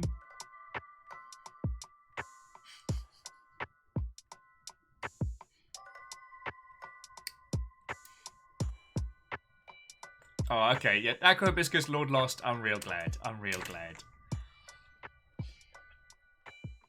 I mean, the moral of the story is be inclusive when you're playing a big multiplayer game. Otherwise, the Zerg will eat you. It's like a Larry Tarantula style story, you know what I mean?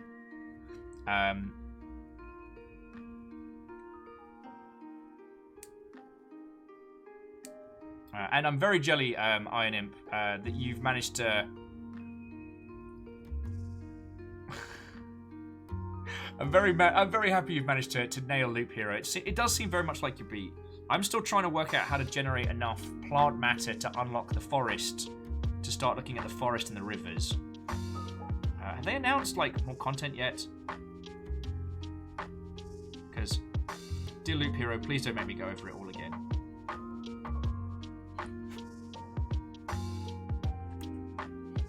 And sorry, Ark of the Conclave was saying they hope more idle games like Loop Hero. Well, I think we're gonna need a new term. Because Loop Hero is not so much an idle game. At least it doesn't feel like every other title that describes itself as an idle game does. It's got, you know, the Dominion-style deck building and the construction of the map. Like, it's Dominion plus Idle Reactor plus an Auto Battler plus a whole bunch of stuff. Like...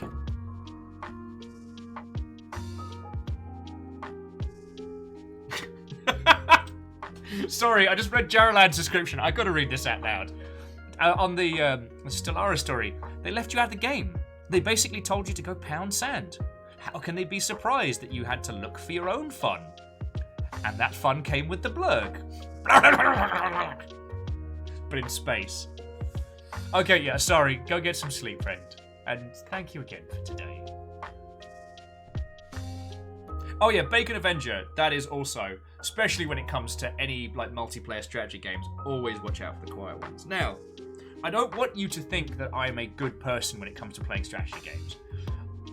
It's weird. Give me an action game, like anything involving like, you know, sci-fi Jedi, you know, the lone wandering hero.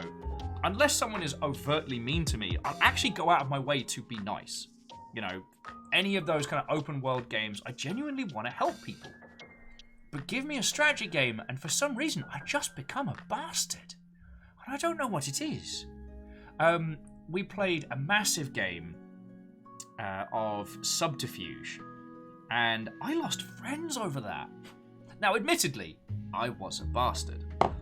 If you haven't played Subterfuge, Subterfuge is a mobile game that's kind of the sequel to Neptune's Fury, I believe it's called.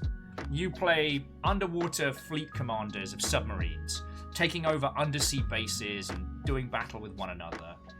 It's kind of like a digital board game in the sense that it's a very simple premise, but to play it, the turns take hours, not moments. So while it is played in real time, it can take like 10 hours for a fleet of submarines to move from one place to another. And it's a treasure and also a friend ender. Because, alright, so I'd played it with friends before and had a good time. And I suggested we play it in the office. This was back at... Oh god, this was back at Improbable, wasn't it? Fucking hell. So, we asked to see who wanted to play. Everyone signed up. And one of the cool things it does is there's a 24-hour period between everyone getting in-game and the game starting. So it lets you chain up orders and maneuvers and send messages to other people. Now, when we played, we didn't play anonymously, which I do recommend. It's still a game you can get, and I do still recommend it. Only one person needs to buy it to set up a private game, which is real cool. Anyway, if you do ever play Subterfuge, do anonymous teams, randomized, and don't do deathmatch. Do the standard mode. This will limit the amount of friends that you lose. However, we didn't do this.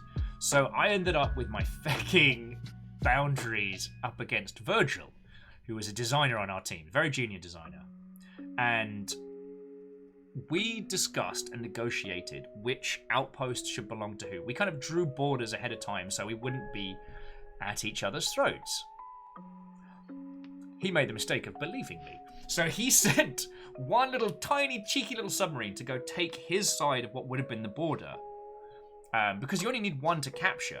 The increased numbers is just for defense, or, you know, if it was a very simple combat system. If two fleets come together, the largest number wins, but they take that much damage. So if you have a submarine fleet of 5 and a submarine fleet of 15, they crash together, only 10 will survive from the winning and move on to their direction.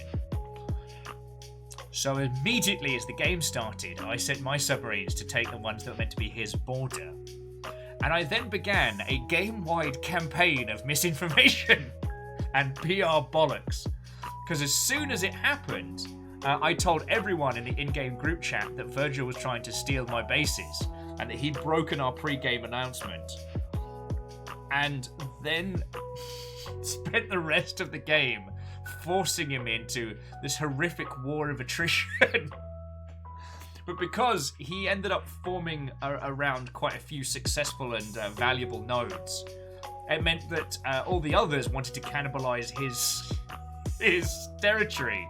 So they started giving me resources to keep fighting him and push back his battle lines.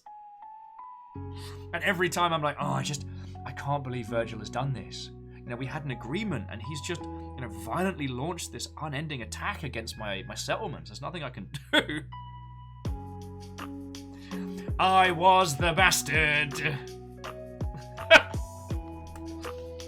We didn't speak for a while after that. Okay. I'm gonna put some stickers on these tiny doors.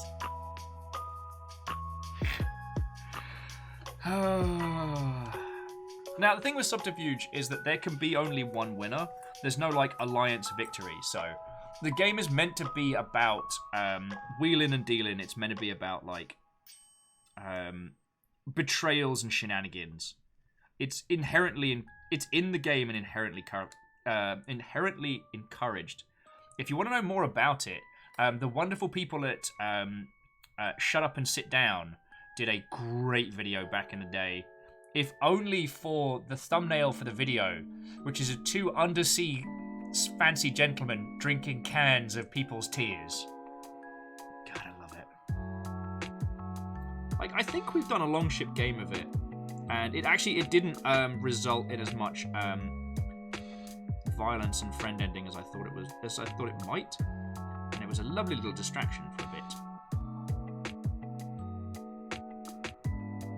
I still love it as a game, and I'd like to see it continue to do well, but unfortunately, it's a paid game in a mobile market that really wants, like, free-to-play loot box, or, like, free-to-play gacha is the business model people seem to want. They released something that was more akin to a board game with quite a complicated business model. Question, is one of the pieces of this Gunpla teeny tiny sheet of Gunpla kits that it's midway through creating? It really feckin' is! Look, Shackle, it's on the feckin' injection mold. Makes me so happy. Also, thank you for the 200 bits. Bacon Avenger says, after hearing that story, I suggest you never play Secret Hitler. Well! Maybe, okay, not so much Secret Hitler. I love One Night Werewolf. And... because One Night Werewolf is one of the perfect pub games. It's got all the trappings of werewolf and its ilk, but you don't have to have someone run the game, because there's like a little mobile app that goes with it that reads out all the rules and what to do. And, hey! I'm tired. Too tired for everything. Aw, well, okay, firstly, Sean, mate, thank you for 29 months of being here. Fucking legend. I know you said you're tired, and I understand, but are you too tired for a tiny model of a machine that makes tiny models that itself has a mold inside for tiny models? Now, there's only two ways it's going to go. Sean's going to be like, okay, tell me more about tiny models and tiny models, or just, Will, no. And we never saw Sean the end. Okay. Sorry, I'm just getting the panels on the doors here. Sean's like, well, I'm even more tired now. Fair. Not gonna lie there. No, Sean, it's good to see you, friend. How you doing? It actually is genuinely cool. And the thing that really surprised me is that the injection mold inside roundabout here is actually the mold for this kit. So it goes meta.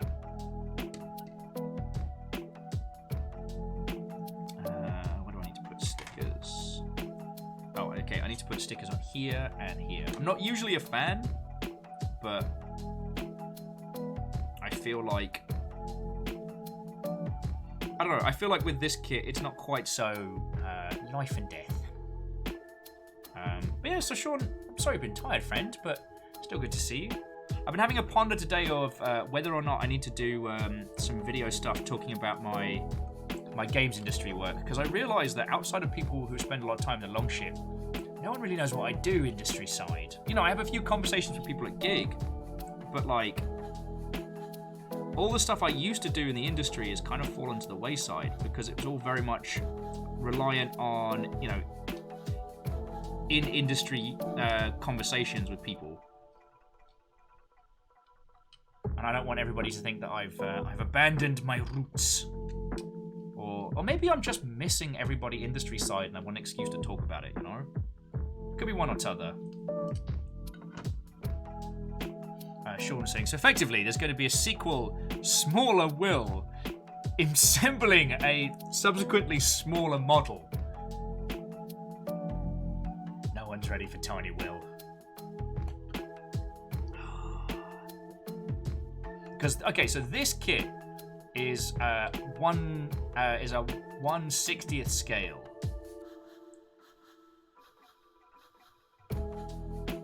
Well, cool. So thanks for just unraveling my brain there, Sean. I think I just went to math space. Aqua's saying it was really interesting to hear your CM tales and say you're being hunted. God. It was nice to be able to chat them through, although if you've watched the So You're Being Hunted series, you'd know that I barely finished any of those stories because, especially once the scarecrows started showing up. Okay, the real Viking Overlord saying they could make a Tiny Will. Is anyone ready for this? I feel like we need to ask the group if they are okay with 1 more will, 2 a smaller will. Teeny tiny. What? Alright, stickers on. I actually did a pretty good job on those. Okay. Last 2 pieces. Oh, one of the other things that I do love about doing Gundam kits is every time you finish a sprue, it feels like a fucking achievement. You know, each time you throw one of these away, it's like, fucking, yo, I did it.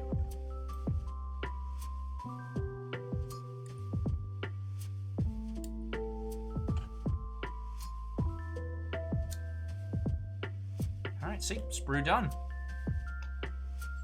Kind of needs like a Dark Soulsian style pop-up for that one, you know, like sprue complete.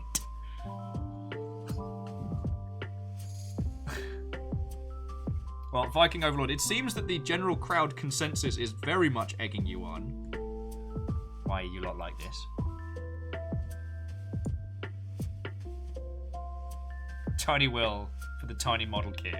God. The thing is, my hands are definitely too shaky these days to do like the tiny paintings. I've got all of the... So with some of the fancier kits, they give you a tiny pilot. So here's... I can't remember which pilot this is. I just inked it a little for detail so you can kind of see it. It's better here. Some people actually do proper paintings of these little pilots, which I think is very, very impressive, but is so far beyond what my gin-soaked hands could do these days.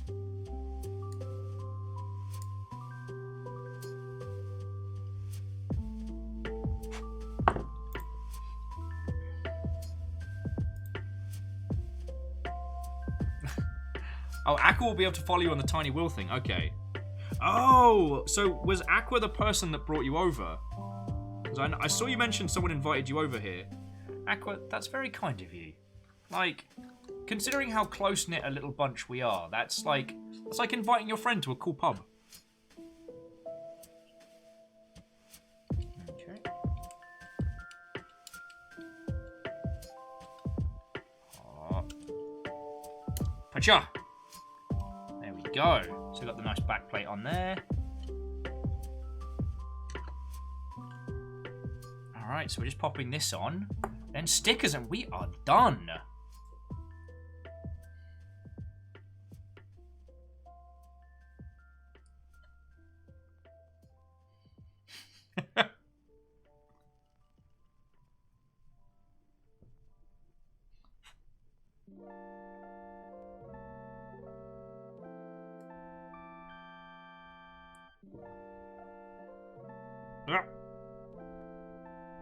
Trying to trim knobs without trimming my feckin' fingers off.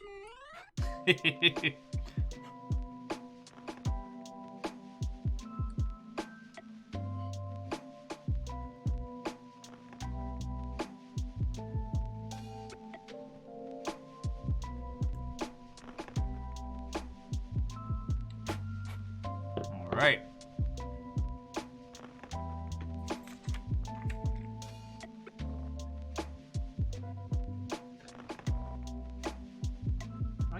So that's just the control panel. All right. Boof. All right. Kit's together. Let me pop a couple more stickers on this. Job's a bloody good one. Oh, okay. So the ECs go on here. That's on the back. Oh, that's the strip on the back. Okay. Sorry. Wait. Lord Loss is saying, so, I want to start watching many Gundam series, but where the heck do I start? Would you like some kind of like... Now, if you want to do chronological, there's a great video over on Crunchyroll that goes through like the Gundam timeline, which is surprisingly good. If you would like some shows that you can just get into, I would say start with the 8th MS Team. It's a standalone series set inside like the Earth-Zeon war. And it's just human-level drama in kind of like a what if Vietnam but giant robot series. That alongside War in the Pocket are great little snippets of the world. And from there it'll give you enough grounding to know whether or not you like it. The other series that I love is Iron-Blooded Orphans, which is semi-entirely unrelated to everything else. And I love it. It's 2 seasons and done, all self-contained, and it's one of my favorites. Now see, okay, Viking Overlord, I don't disagree that Build Fighters is I don't disagree with you. Build Fighters is wonderful and positive. I started watching Build Fighters Dive because I just wanted some background noise. Like, it's been lockdown. We've all had crappy times sleeping. Put on some anime to fall asleep to. Made that mistake because that actually slaps as a series. Who knew a show about kids in a video game where they make Gandems and then fly Gandems would actually be good? But it is. Who knew? Anyway, so I've watched both series of that. But I do feel that Build Fighters rewards you for having seen a lot more of the world because the variants on certain designs are awesome and occasionally hilarious, like the cowboy variant of the Tequila Gundam. Like, that made me howl with laughter. Now, like, G Gundam is another good series. But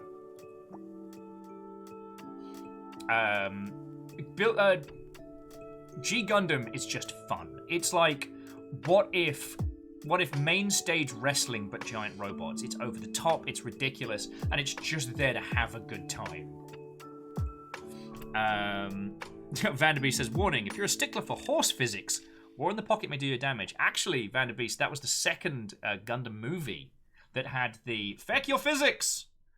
Also, I'm going to put Sonic on because I want some more chipper tunes. Lost Flower says they enjoyed 00 Gundam. It's kind of dark. I mean, it's got a nice simple premise, and the mech designs are glorious. The premise for 00 Gundam is a series of hotshot pilots and their team decide to stop war with better mechs.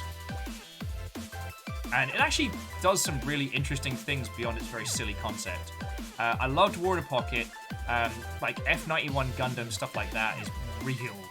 It's just gorgeous watching. Plunge says their first was Wing. A lot of people have enjoyed Wing, and I do understand why. It's a wonderful, fun soap opera interspersed with cracking mech fights, which is very much in keeping with kind of like the Gundam thematics, you know?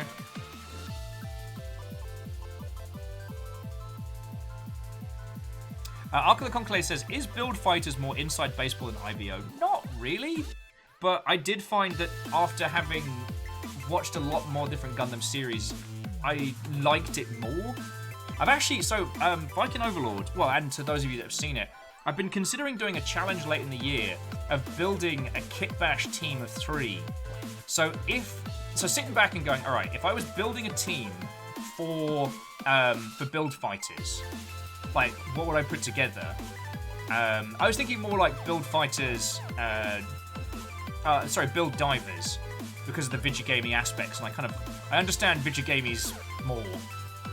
But so building one unit that's specifically like a high-speed funnel unit, building one that's like heavy artillery ground specialist, maybe doing one that's more like information and disinformation. Do you know what I mean? I love the idea of that. Oh yeah, and okay, Viking Overlord, that is a great way of describing at least Wing. We added Power Rangers with you, then poured I read that as clamp drama, which also works. Yeah, then get the cast of Zoid's Chaotic Sentry to voice it. You're onto a banger.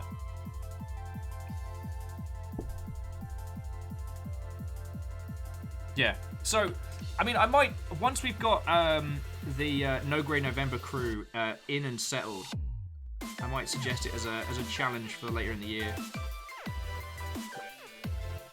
Because we've done stuff at the Longship of like video game analysis and deconstruction. So we've designed fake video games. And what we could do is, rather than it be a contest of construction, so rather than being like, who's got the best painted? Like, we could put forward the team ideas and let people sort them out. Supposedly, there's meant to be an all-inclusive giant robot battle system coming out, which allows you to turn Gandems into tabletop minis, which I'd be very interested to see. Alright, so we just got to put these on the back end. In fact, we are nearly done, my friends. We are very nearly done.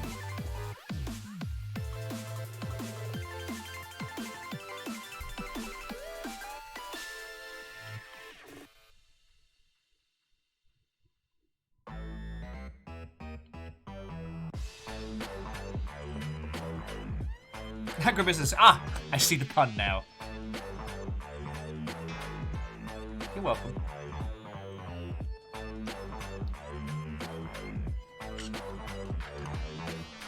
Lost Files, I mean, I think it'd be a fun little kind of like more, as much like a kind of thought exercise as anything else. Because we've done giant robot tabletop tournaments before. Our very own Baron Sheep, when we were doing our giant robot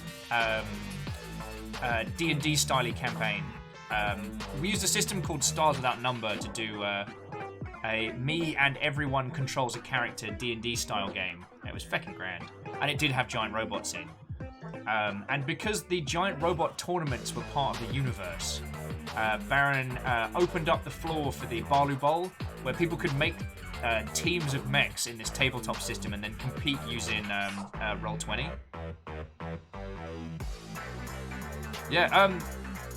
Viking Overlord. The system's called Stars Without Number, and it's got really comprehensive rules for giant robots. There's some cool thematic stuff. So,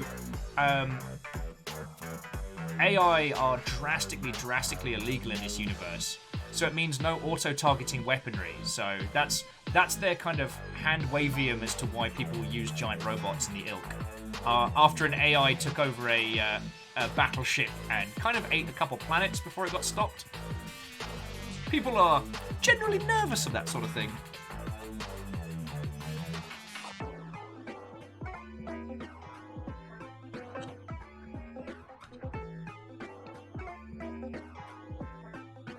Okay, sorry, I just got to work out where this ruddy sticker's going. Okay, so blue band across the top. Alright.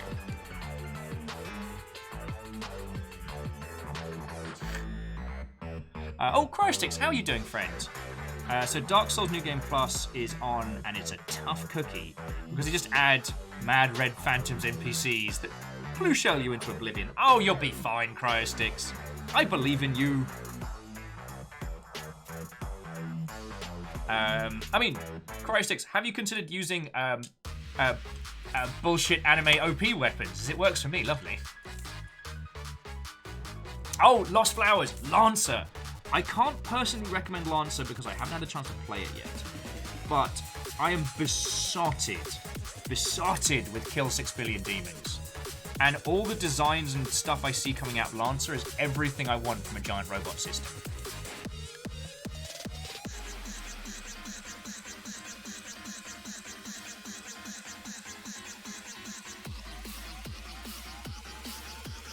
Ark of the Conclave, I couldn't possibly comment on having an AI in your group. Especially not one that's a fecking idiot. Alright. Last couple stickers. And then...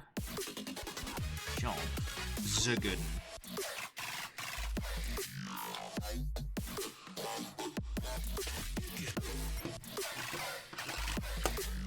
Alright, this could get fiddly. I might feck this up. Graphite saying Lancer feels like a very good board game with an okay tabletop attached to someone who's currently playing it. Okay. Let's go crazy. Meep. Oh man, that's okay. Stickers just fitting. Oh no, I fecked it up. All right. Now, one of the important things about learning how to do Gandems is not learning how to do everything perfectly. It's about learning how to cover your mistakes. You have to happy little tree it. So if your sticker ends up slightly off, slice off the excess. If you accidentally stick one of the stickers to the back of your sock and can't get it off, don't worry, it's a clean build, just decals. Yeah, Bob Ross it up, like you are, Lecter.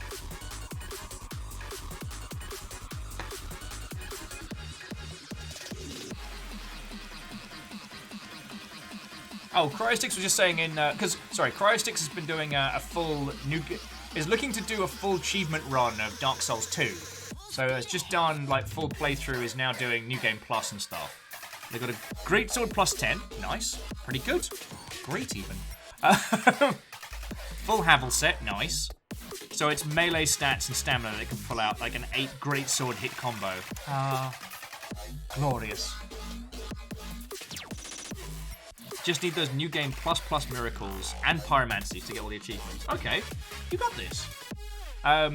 So I will say, Viking Overlord, usually I have a bit more of a routine for cleaning sprues and stuff. It's the same as everybody else's. Like, you nip it down to the barest nub, slice off the last with a knife, and then if needs be, just clean up with a little bit of a sand. But with these kind of smaller kits, I'm not as much of a stickler for details, because part of this is also hanging out with you lot. Speaking of which, let's see if I can get these blue stickers on without wrecking my day.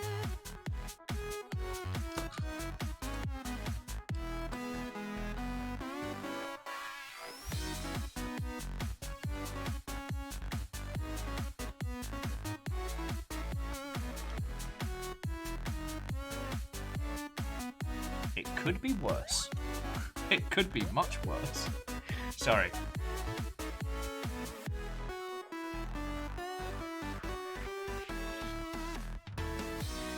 Oh! Wait, whoa, okay. I'm going to read out what Cryostic said, but I'm going to actively fight against their final statement on it. Because Cryostic has been checking their gamer scores on those internets, and they are 13 ranked highest for gamer score in Finland, which is not tragic in the slightest. It's feckin' awesome. Oh yeah, and Aqua Hibiscus, this is an entire bot. This is Game Chop's Spin Dash 3, their third Sonic Mix album, and it's so good. It's just feckin' chipper, you know. Like an Overlord said, I don't get to hang out with this many builders, so I'm loving this. Well, that's feckin' cool. I love giant robots as a general state of being, so even if we're playing other video games, I'm always down for chatting with it. And actually, I don't know if I told you all, when is it? On the 24th, we're going to having Ollie back on the show. Ollie is a game developer based out of Japan, out of Tokyo, who has worked on giant robot titles in the past, and is also a giant robot journo by night. Game dev by day, giant robot reporter by night, and is the current #1 authority on giant robotian stuff in the video gaming world. All right. Yeah, friends, we are done. I always keep the instructions as... Ah! It's okay. It's okay. It's built! Smash! Boof. Oh, Blade Nora. I finally finished my model! Yeet! It's done, and it's broken. Alright, no. Here we go, friends. It is done. Our own tiny model of a machine that makes tiny models. Oh, I'm very proud of this. Yeah, apparently it flies as well. I'll pop some pictures in Discord and on Twitter and stuff, because I'm very proud of this. This was a good day. This was a real good day. Plunge with, and that was the scariest 5 seconds of my day. Fucking right. I think I was going to say something poignant, but it completely dropped out of my head thanks to fear. Oh, just that I always keep the manuals so that I get like a kind of a record of stuff I go through, because most of the manuals have cool little facts and artwork and stuff in. Let's do a quick nub clean so I don't end up with all of these jabbed into my feeties in about 5 minutes.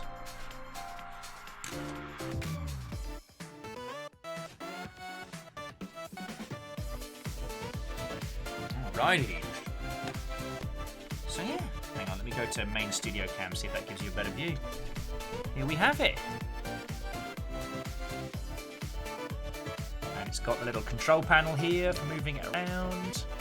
And none of the cameras here are good enough to show you the tiny details inside, but they are there. So yeah, there we go. Job's a good one. One whole tiny Gandem machine, and one tiny Big Zam for scale. Isn't that right, tiny Big Zam? Oh, yes, right you are, Will. You built a tiny machine that made the thing that I am. That's kind of weird when you say it out loud. And apparently I've got a different voice now, like Larry Tarantula. Oh, tiny Big Zam, you joker.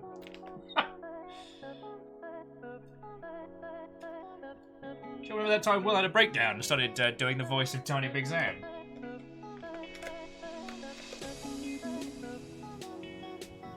Alrighty. Well, this has been a lovely day. Yeah, and Larry Tarantula does, in fact. Yeah. Oh, hey, it's Big Zam. Once I'm allowed to actually go outside into the world, expect so many pictures of tiny Big Zam. Okay, yes. I mean, Bacon Avenger, I'm fully aware that the guinea pigs and River are the true stars of the show. I'm okay with this. I've understood this for a while. You know, I take me kudos where I can get them. Oh, lordy, lordy. No, this has been a fecking glorious day. So I tell you what, friendos. I'm going to bring our little adventures to a close. I'm going to roll credits because, like, Strager and Lizzie just broke me this morning, and I was not ready for it. But I'm very sure that we have some lovely mother hubbers out there that I can pass you all over to. Oh yeah, no, we're spoiled for people. Yeah, we are absolutely spoiled for people. Okay. Oh, Cryostix, I did know that Bayonetta has an animated movie. It was done by the same team that did the Devil May Cry movie. Real proud of this. Actually, I think you can see it better now if I turn the super light off. No. Alright. We'll just come back up to studio. So, you lovely, lovely Mother Hubbards, thank you for a wonderful, wonderful day. Let me pop on the credits, let me say my thank yous, and then I will pass you over to one of a myriad of lovely humans.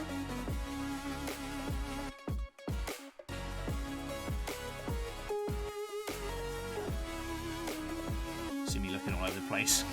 It's fine, it's fine. Right. But yeah, I can't say enough how much this lovely Mother Hubbard brought the thunder. So for those of you who don't know, like, right now we are supported, myself, Fiona, the guinea pigs, River, entirely supported by what you lot throw through here. So when I say thank you, I do mean it. First up to Lizzie, fucking legend. But also Port Centre, Asari Greenfire, Varbles and Nominal Fighter, like, those are massive cash donations, and it goes on food, it goes on rent, keeping us alive, so thank you. Cheers, obviously, Firestrager with a fecking red bit winning the day. But to Ehrman, Professor Farnsworth, Jaralan, Katros, Tarlicus, Punspector, Bacon Avenger, Sorry Greenfire, Shackle Draconis, Graphite Sparrow, Reflective Gamer, Favor 6, J-Post, Wolfrad, Willing Outcast, Vanderbeast, all of you, thank you. Even if it was just a couple bits or some house order or bombastic block rocking amounts, it all comes together, and I owe all of you so many thank yous. Now to Caffeine, Rhymes and Moose and Tarlicus, thank you for being the best mods, but also Lizzie T-Pow. It always cuts out Lizzie. It's just like patriarchy mod bullshit. Sorry. To Pause Paradox, to Rom, Lord Anubis, Lathri Arcanus, and all the new followers we got today, thank you kindly, and I do hope we get to see you again. Now to Jaralan, Willing Outcast, Unitax, Aqua Biscuits, Whimsy Shrimp, Lord Lost and Found, the real Viking Overlord, and Sean Peoples. Whether or not you were hunted by House Carl or celebrating, was it 29 months like the max? All of you, thank you so much. Alright. So let's see what is happening. Graphite, why are you like this? Why are you like this?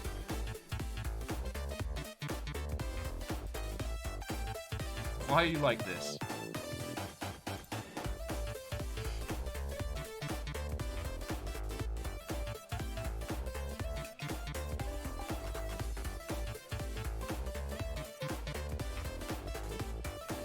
Alright.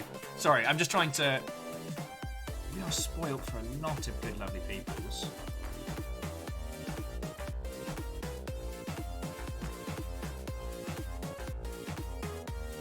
This is pretty cool. Stuff Creates is drawing some badass part tiefling demon hunting lass. And you know what? I'm fecking down to just watch some cool people draw some cool stuff.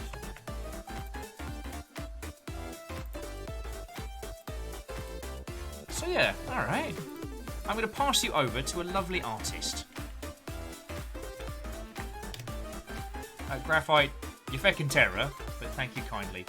Today's been a lovely day, so Graphite, I should be thanking you. It's lovely to build a weird little model kit and have cool conversations and pretend to be cool kids. Oh, hang on, let me move that out of the way. Okay, so, very quickly, we don't have a game currently for tomorrow, but if you keep an eye on the Discord, I will post the schedule for the rest of this week. Sorry I didn't do it yesterday, I was a mess. Yeah. Controls on Thursday, Blackout Club Friday, Saturday, question mark. Oh, just, yeah. Thank you all for a cracking day, alright? And yeah, it's always a nice excuse to build some Gandems, or build some things that build some Gandems. I think we handled the meta of today's narrative very well. Right, let me pass you all on over. Have a wonderful rest of your evening. I'll talk to you on Discord, and I will see you all tomorrow. Or I can just hear him boogie. That's valid too.